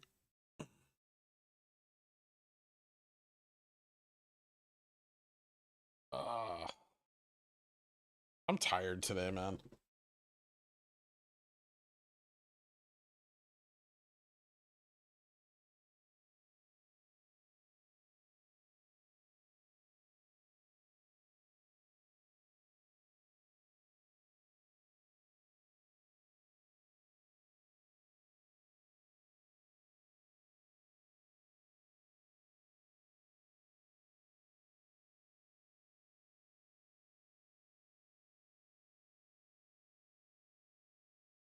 Did you try? I spilled the soup all over my kitchen. How would I have tried it? I'm not gonna lick it off the floor.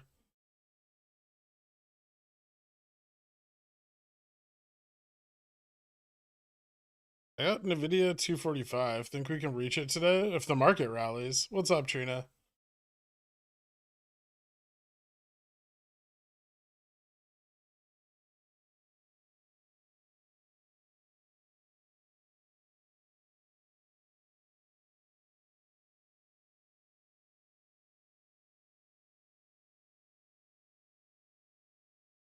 Did your floor enjoy the soup? My fucking kitchen still smells weird. Spicy vinegar.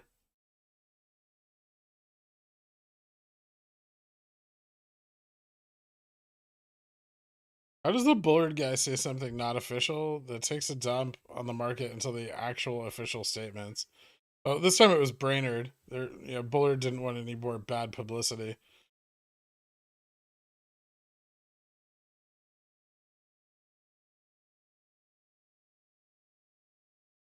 Astro doesn't know what the fuck he's talking about.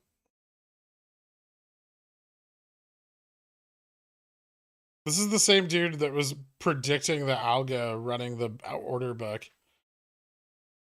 Don't forget Sling Blade.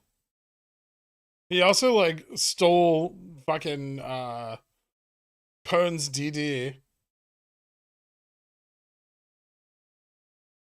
Then made what I can only consider like an abusive video about her.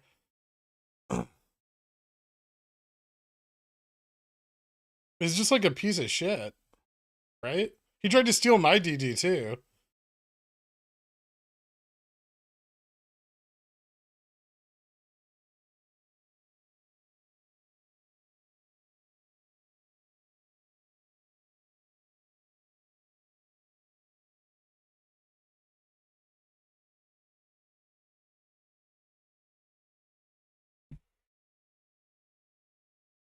So worse, James Rowland, just same like.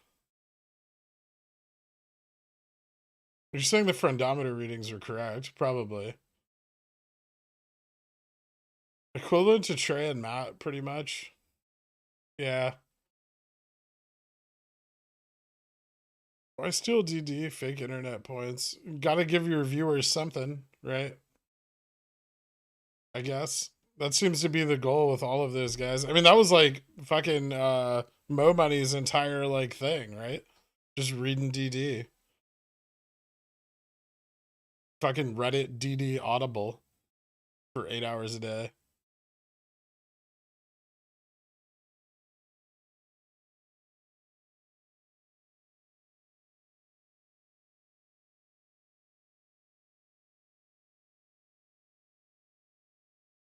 Mo Money is a saint. He's the one I hate the least.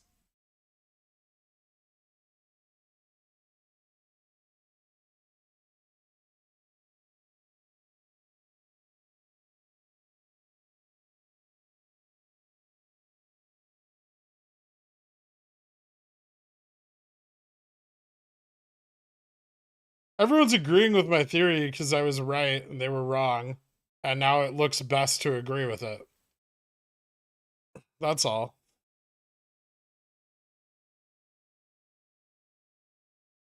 Just jumping ship. Probably Matt, because I think he knows enough that he knows what he's telling people is wrong.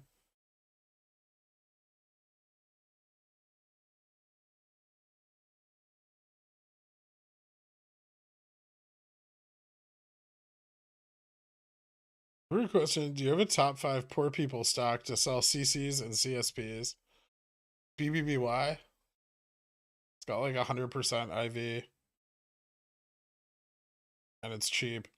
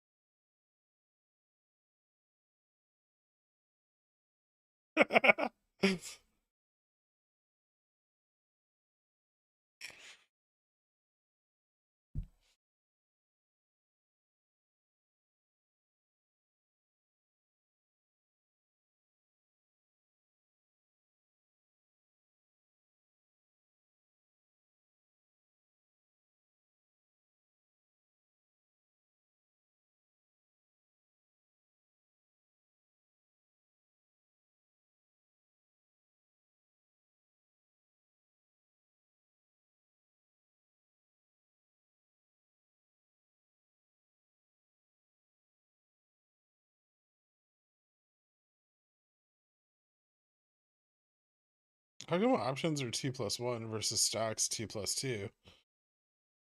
That's the settlement period.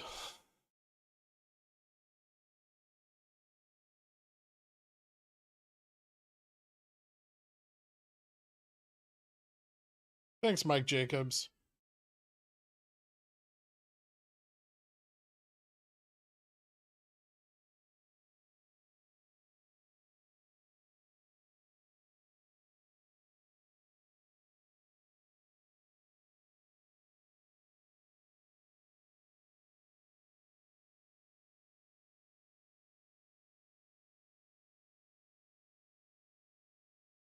Curious if the options market has better settlement equipment. They just have a faster settlement requirement. Because it's higher risk and more leverage. CLVR also very high IV. Yeah, but not a lot of value in the options, right? The stock's $2.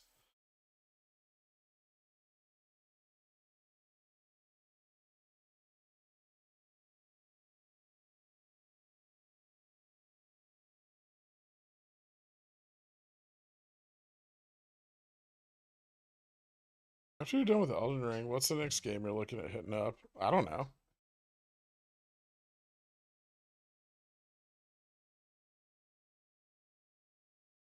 We'll see.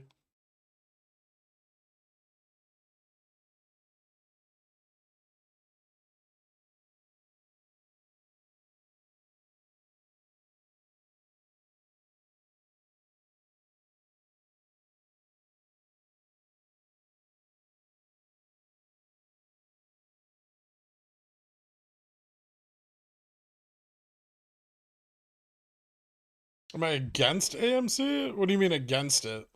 Do I think it's a shitty investment? Yes.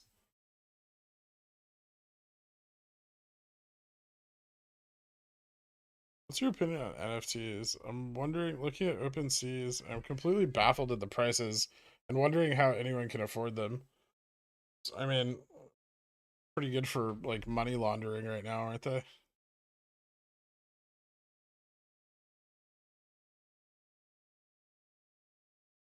Girlfriend gave me T plus 270. I want to short it. Any advice?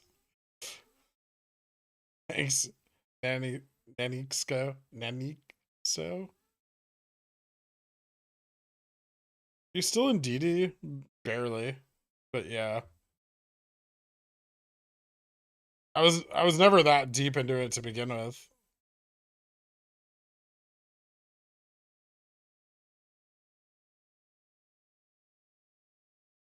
I've played Slay the Spire. I don't like it very much.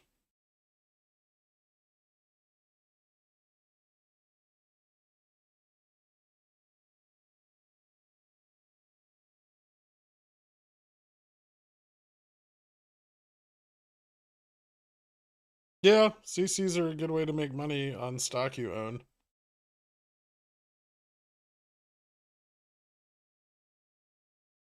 You plan on selling your AMDV snap calls if the market does not react positively to the FOMC? Yeah, probably.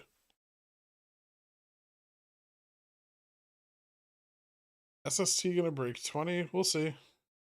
Is it moving up? A little bit.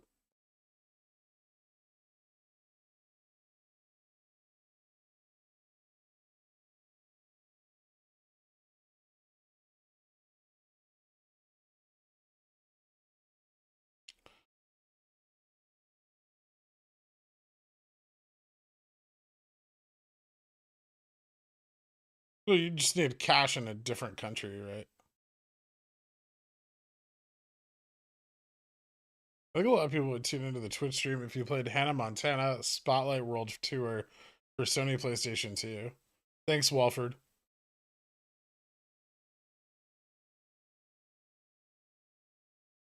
Docu isn't in the meme basket, right? Is it heavily shorted too, though? It is heavily shorted, but it's not part of the meme basket.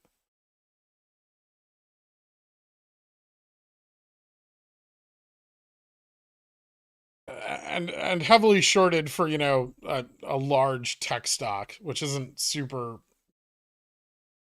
heavily shorted. Not like GME is.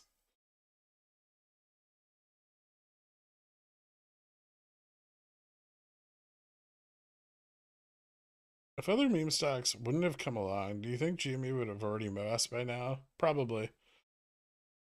If people didn't keep losing all their money in shitty plays like Ader and MMAT and Torchlight, and I could name a bunch more.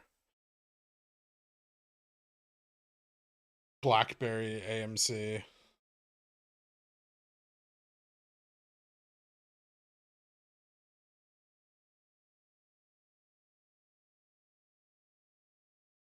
Really work for Starbucks. Starbucks looks like they have a shitload of debt on the books and rates are bumping. cost to manage that debt's only going to go up.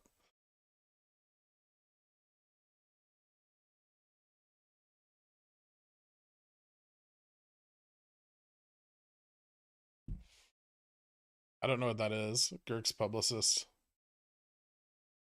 SST just broke $20, doing a little thing. Cool. BBIG, yeah. I mean, Neo and Baba are at least legitimate companies. I've made a lot of money on Baba. I can't complain about it too much. Yeah, Nokia. Everyone's just like very flighty and easily distracted by any opportunity, quote unquote, to make money, which is really just anything that gets pumped on social media. Which should probably be the last place in the world you should look for like stock information, right?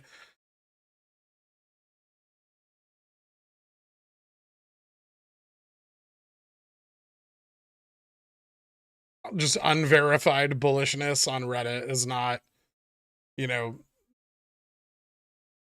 validation of a good stock analysis.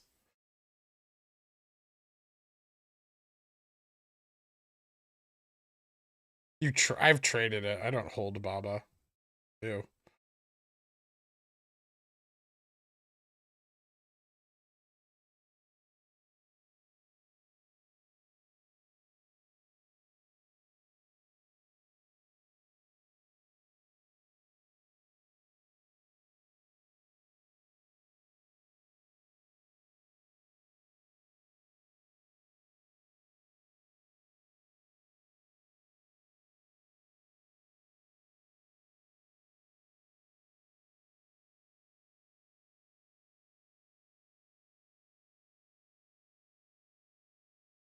I know Freg's back.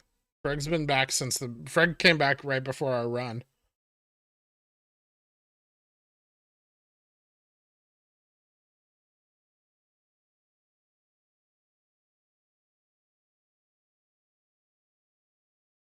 Where do you go to find stock info? I research it myself.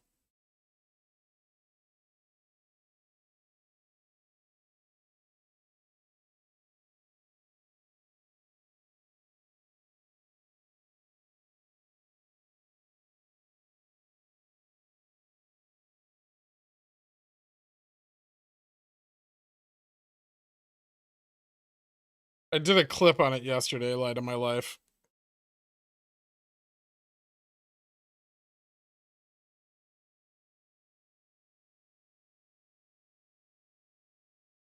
My short GME? I have some covered calls sold, which is not a long position. Well, it is. But I'm not short it in any way.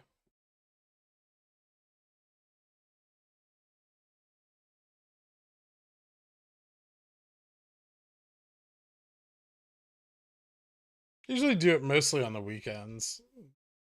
Some in after hours, a little bit overnight, depending on like Chinese market movement, futures movement.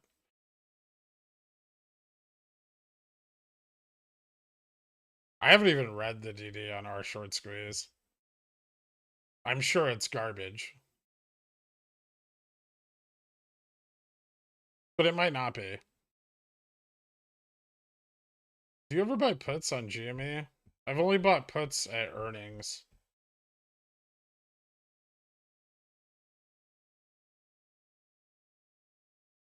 I try not to. I don't like accelerating the downside.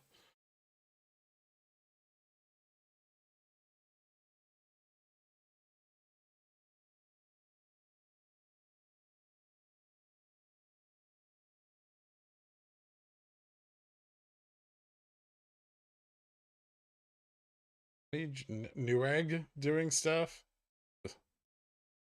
I don't like that one much.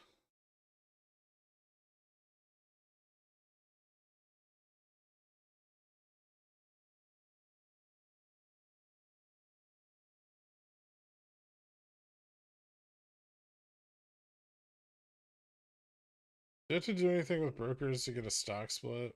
You shouldn't have to.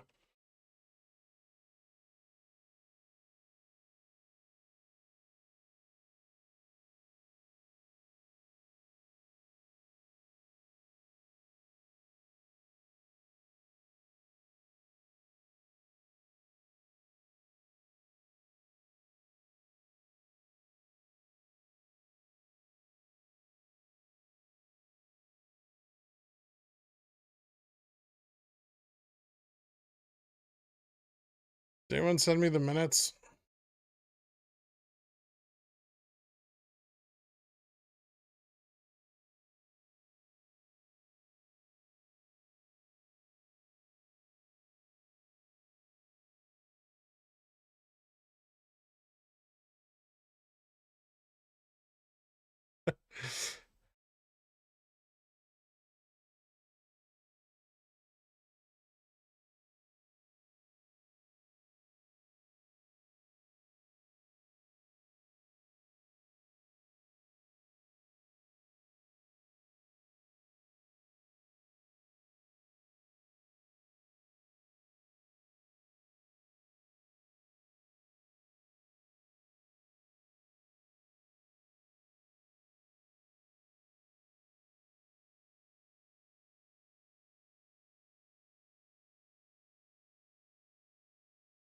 Were the earnings puts you bought part of a straddle? Usually.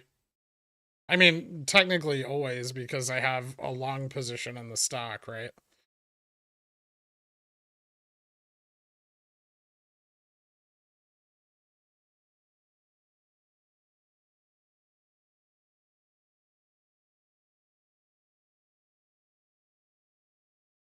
Here come the tendies. Thank you, J-Pal. You glorious bitch. Where's the short?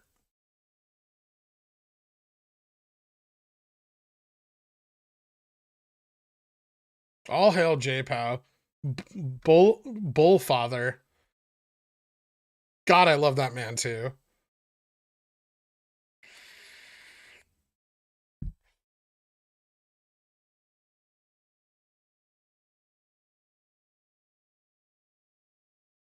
I don't even know what they say.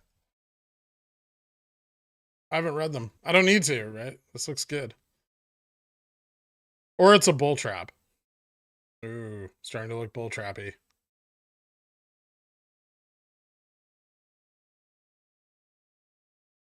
Take a 17% profit on these? Is it just ripping? Tesla coming back up.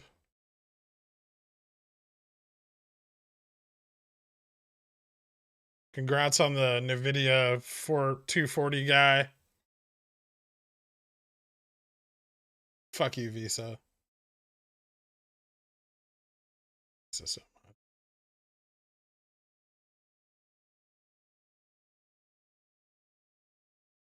Fucking even GME's going up. Look at this shit.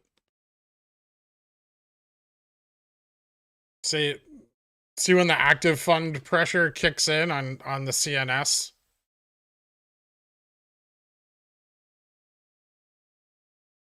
This is when we track the market the closest.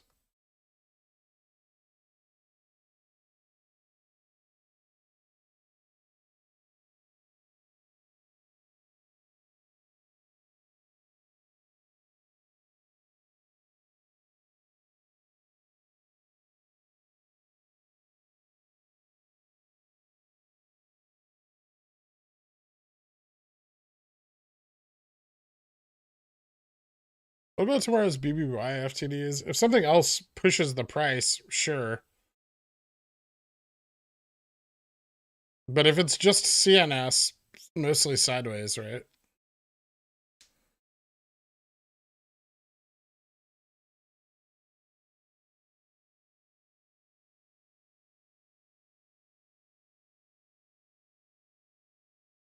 Yeah, sounds bearish, Johnny, but I feel like that's already priced in. It's hawkish, but moderately.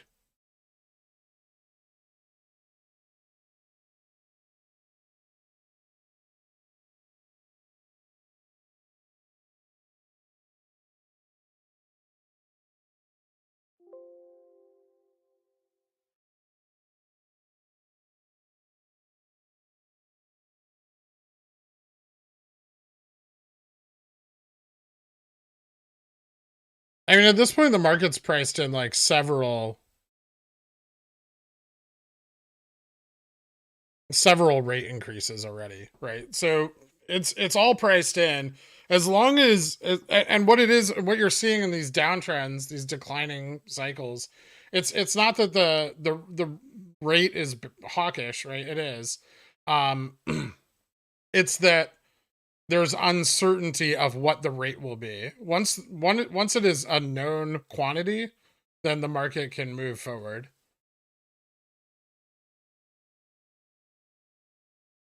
One quarter to 0.5%. Anticipate that ongoing increases in the target range will be appropriate. So they're, as long as they're staying within target and not raising expectations.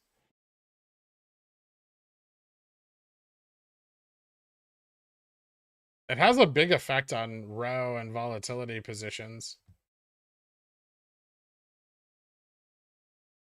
I have a straddle on the SPY.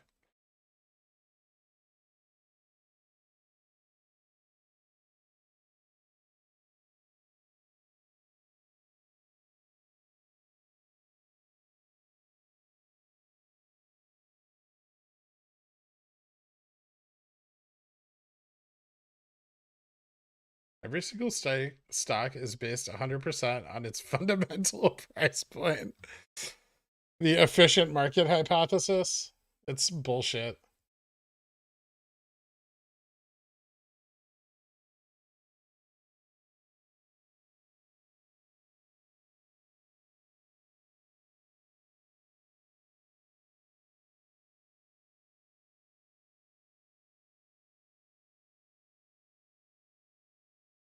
See volume increasing to the downside.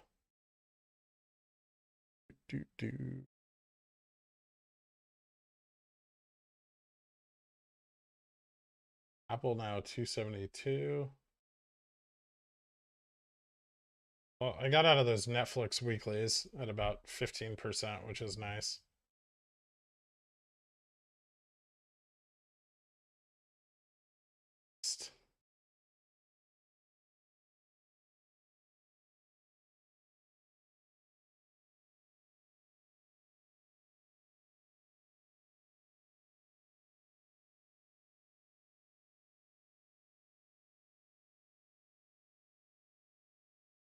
Picking up on this.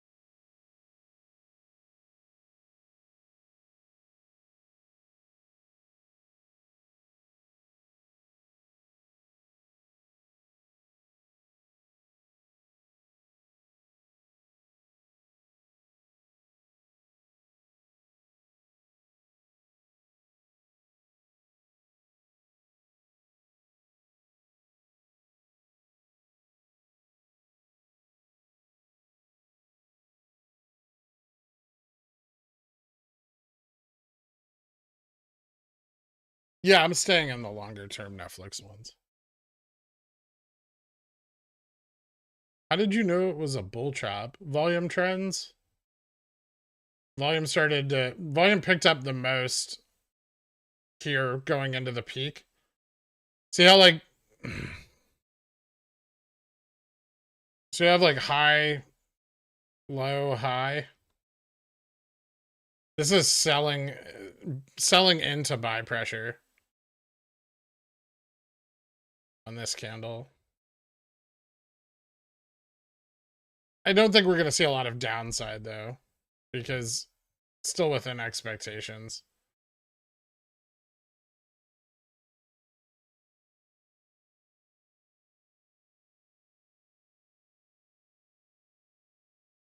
A lot of this looks like very forced.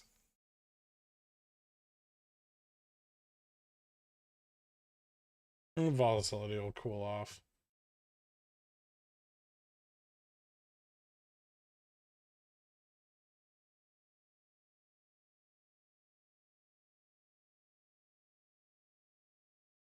It's taking me 3 months, but I 3x to my SPY call. Fuck yeah, dude. Is it the put?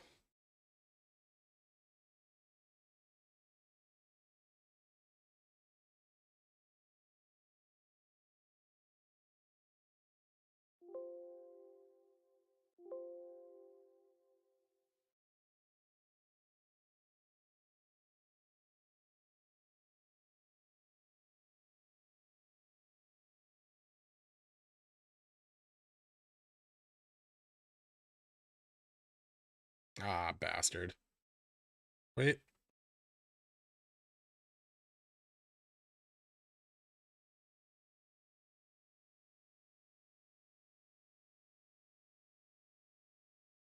Gonna fill.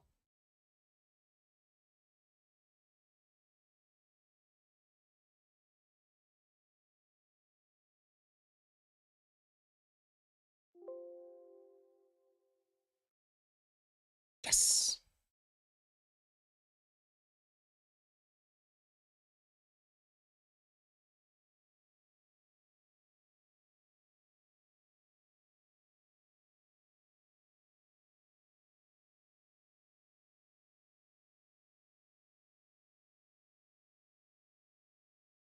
Puts on SPY up 170%. Calling that a win. Yeah. That was some nice profits on the straddle.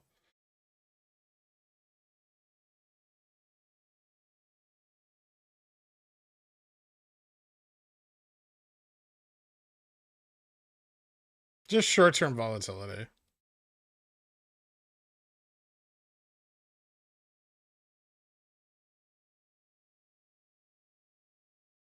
TradingView free data is completely different looking volume candles than what you've got. However necessary it is to upgrade data feed. How necessary is it to upgrade the data feed on TradingView? I don't know. Are you chasing a bunch of downside gaps that don't actually exist?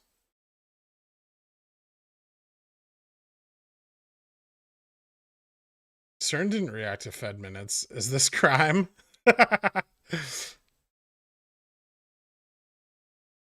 You think SPY will keep tanking? It might go down a little bit.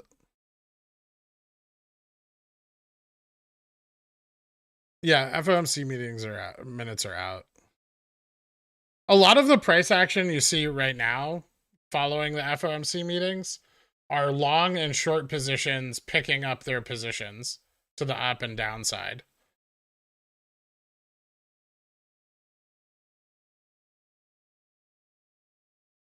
So, you know, shorts picking up their positions at the money here, longs picking up their positions at the money here.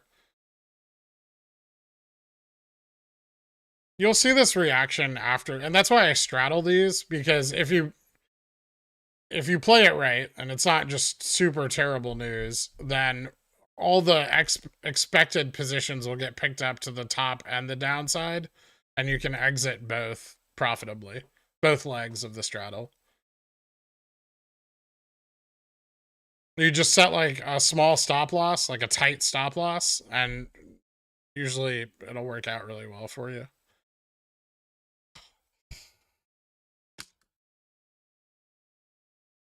Because institutions are going to force the price up and down in order to close out their straddles.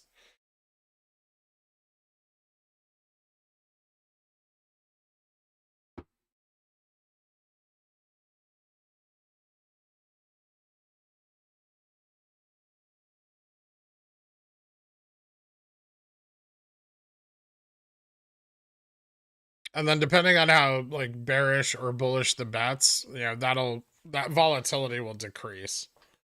So you get this big explosion in volatility, and then this will consolidate somewhere, either up or down. Why do this as opposed to playing the VIX? Well, because sometimes it just shoots up. Sometimes it just shoots down. Sometimes those positions aren't recoverable, right? And whoever's betting on it just takes a loss. Long straddle.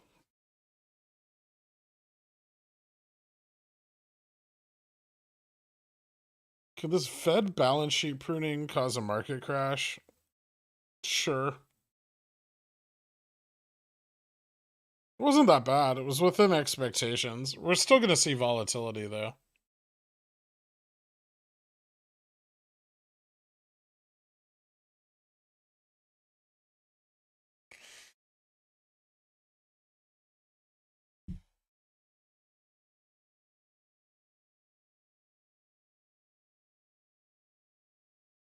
The Fed announced it was reducing its balance sheet the other day. Is Freg Satoshi? Where was he in 2009? He just posted a pic from a Bitcoin conference. Freg is Freg. Moonman, thank you so much for becoming a Dillionaire, man. I appreciate it. Hit me up on the Discord. I'll get you added to the country club after the stream. Happy birthday, Gert. Yeah. Yeah, we might have a chance, but we ain't got rolls. Give us more than a chance, cause we ain't no cold. Get the cash in advance, cause we hold in the float. If you are what you eat, that makes gherkin the go. Hoping that you read the DD, cause when the shit squeeze, we go end up with the moon, man. Racks to the 510 weeklies while I'm selling CCs like another fucking moon win. Praise be to RC. Susquehanna probably closed their calls at the peak.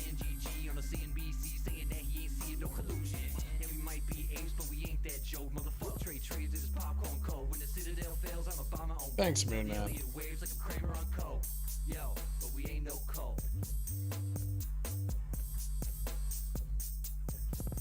Win Spy Bear Trap. This could be the extent of it. We'll see. It's got to find a floor. 442 is like solid resistance. I'm a little sad I got stopped out up here at 444. Let's take a look. So, yeah, resistance, well, kind of all through this range, but 442.25 is fairly strong.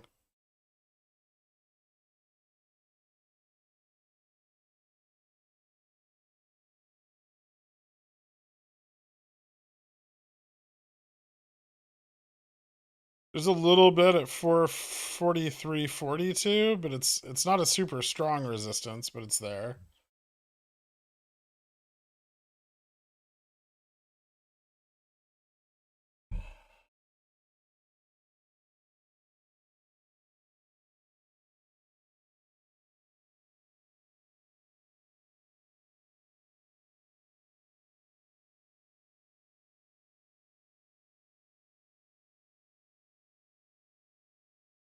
I don't think we're going to see hyperinflation. We're pretty far away from that. Greg is a spiritual being of pure goodness and love. Yes.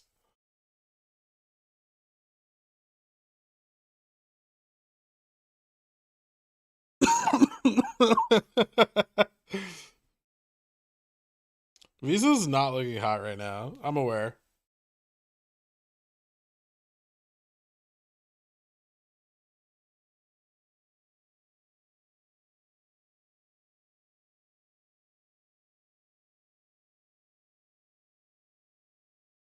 There's a dividend for one of the options prior to the expiration of one of the more options you are graphing. This may create an incentive for early exercise by the option holder. Do you only have GME options?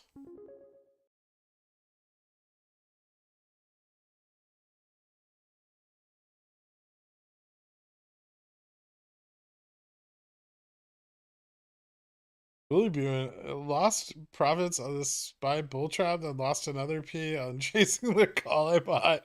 Don't let anyone tell you you can't lose on both sides of the trade.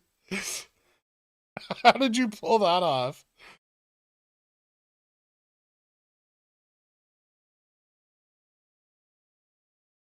I love loss porn.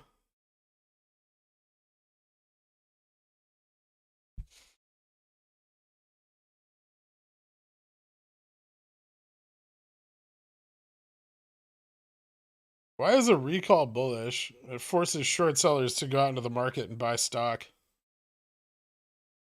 It's a margin call, essentially.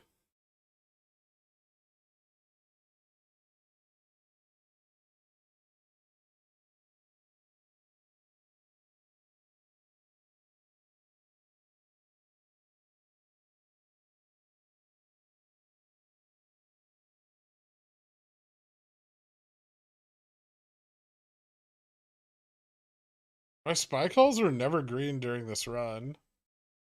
How? Did you buy an out of the money straddle?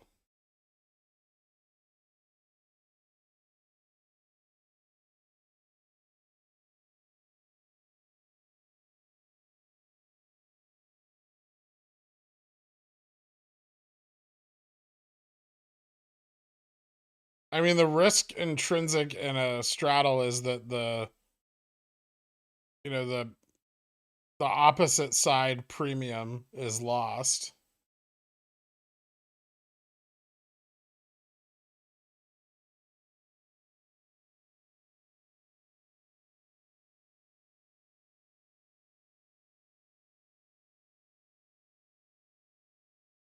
No straddle, just calls 455C.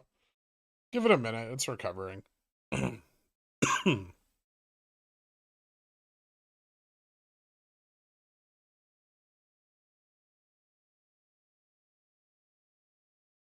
Nice, dude.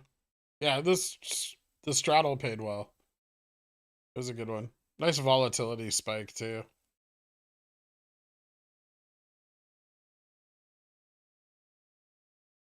AMD 110 next week? I fucking hope so.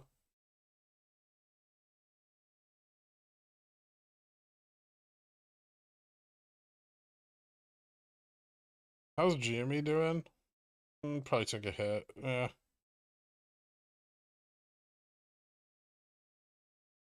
Still down like 1% on the day.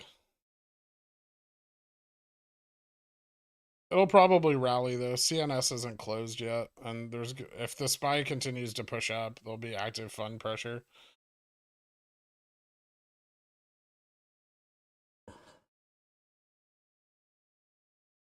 Nice couple grand in 20 minutes. Nice, dude.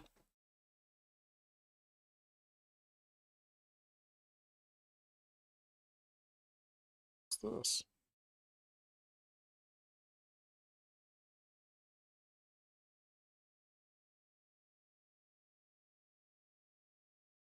Do I have cats? No. We're not supposed to have pets in my building. What's your time frame for price improvement with BBBY and why? Well, currently I have leaps and shares, so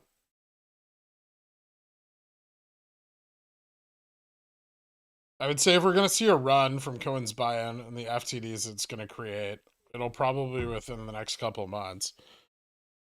It could be as soon as FTDs could start piling up as soon as tomorrow, but it could take longer.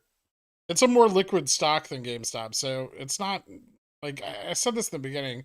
It's probably not going to follow the same pattern that GameStop did. A similar one, sure, but probably not exactly the same.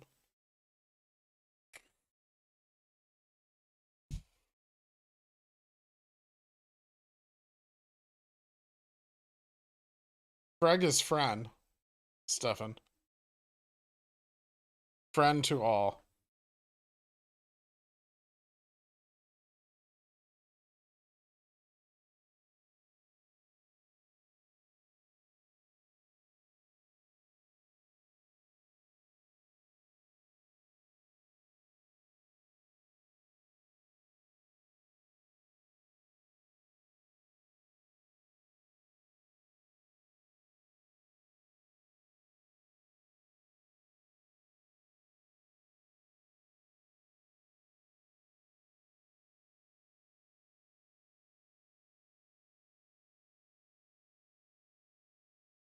Crazy how cheap GME is after the share split by dividend announcement? Yeah, it wasn't announced yet.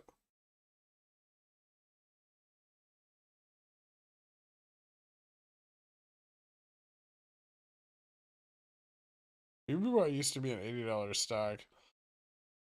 We can easily get back with what's going on. I agree. It's trading at a small fraction of its book value. BBY owns lots of property and they have good cash flow. And they're just closing out like $1 billion in share buybacks. It's in a good position.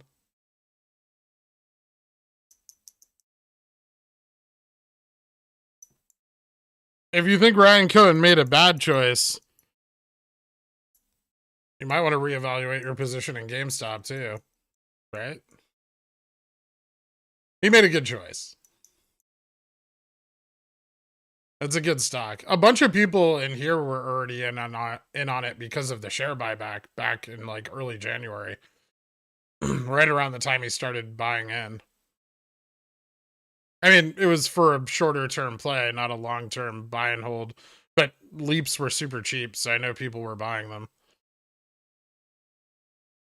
If GME MOASS happens, will you buy your building so you can have pets? I don't want my building. I don't like the location. I wouldn't want to own a building in New York City. The taxes are ridiculous.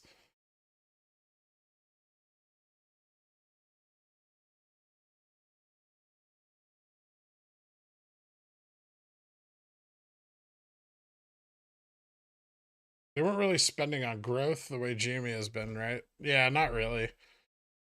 Yeah, I'll probably stream BBBY earnings.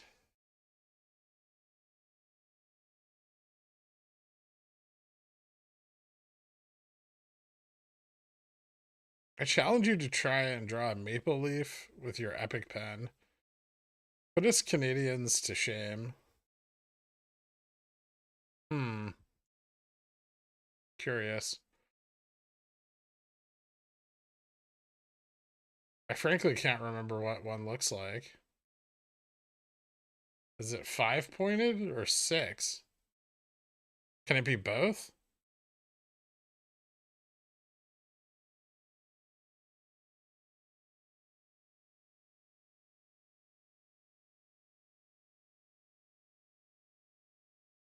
Would you rent post MOASS? I'd probably buy some properties.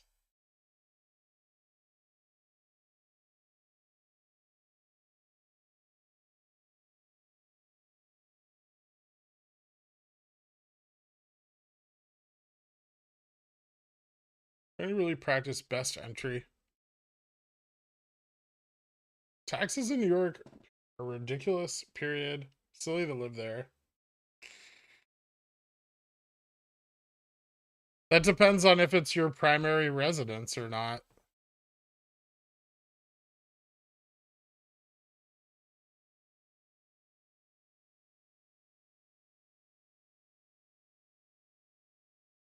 I'm gonna have to leave New York City after MOASS anyway. Because you people. Yep, that's right. I said it. You people.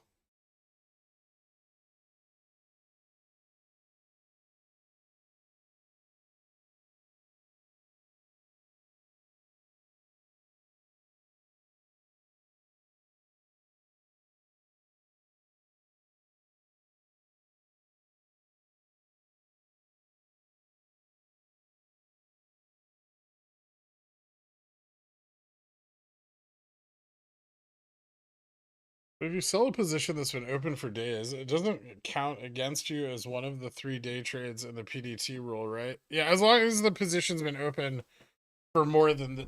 It's... As long as you don't sell it the day you buy it. Right? Open and close within the same day counts against you for PDT, I think.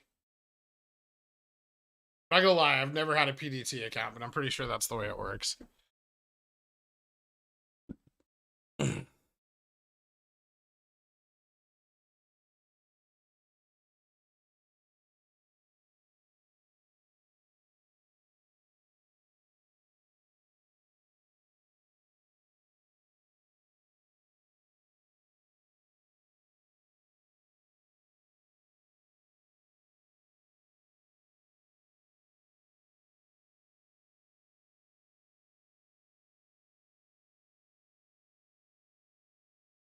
Well, you're a bot, Chicken Tender Daddy, but not everyone is.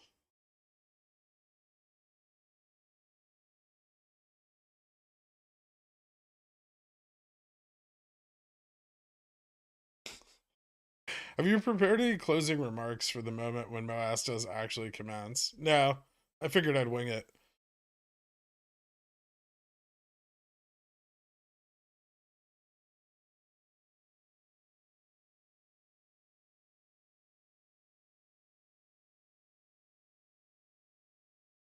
Rick actually lives in Ethelsville, Alabama. Hey, Gurk, I'm really bad at trading. I know you are. I figured everything out. Okay, turd. We'll talk.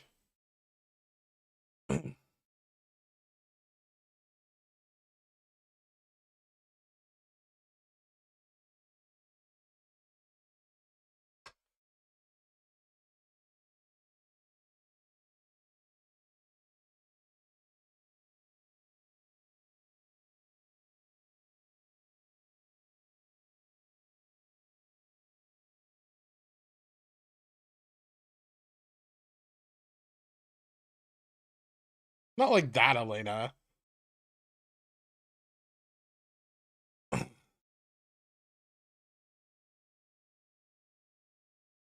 But I won't be able to live here afterwards.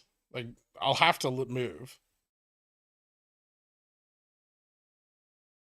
Talk to the Dans like that. Unbelievable.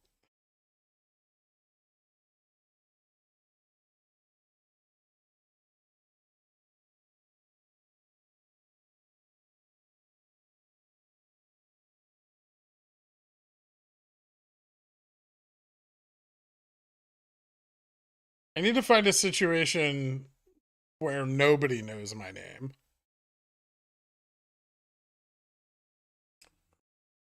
I'm gonna move to Russia.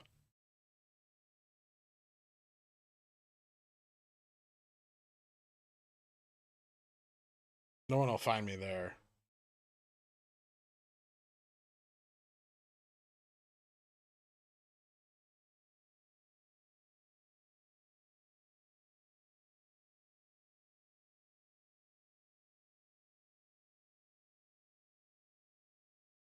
Shave your beard, keep the mustache, make it look as cringe as possible. Put on some weird 1930s painter uniform and just blend in Williamsburg.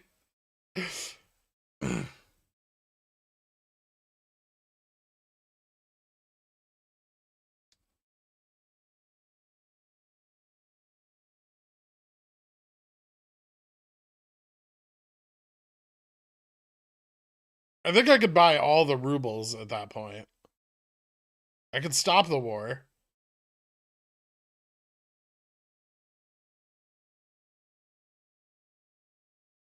You move in with Gaff in New Jersey. No.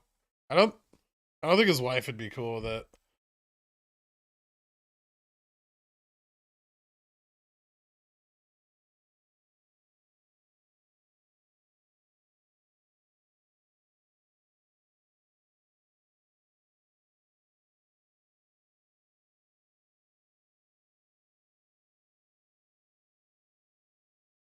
Kirk is Richard, but the art is silent.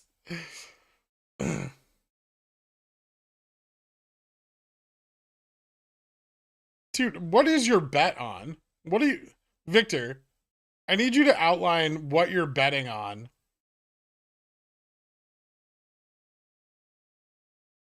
Fulfill your prophecy as Prince of Persia and restore the sands of time?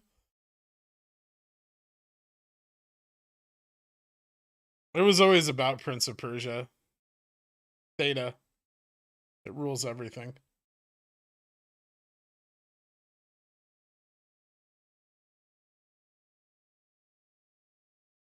No matter how much money you make in this life, you can never buy enough theta.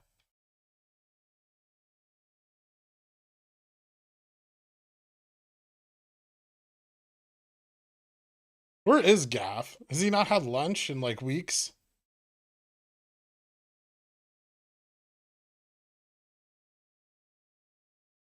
The sands of theta.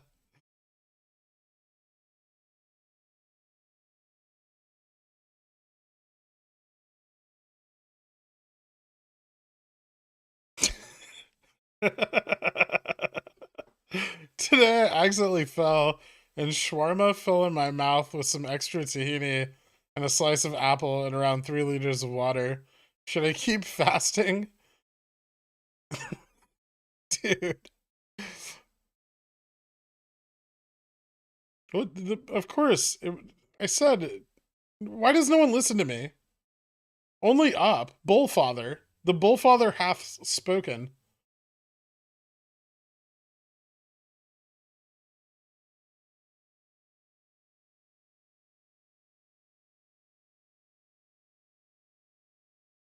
You can get cryonics. That's the equivalent of multi-year leaves. I feel like that's the equivalent of investing in a pyramid scheme in Arizona.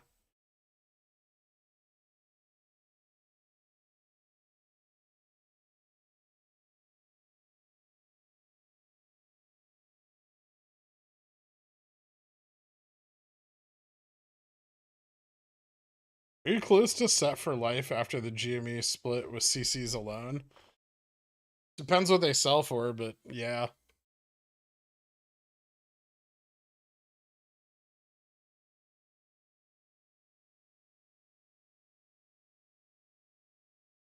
It's okay. I found a new calling besides just collecting money.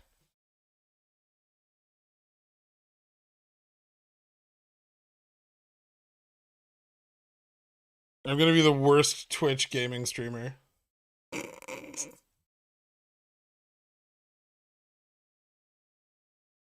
Hams is holding him hostage, sliding him CNS cheese sandwiches under the door. Finally, we can MOASS. If him and Creon stop shorting the stock, we're gonna moon.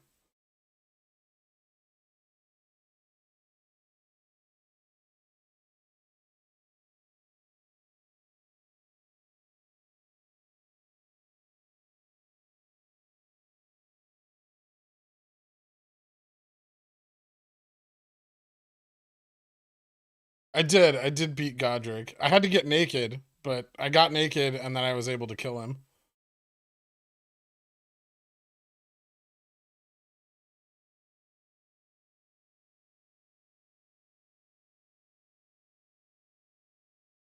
Can buying too much theta offset gains in any way? I mean, yeah, it can. It can reduce gains.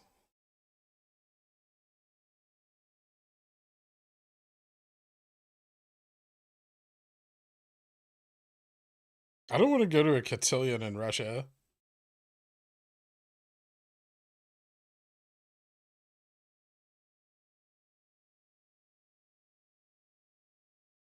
It worked out so well for Anastasia, though.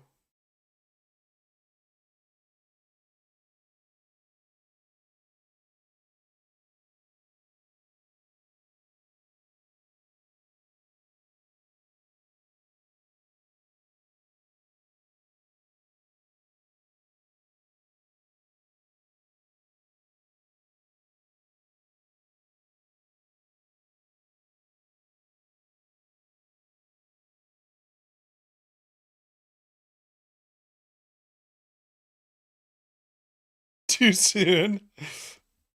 I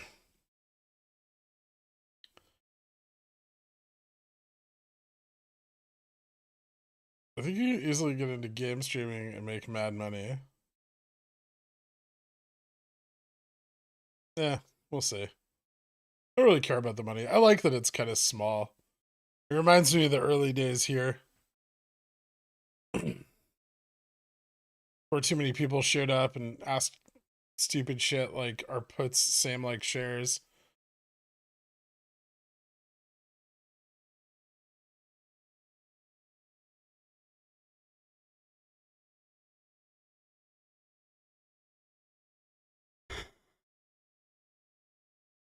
Ugh. Yes, puts are same like shares. We already confirmed this earlier.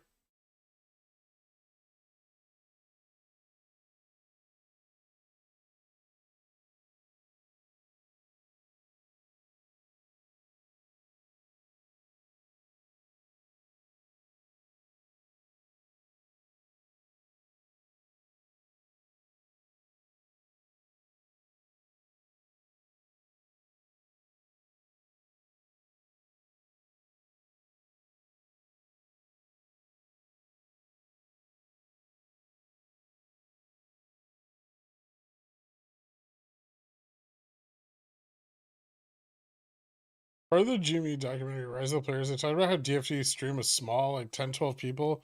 And when GME got big, it ruined the stream and made it not fun. That's because people suck.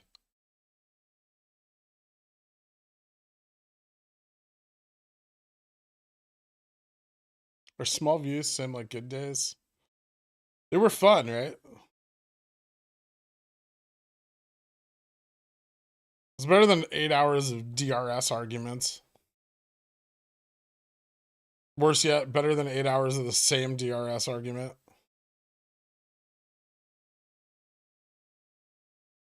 What happened with the minutes? Full ball. No, they raised rates 0.25.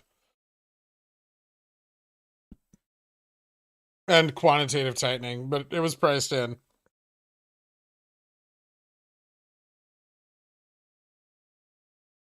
Gaff has been on vacation, just got back yesterday. Damn it, he's gonna troll me again. He's gonna come in here and chant CNS. I don't know what it is. Your mom's hot friend, like mint, some sort of mint.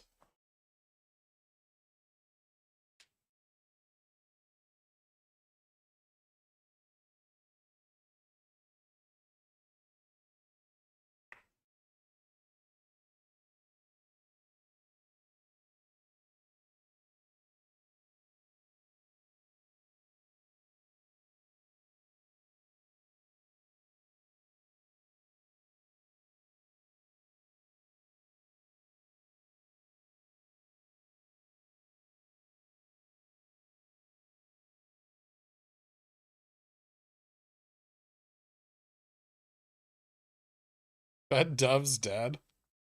I don't know. They're definitely they're not tackling inflation in the most hawkish manner.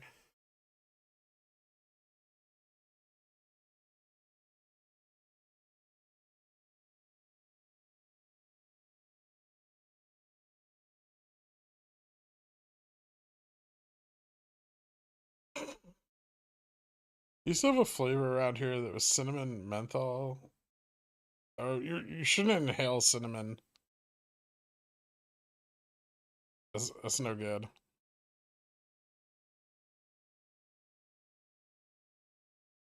It probably tastes great, but you shouldn't. It's bad. SPY greater than 450 end of day? I don't know about that's awfully bullish. Probably not. I remember when you pressed the button and GameStop released shares last June. That was DFV's fault.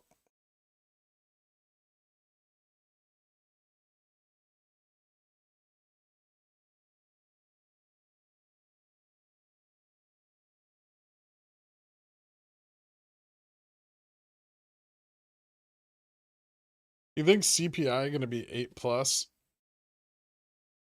Could be.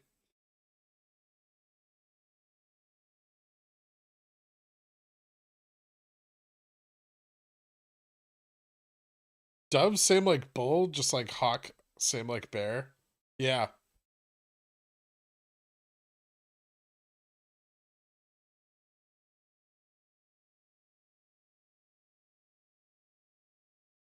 But we're watching the SPY recover. GameStop's just going to do what the SPY does until the end of the day. Well, until CNS closes. It doesn't matter which one you watch.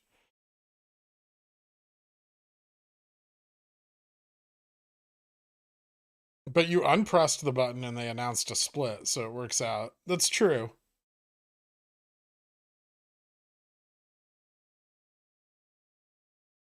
Our SST calls are about to be green. Yeah? Both of them? Hey, look at it doing its thing. It's a little premature. Maybe not yet. Yeah, not a 21 is not about to be green on $25 calls.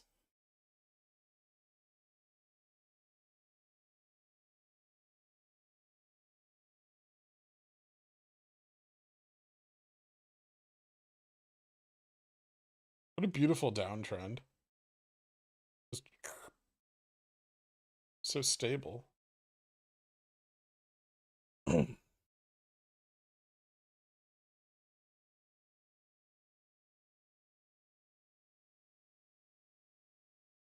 Nothing but up.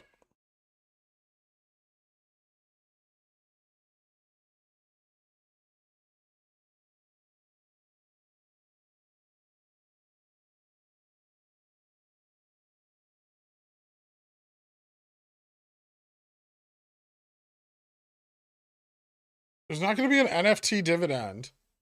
Jesus fucking Christ. No, Nicholas. No. No NFT dividend. Dumb theory.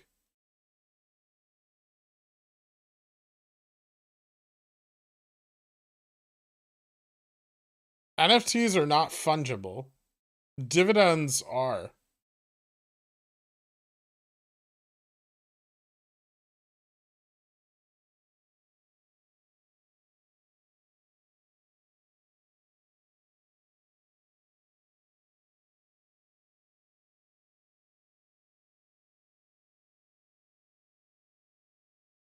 Does CNS seem like crime? No.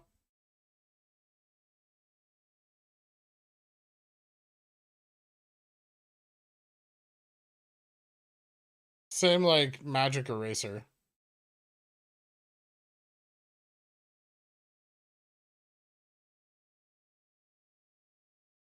I didn't say there wouldn't be a split.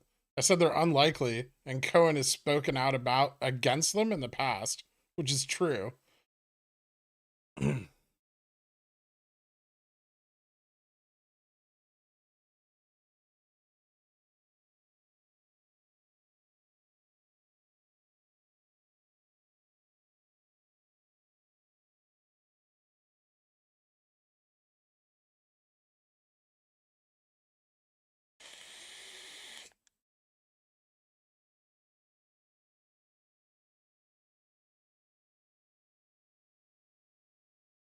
Every once in a while, you can see the super stonk leaking. Yeah.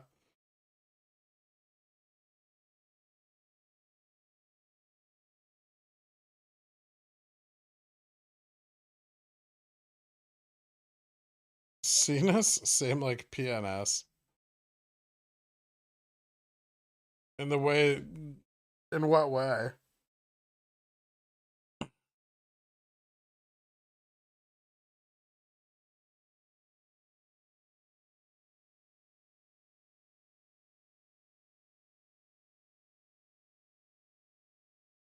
The stock split is the dividend, Nicholas. I do like that you rephrased the question. I don't know if it'll last for 4 months.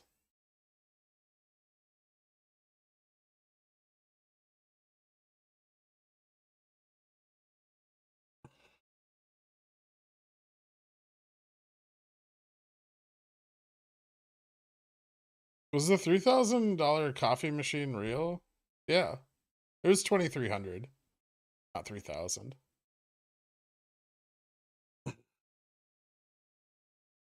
Oh, 2,400. Any thoughts on Newegg? I don't like it.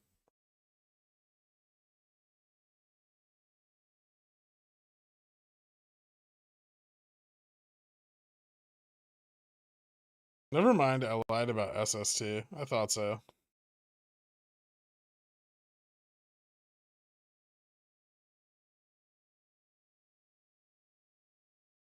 What do you think about technical analysis of GME? Aren't we in a bull flag right now? Sort of. We're just in a consolidation period.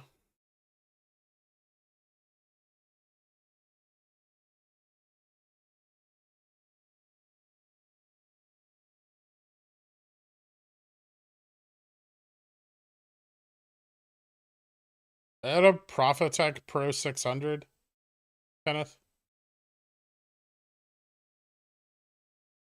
I need to get some sponsorships if I'm going to be talking about coffee machines all day. I want free coffee machines. Do you hold any GME and an IRA? No, because I'm wildly irresponsible with my retirement plans.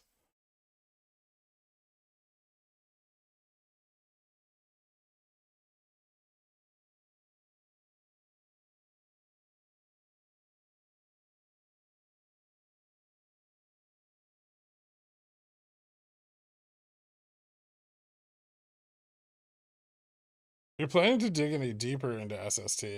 Maybe. There's not a lot of information on it, but do what I can.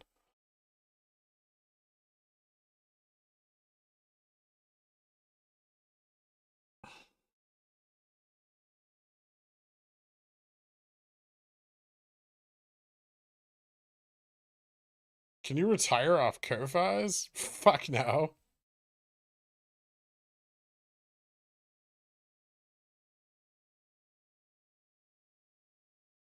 OPEC's looking to be in May or June. I mean, right now, we have to assume May because we only have one data point of them moving it out a month.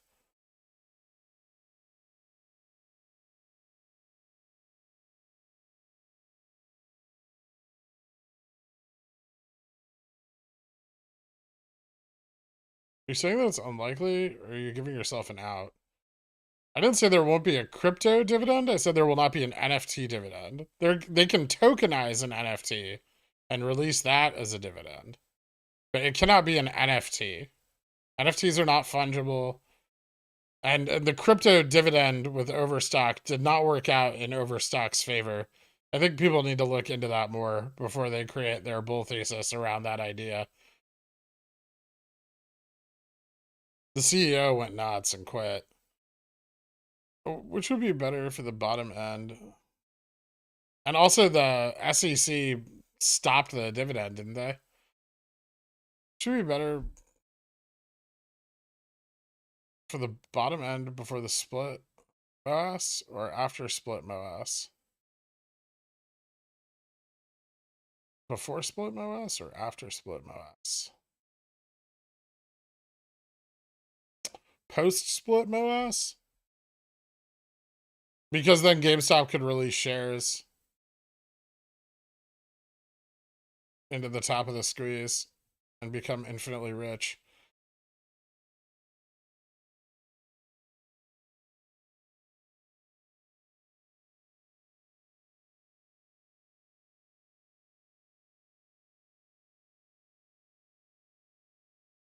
I accidentally 93 covered calls. What should I do? Is this dangerous? I don't know. Where did you sell them? 510 Gang is having fun with SST. I even bought Theta. Pickle tries to lure the 510 whale to come play. I already have some SST calls, but not a lot of them.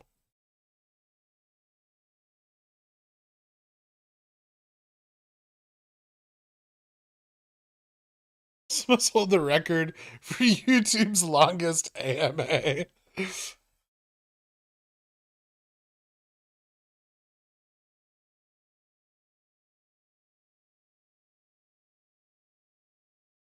I don't see how there could be a MOASS after the split. It doesn't make sense.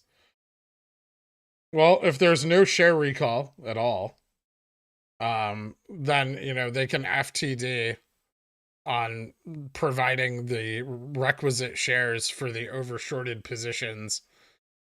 And we can see, you know, those covered within one FTD cycle. Which they got sued for by literally everyone.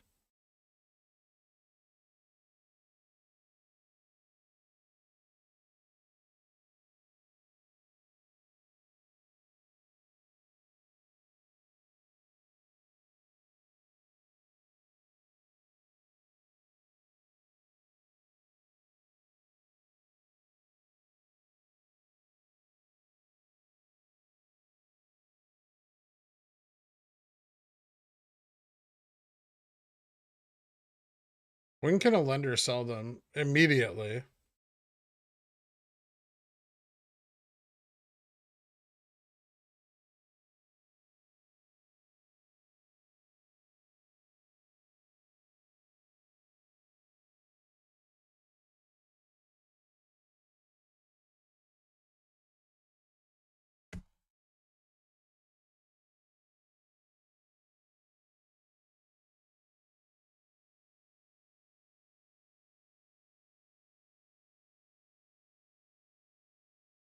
Post MOASS, when do you think the best time to buy back into GME?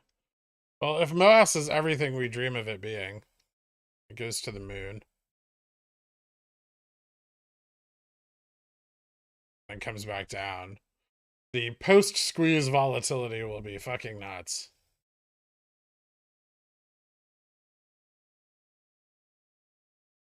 So, probably here. If you even have time to get an entry there. If not, then, you know, the next one. Or the one after that.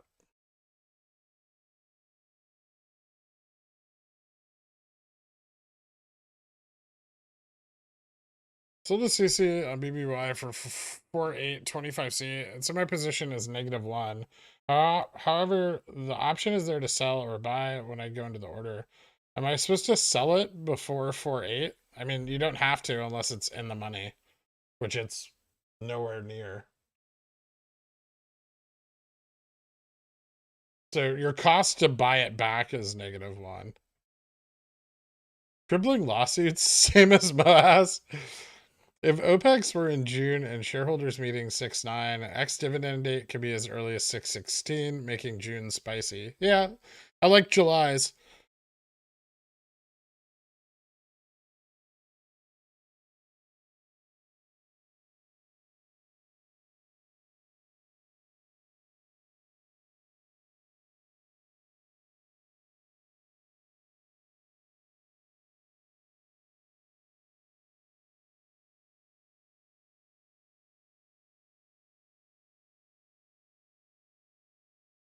They need to buy back shares to return to the lenders.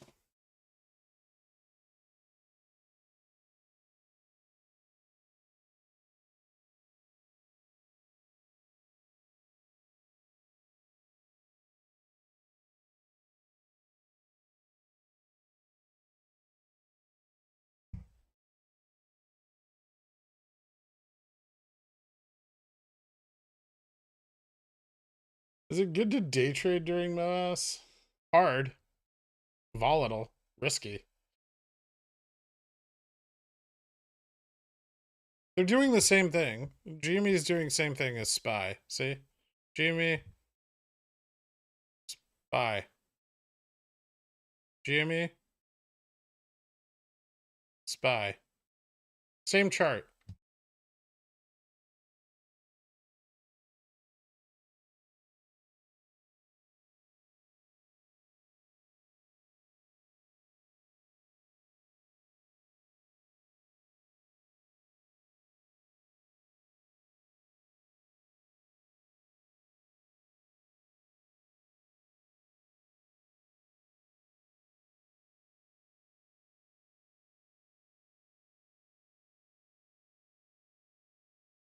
GameSpy.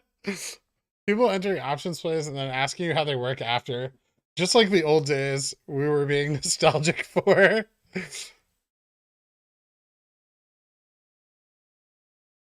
you think SPY keeps running tomorrow? Yeah, probably.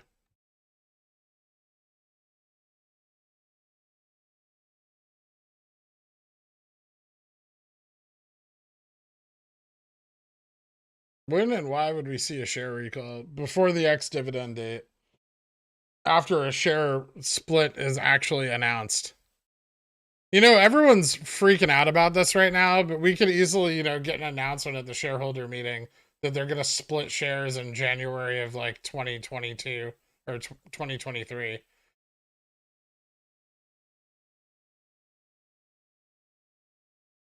Relax. Wait for more information.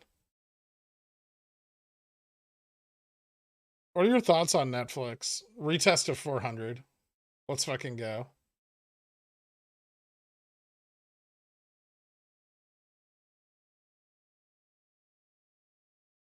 Just don't look at the price. GME's just doing the same shit, though. In essentially the same range. It's just active fund buying against CNS. After CNS closes, there'll be some divergence.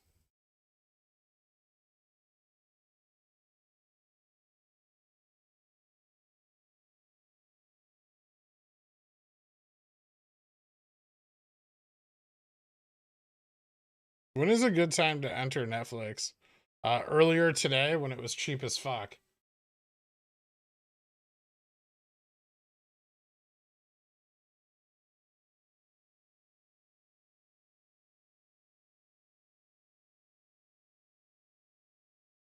They didn't miss it, but it's chasier now. It's still below its like support resistance that I was targeting.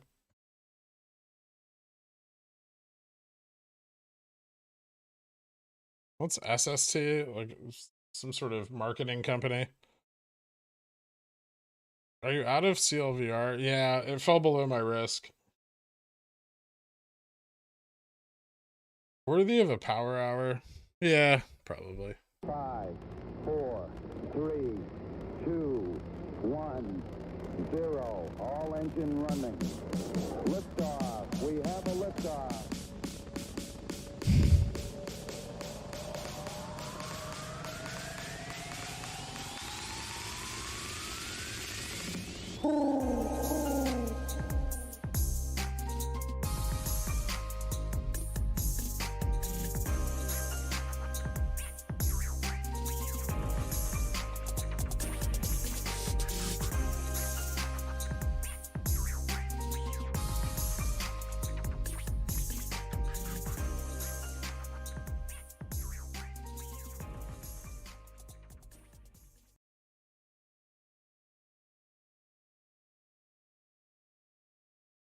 3:10-ish.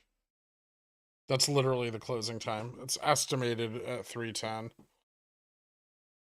Because the reports have to be submitted by 3:30.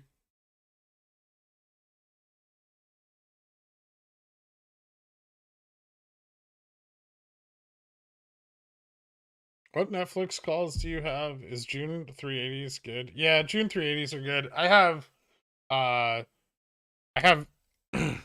April 14th 380s, June 380s, and July 380s and 90s.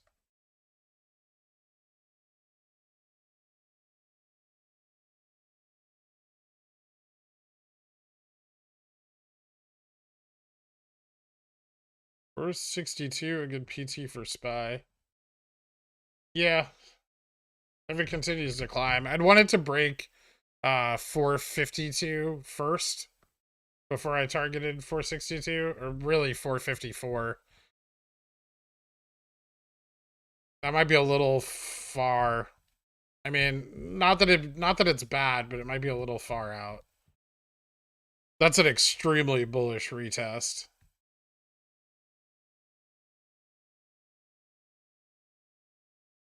Yeah, April 14th.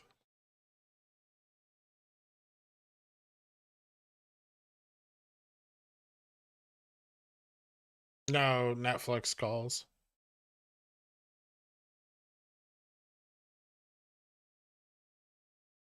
You think Chewy is a good entry point on the 1-day scale? I don't think Chewy is a good company.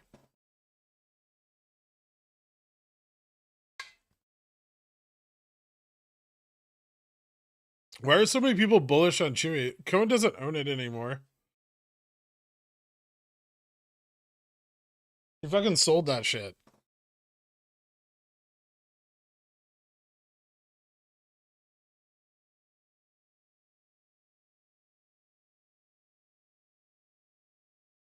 Wait, add a docu here or staying in? Probably gonna stay in. I mean, I feel like I'm in the money enough, right? Just, I think 111's easy.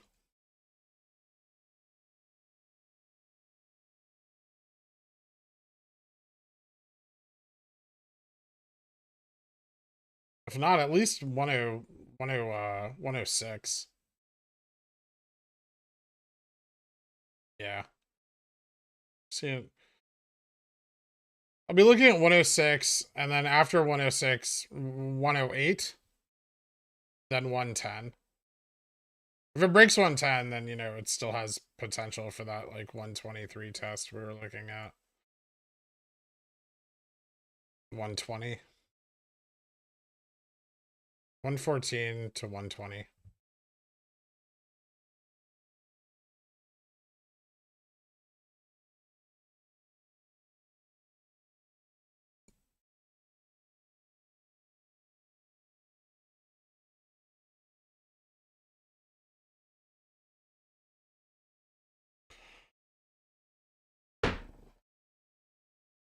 How long are you holding the Netflix 414 380? Probably a couple more days.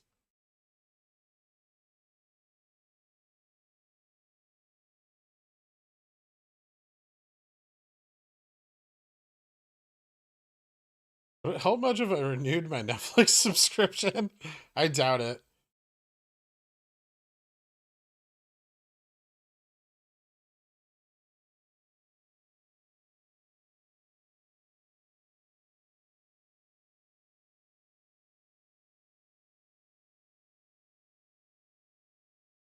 You should have bought the low on V, probably.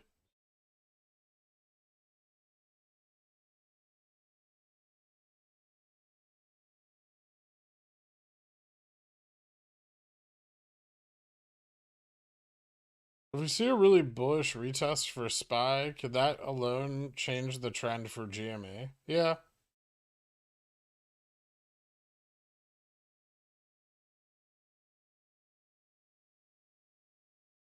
You mean 380s? Nice, rims and tims.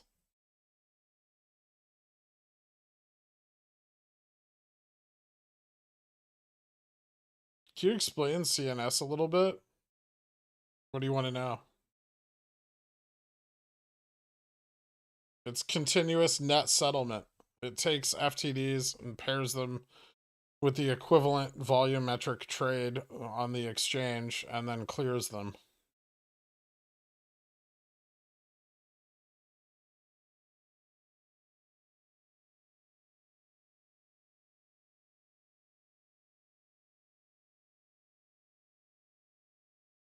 Ew. Keep going up.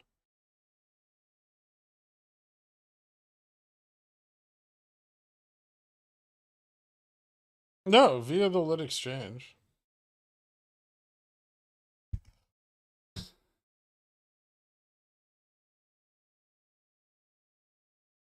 Why is it such a big thing? Because it clears out their FTDs. And through ETFs, they can open up multiple pipelines to stuff those FTDs into, which means they can clear even more of them faster.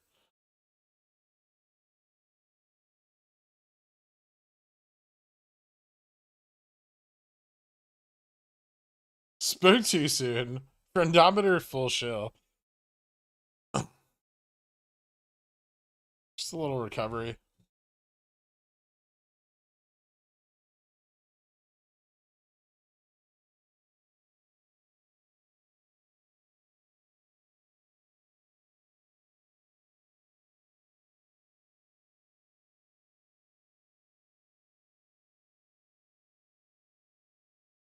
Can you redraw the Wyckoff? I don't think I need to.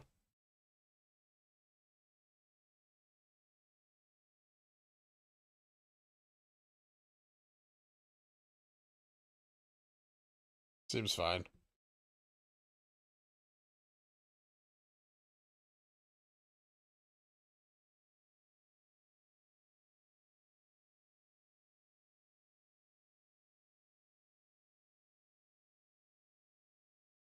I'll update it when we get another peak. I don't think we saw that today, but I mean, maybe.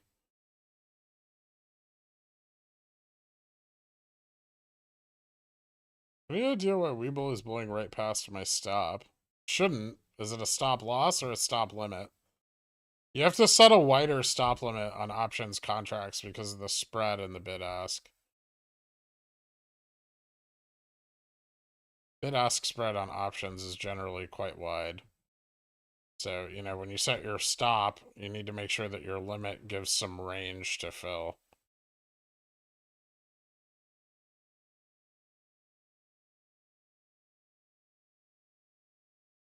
Otherwise, you'll gap over.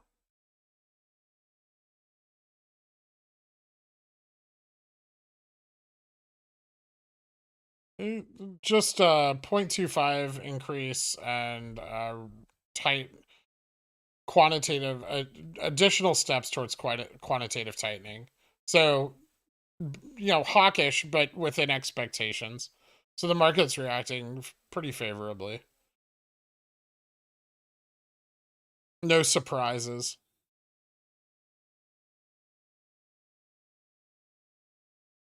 Thoughts on you. Which one is that? It's the...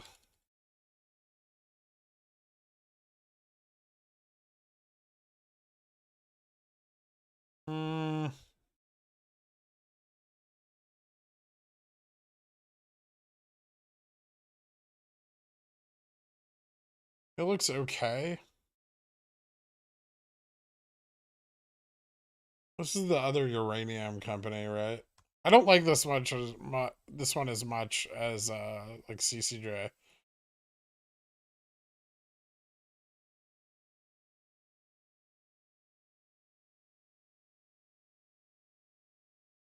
I wouldn't target it for weeks though. That play is like multiple years out.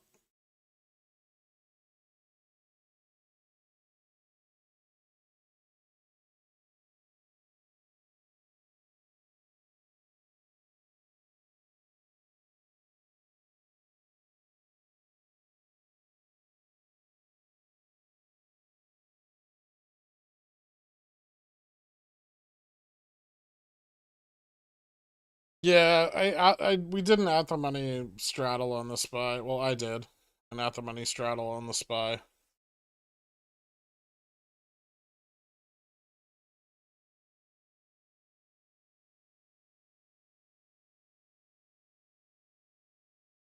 What is this Wyckoff stock, and how can I lose money on it? Thank you, Brian. How much range to fill is a good rule of thumb? Uh, it depends. It depends on the liquidity in your strike. If there's not a lot of liquidity and the spread is wide, like you generally want to give yourself more room. If you have a highly liquid strike like GME 180s, for example, you can tighten it up a bit, but usually I try to give myself an equivalent spread in my stop and my limit as is represented in the underlying contract. So, if the bid ask spread is like 1.01 in the chain, I'll try to give myself at least that.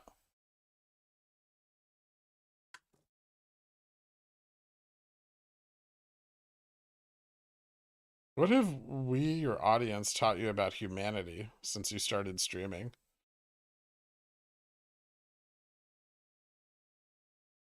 That people don't really do their jobs. So many people watching this stream are at work, just not working at all. Which is awesome, and I fully support them in that. But I was like, there's no way anybody's going to watch a stream that's on literally only during business hours. Wrong. I'm not going to lie, like, work from home definitely changed that, but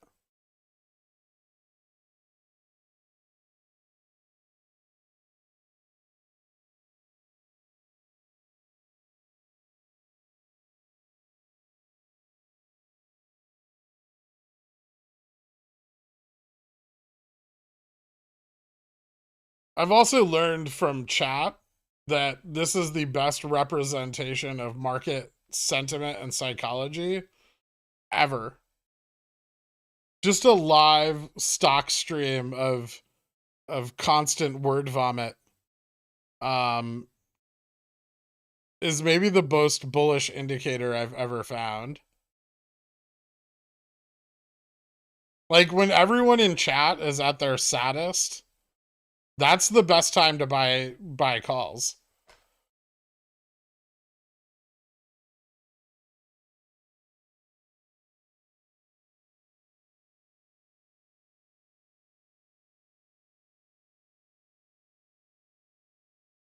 Should it just roll? Or you could just take profits and buy back in later when it's cheaper. That's another option.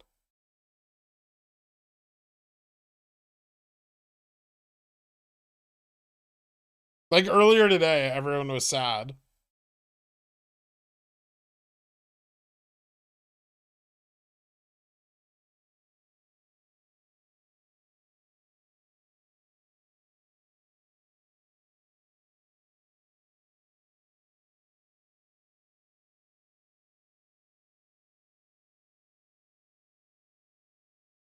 The sadness indicator.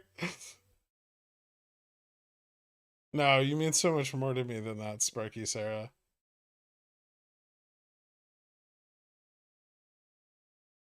Sorry for not joining your Discord. I lost money trying to day trade GME. Now I need to recover my lost money with your $5 monthly membership. You don't need to subscribe to be a member. I mean, I talk about pretty much everything in the stream anyway. I appreciate the sentiment, but it's not a requirement. Just drop a like and subscribe and ring the little bell. That's all the support I could ever ask for.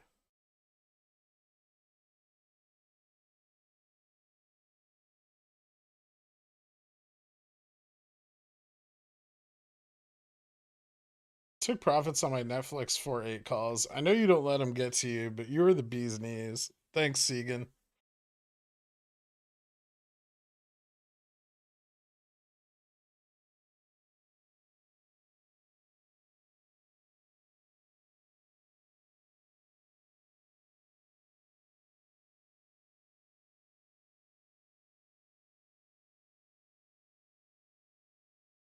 bullish as fuck on depression.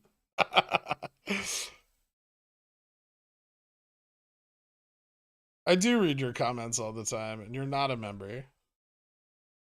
I don't like prioritize that.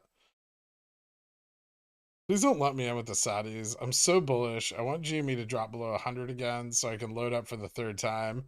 CC's post MOASS. Let's fucking go.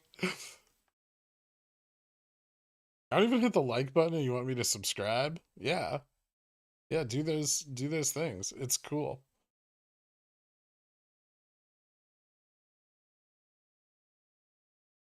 What advice can you give someone who is fully committed to trading options for the first time on a non-gambly contract? Buy 30% in the money leaps.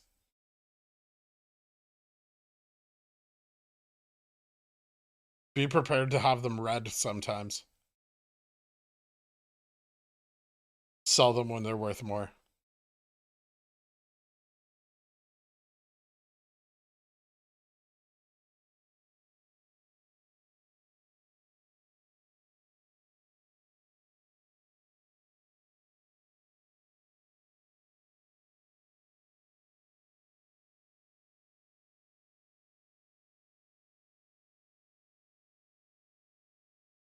You told me it was a requirement.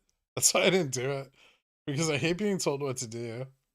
Oh, yeah, it's not. Do you take profit on your cover calls and sell new ones? I did. I pulled my contracts back on the run this morning and then sold new ones at the top. Pickle fucking Morty. What do you got to say? Can we all take a moment to thank Papa J-Pal for single-handedly unfucking my portfolio after a catastrophic week of misplays? I know I'm not alone. Now let's hope Papa Cohen drops that fat turd of bullish news on them hedgies tomorrow. Thank you, Russell, my jimmies. I've literally paid money to announce things we're looking at like friends. Just pay attention. Hugs. The fuck, Dad. You can do better. What have I spent all these Ko-Fis for if that's all the SST you're gonna buy? Ride with us for Lambos or food stamps. I just don't think it's ready to do its thing yet. I think there's time. I'm just more patient than you guys. You fucking YOLO into deep out of the money bullshit in like a 2-week time frame.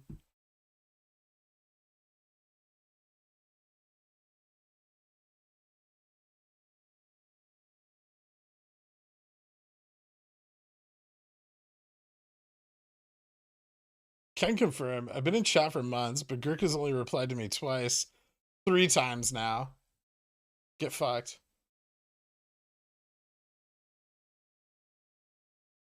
You read more of my stuff now that I'm poor than when I was a pigeon whale.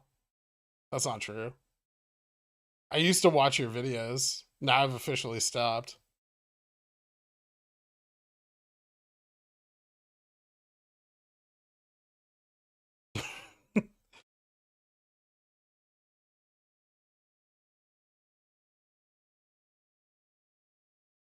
How important is memorizing candle patterns to TA?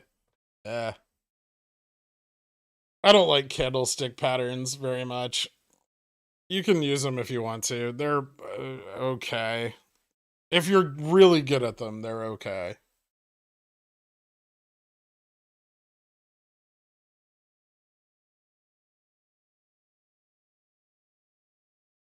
I'd like to get a refund on this OnlyCabs membership. I subscribed and each photo costs an additional $69,420. Unsubbed and unliked. Listen, turd.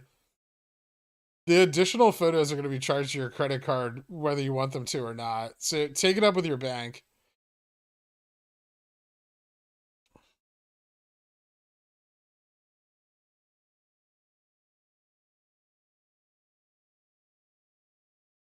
Here in Germany, it's nearly 10 p.m., so I can watch after work. Tesla dead? Coming back a little bit. But, I mean, your position apparently is so far out of the money, it's completely fucking unachievable. So even if Tesla bounces and regains like 1250, I feel like you're still not going to actually make money on it.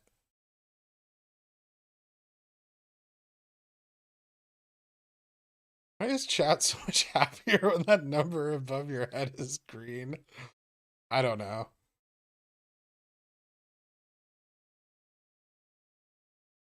Ew. Go back up.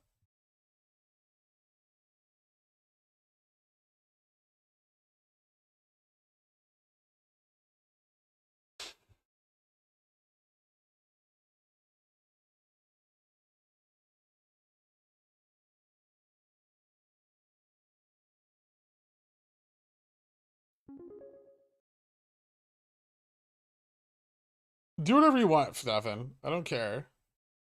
Can you look at Bbby wedge? Just let me know if you would use the big broad shoulder or the narrow shoulders closer to the head. Still trying to learn what's best to look at. If it's a big shoulders, it looks like it could drop to fill the gap at 16. Thanks for everything. There's nothing more boring than checking long positions.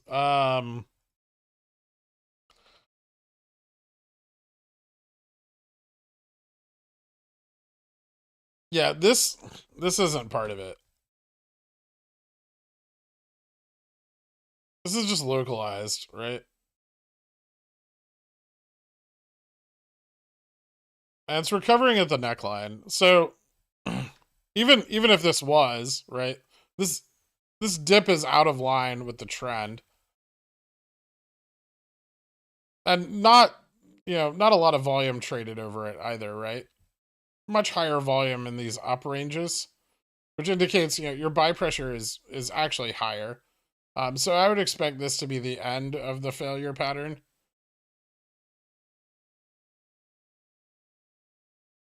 And a move towards at least consolidation, right? If you take out both extremes, it failed, fell to the lower trend, looks like it's bouncing.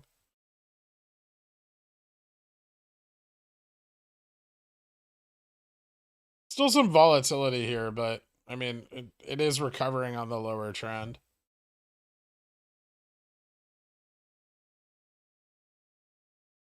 I don't think it's going to fail down to 16. Not after it held 20 as strongly as it did through that massive period of shorting.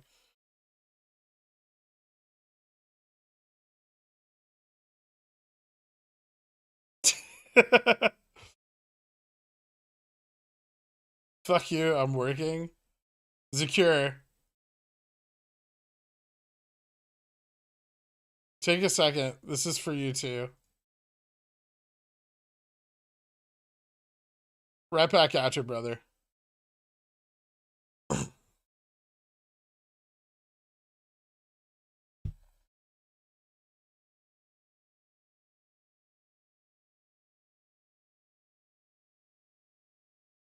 Dirk once made a clip of explaining my question, and I hold it dear to my heart forever.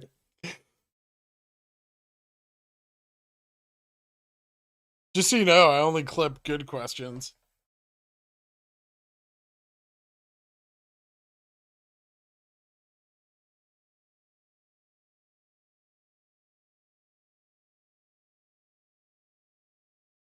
Everybody stop whining about their attention getting. Sparky X, thanks for becoming a Cornishon, dude. I appreciate it, man. Tesla hitting 1500 by end of week. I gotta sell some of these calls. Jesus Christ. I can't trade options. I have 3x long ETFs since beginning of the year, so I can grab 0 as nearly this week before the drop. But why are you so far out? Like I understand you're trading like the bull ETF, but your price targets are astronomical. It's like you bought at the peak for a higher peak.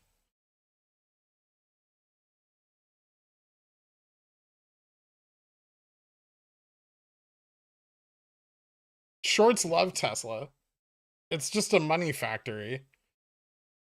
Don't ever assume that it'll hold any high.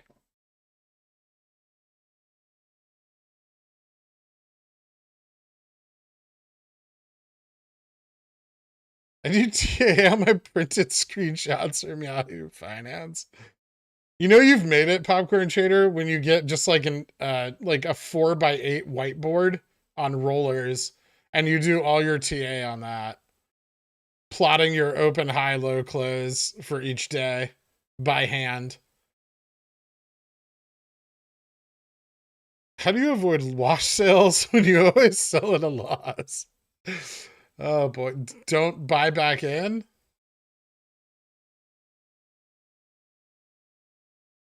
I usually leave your stream on if I leave the house during business hours. My cat has probably seen more of your stream than I have. Have you tried getting your cat to trade your portfolio yet?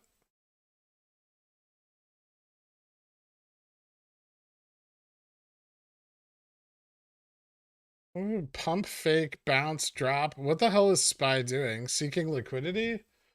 Not really. I mean, we had kind of a dip into this morning, right? As you know, Fed news was expected. And then we stabilized and traded within a pretty tight channel up until the Fed announcement, in which, you know, there was some bullish price action, which led to a spike.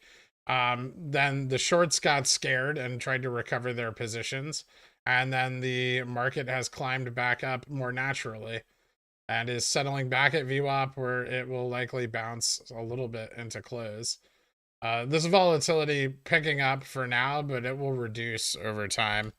So this big move in volatility you see here, where volatility is increasing into the announcement point, will then decrease over time and either break up or down, depending on market sentiment.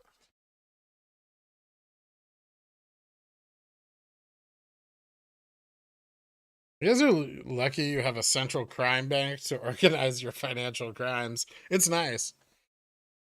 Thoughts on AMD? What's it back up to?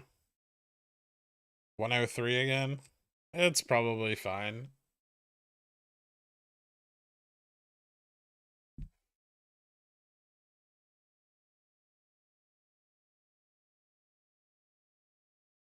Do I get commission via donation when I start making money? No.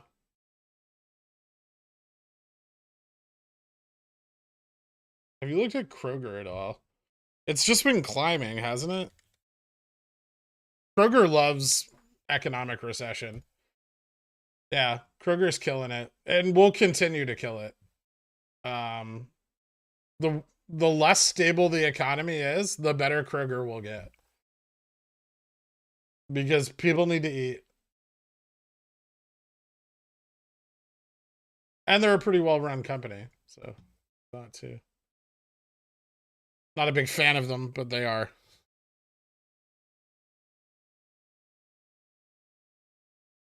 It's a nice, boring buy and hold for a recession.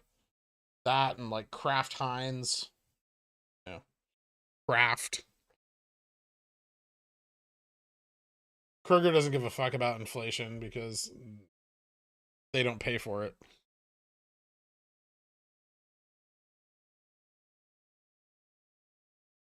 Holding your CCs overnight? Yeah.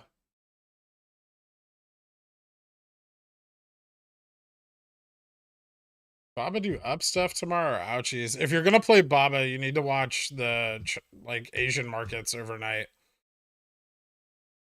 Shenzhen and Hang Seng, and Shanghai.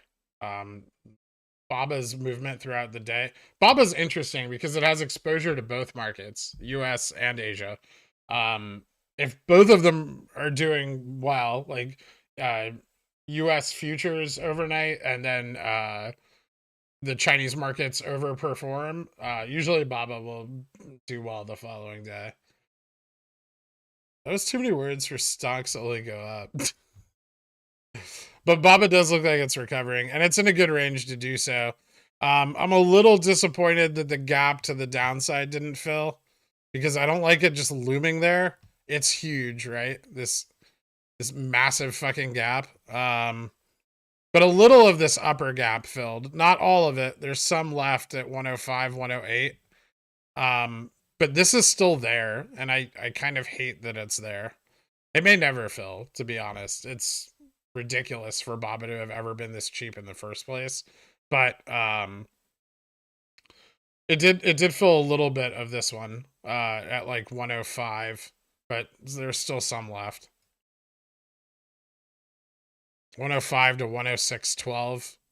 So yeah, that could fill overnight maybe. But now there's a gap to the upside.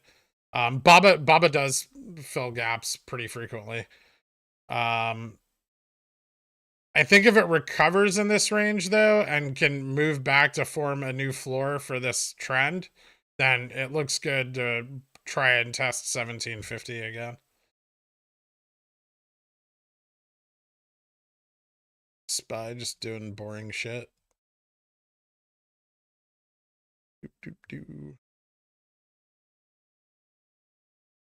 You will start making commission off my trades via donations if I ever stop making money. Oh, you don't have to do that, man. It's fine. If you made money on a trade, I probably did too, right? Are you talking about Chad Kroger? Gap fills is for squares. I'm not a huge fan of them, but they're okay if they're close enough. They're better in highly liquid assets than they are in illiquid ones. Illiquid ones just gap all over the place. Like I would say like GameStop and DDS have very unreliable gap fills. But things like the SPY, they're a lot more reliable. SPY, Baba, Amazon, Google, FANG stocks, Tesla. If the CERN merger fails, I will buy you a Kroger. If the CERN merger fails, I'll buy you a yacht. No, I won't. I don't have that many puts. I'll buy me a yacht.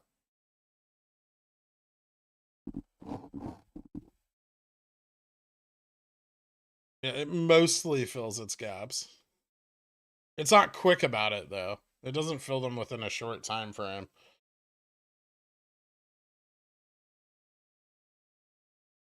What are FANG stocks? Facebook, Apple, Amazon, Netflix, Google. FAANG.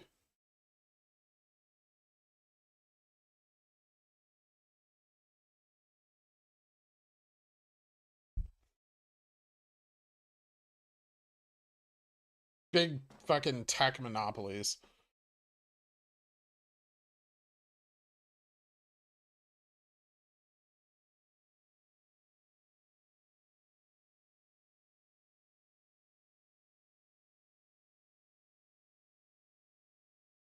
SPY and volatility, explain like I'm 5 you just did, was amazing and will be evidence when we close the day back at 44.57 on ES futures where we were pre FOMC. Yeah.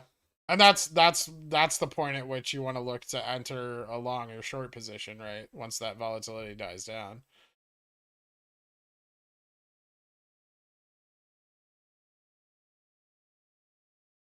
What's ironic is GME is the only green thing on the right side of the screen, but the other green thing is my covered calls on GameStop.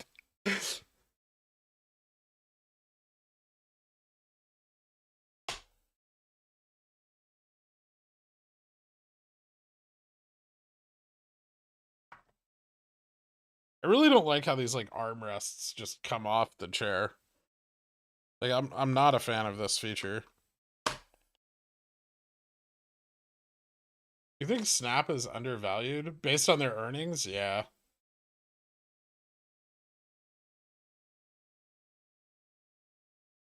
They've beat their last 4 earnings.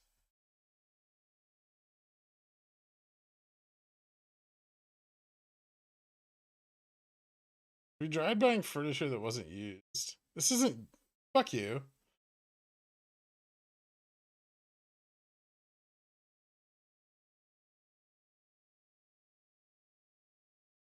GameStop is not a FANG stock. Not even close.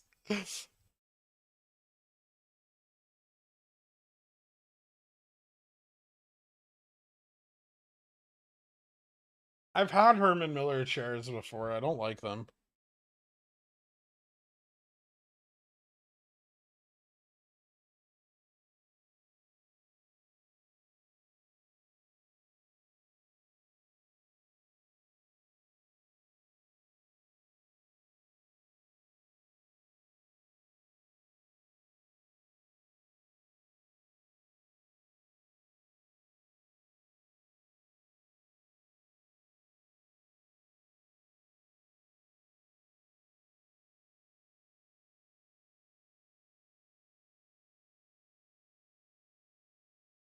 Have you tried the Embody?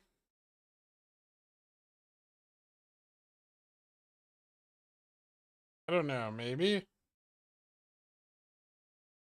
I had an Arion.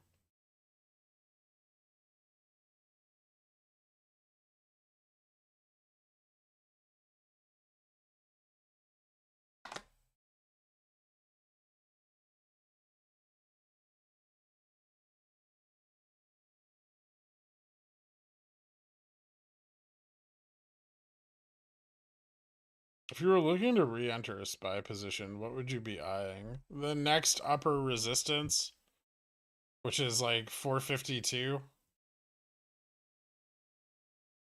I don't know what happened to the line, but it's there.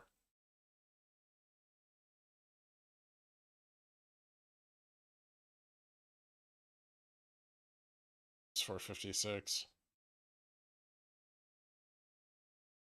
Is it 456? What's 52? GameStop? GameStop 52? Getting my resistances mixed up. Hold on.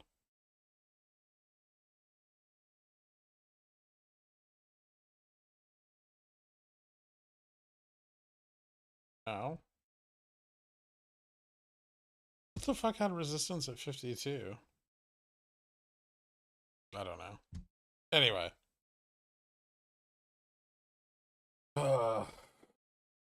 SPY 450. Right here, like 450, 56. And there's some resistance at 447.50. So if it breaks through 447.50, I'd be aiming 450, 452. 450 is just psychological, but it can present resistance. It did here on the previous leg of this run. So I'd expect it again.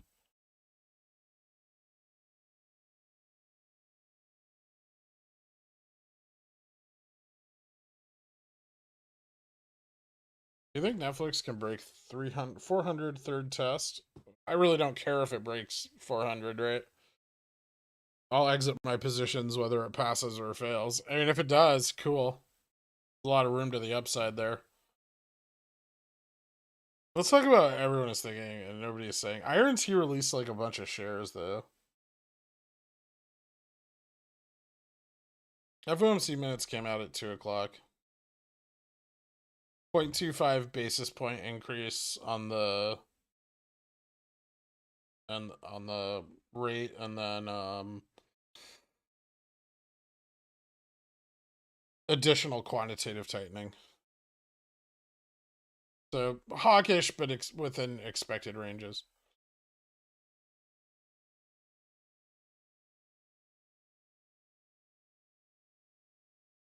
I don't like chairs that don't have headrests. That's why I got rid of it. I know. It's like the headrest is bad for you, but fuck them. Maybe I'll get the Razor Herman Miller chair. That one looks more comfortable. It's ridiculously expensive though. It's like $1,600 for a fucking chair. I mean, don't get me wrong. I know I spend a lot of my time in it, but and I'd never tried one of these like gaming chairs, so I figured I'd give it a shot, and it sucks.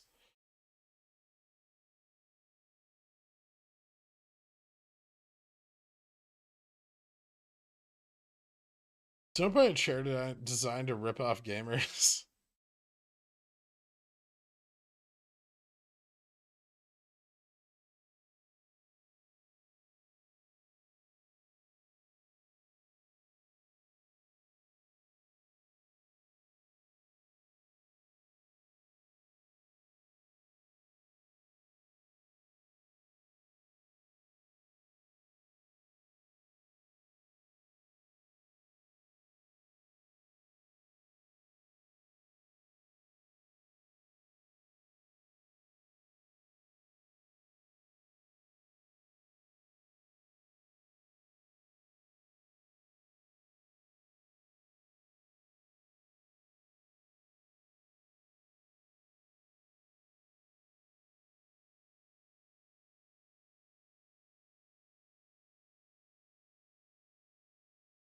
You get a sensory deprivation tank so you can float in hypersalinated water while trading. OG feel.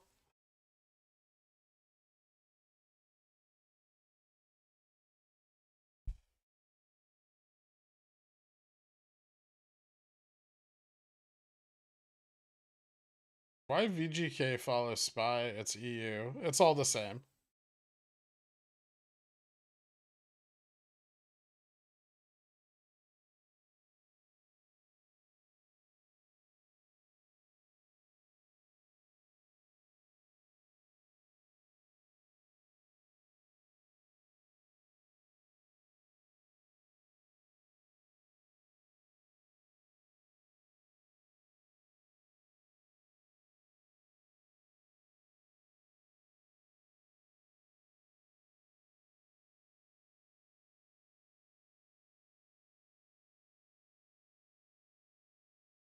Gaming chair, same like bucket seat. Kind of. Like an uncomfortable one.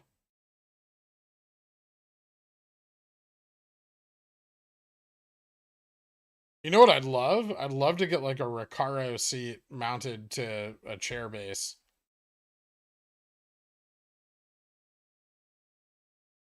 That'd be awesome.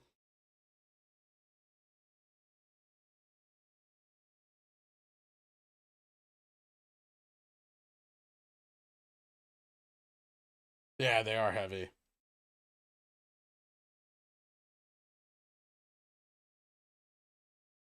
They have racing ones that are lighter weight, but they have like luxury ones also.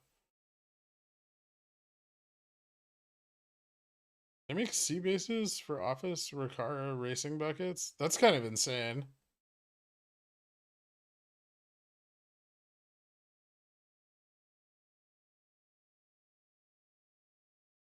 So you can see the Ferrari logo and you move your head.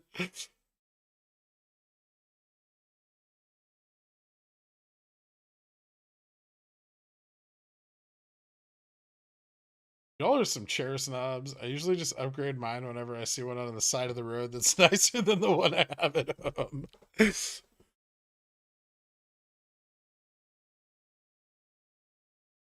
I asked my imaginary wife if we can have one pigeon whale for my birthday, and she said I need to finish VWAP first.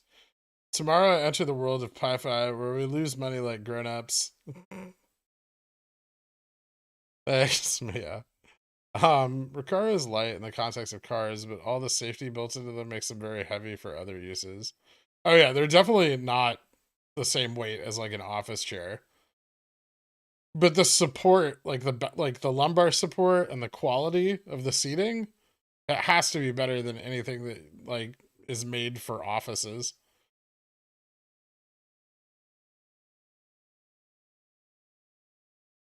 See you tomorrow, Dominic.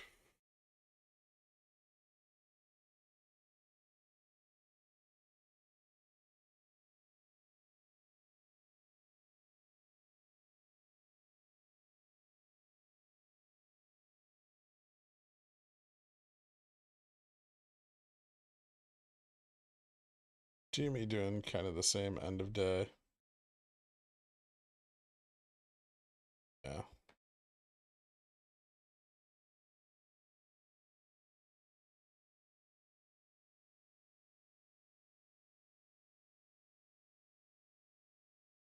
Thanks, Tanksimus. I appreciate that. Cooler than your coworkers. What are your thoughts on using 2007, 2008 SPY chart to make plays on SPY today? History doesn't repeat itself that precisely. Also, there are a lot of different effects at play. I don't think there's a lot to get from that, frankly. Totally different cause and effect.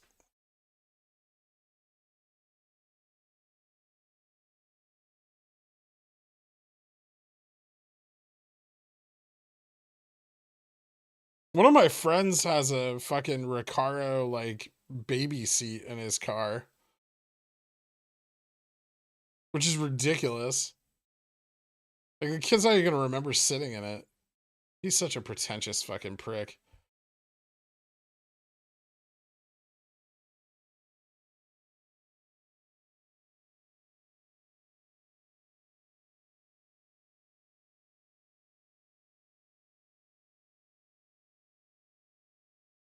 Spy's doing goods. It's doing ups. Is the overall market going to hold for the rest of the year?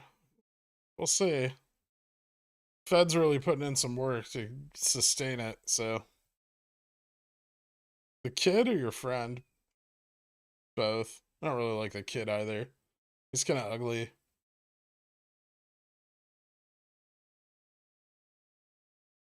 He's a little bit snotty too.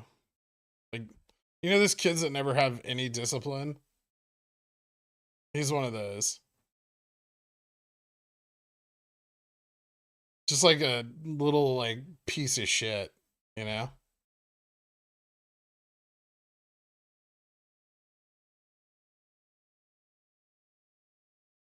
Got rid of my 230Cs. It's really struggling.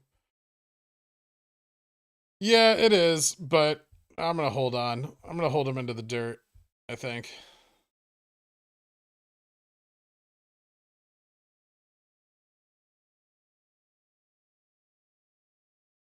The kid's 3? He's like 3.5.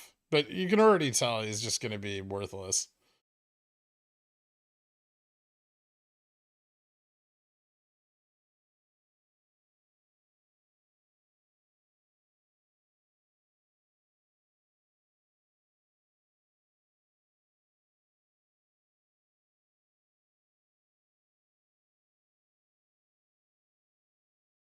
Oh. You have to just, when you capitalize something like that, or just write random letters, I just assume it's a stock ticker trash Dan.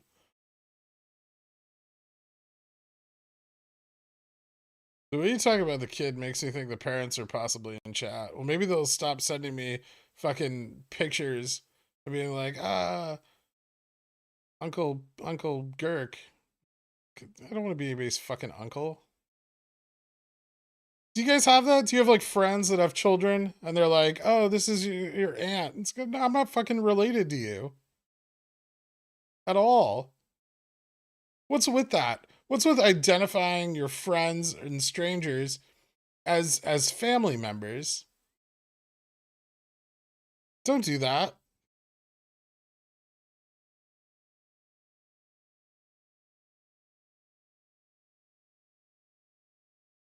Why would they want me to be a sugar uncle? They've got way more money than I do. His wife's a fucking neurologist.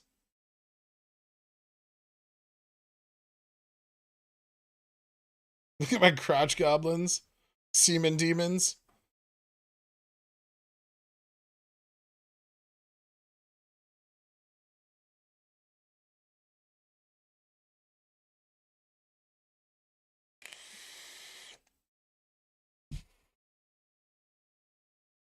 Calm down, it's your son, some dude. Do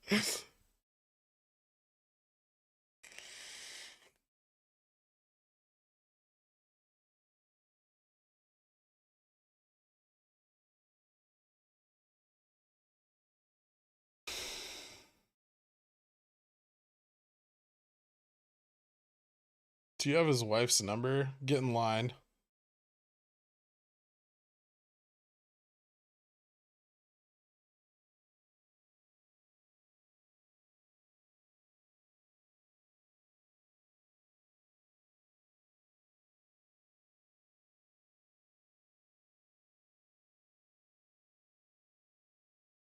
Pulls child over, points a Greek on screen.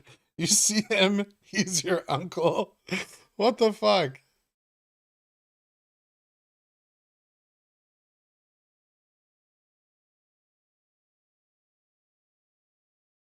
The degeneracy really does run deep with medical doctors.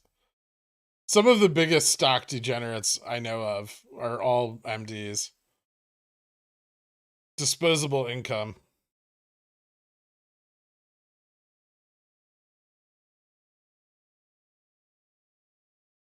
Thoughts on cat entry moving forward? It's looking better. I mean, it held its resistance. It's broken back to the upside. I mean, the best entries were probably here around 213, right?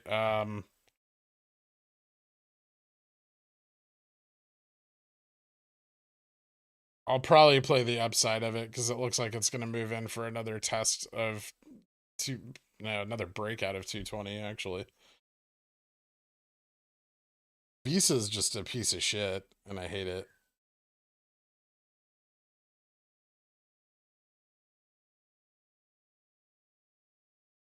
How's the SPY doing? Still can't decide if it wants to be up for the day. It's going to run 10% overnight. Once all those people that bought nano contracts get burned.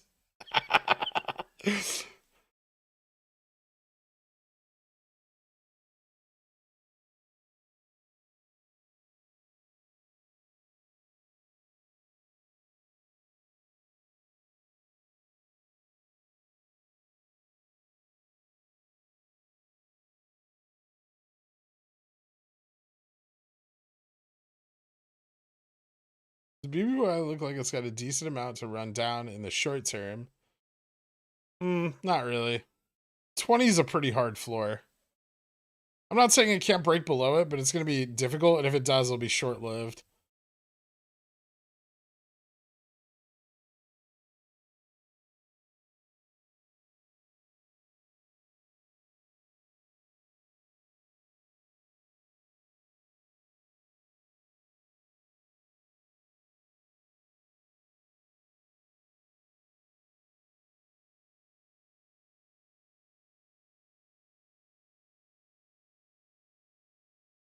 How do I know he'll be a piece of shit when he grows up? He's like 3.5 years old. He's not made to read anything or learn anything. There's no discipline. His parents buy him whatever he wants so they can ignore him. His closest relationship is with his caregiver. And I don't think she likes him very much either, because he's rude, insolent little shit.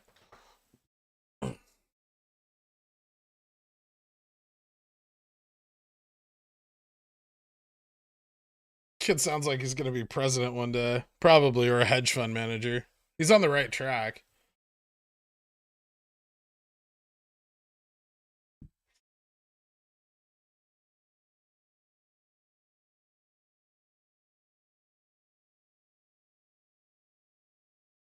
No, I'm not the caregiver. Don't talk this way about your nephew.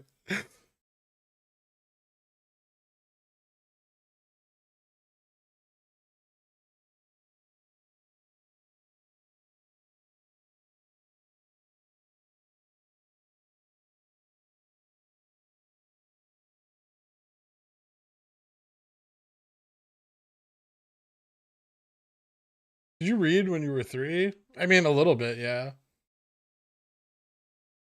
I wasn't reading like Dickens, but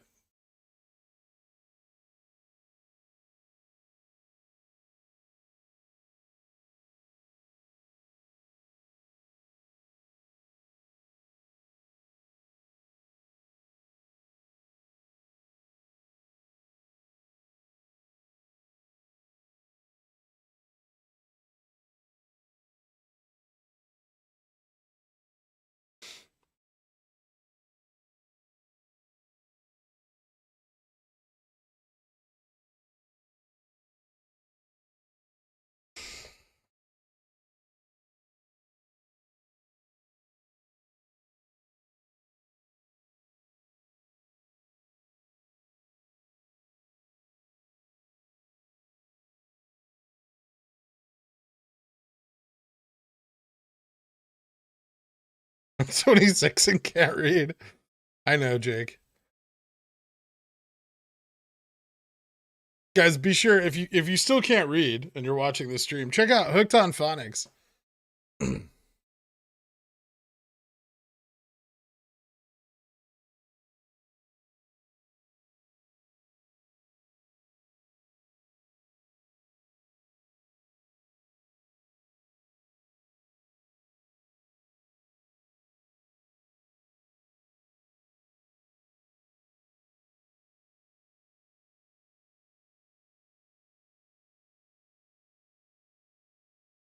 Thanks, Secure, for dropping the link.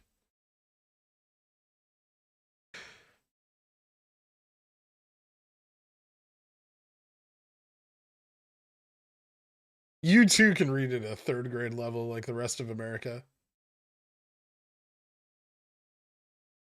In 3 short months, your grades will go from C's to B's. Eric Schilling for Hooked on Phonics now. You know it.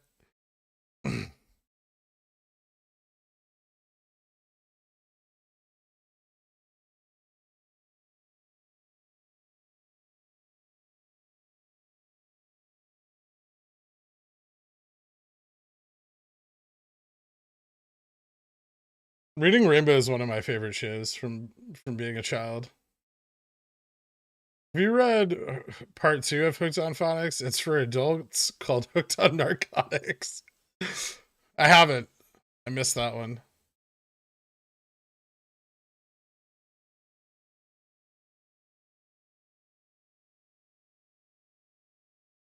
I don't have any Hooked on Phonics promo codes. Sorry.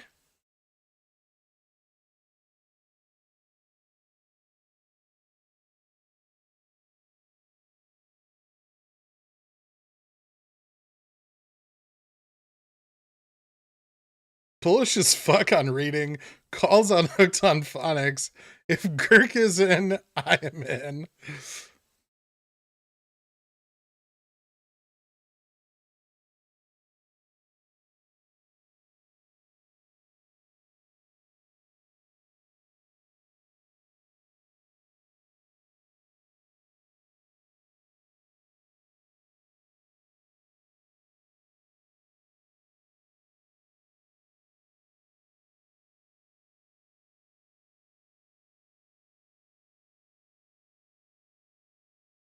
I don't get Audible. You know, as a grown-up, why are you paying your parents to read to you still?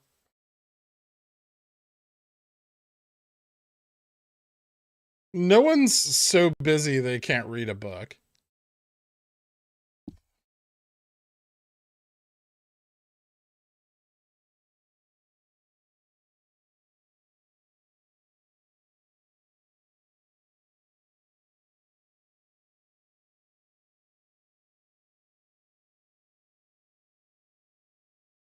I know you do, Trash.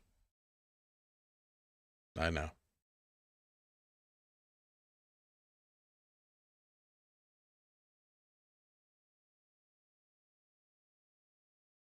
I love it when your irrational judgments line up with my own.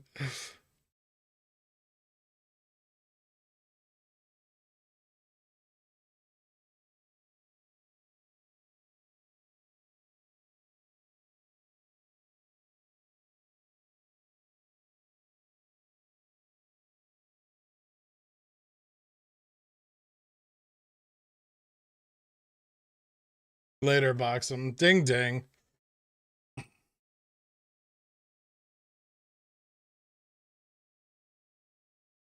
Whoa, GME MOASSing. No.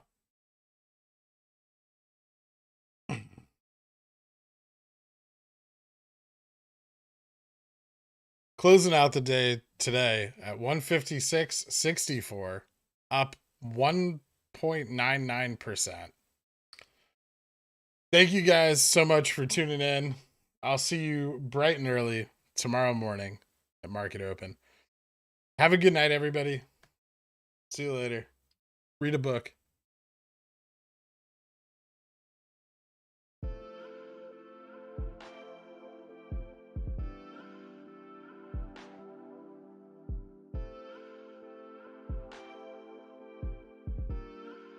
Secure, I'm not their uncle. All right. Take it back.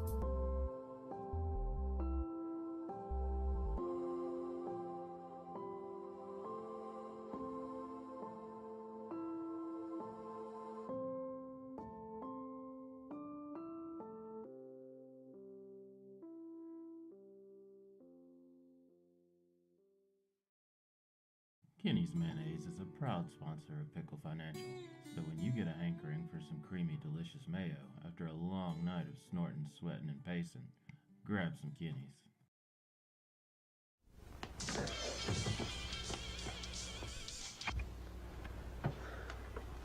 It's yours? No, Mother said she found it in your closet. I don't know. One of the guys must Must have what? Look, Dad, it's Where not did you get it? Dad, Answer me.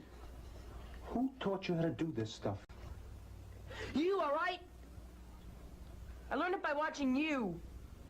Parents who buy weeklies have children who buy weeklies. Just some pickle fiend fuckers, not a cult, no. Like them AMC suckers, not a cult, bro.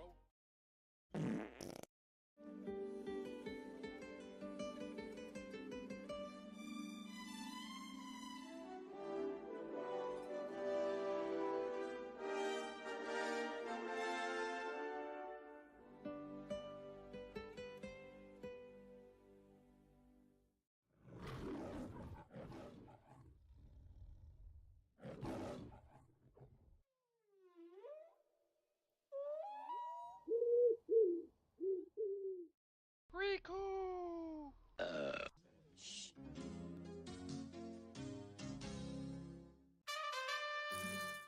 Sit, Krian, sit. Good dog.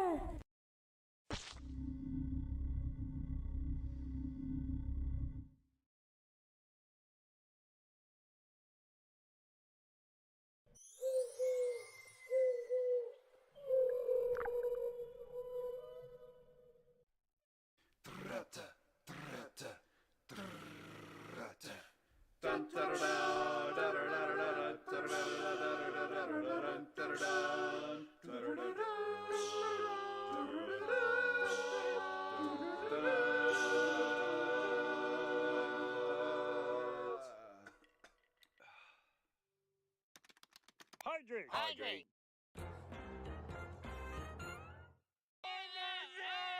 Did you get any of that? It's a good show. Not an advisor. Frigulon.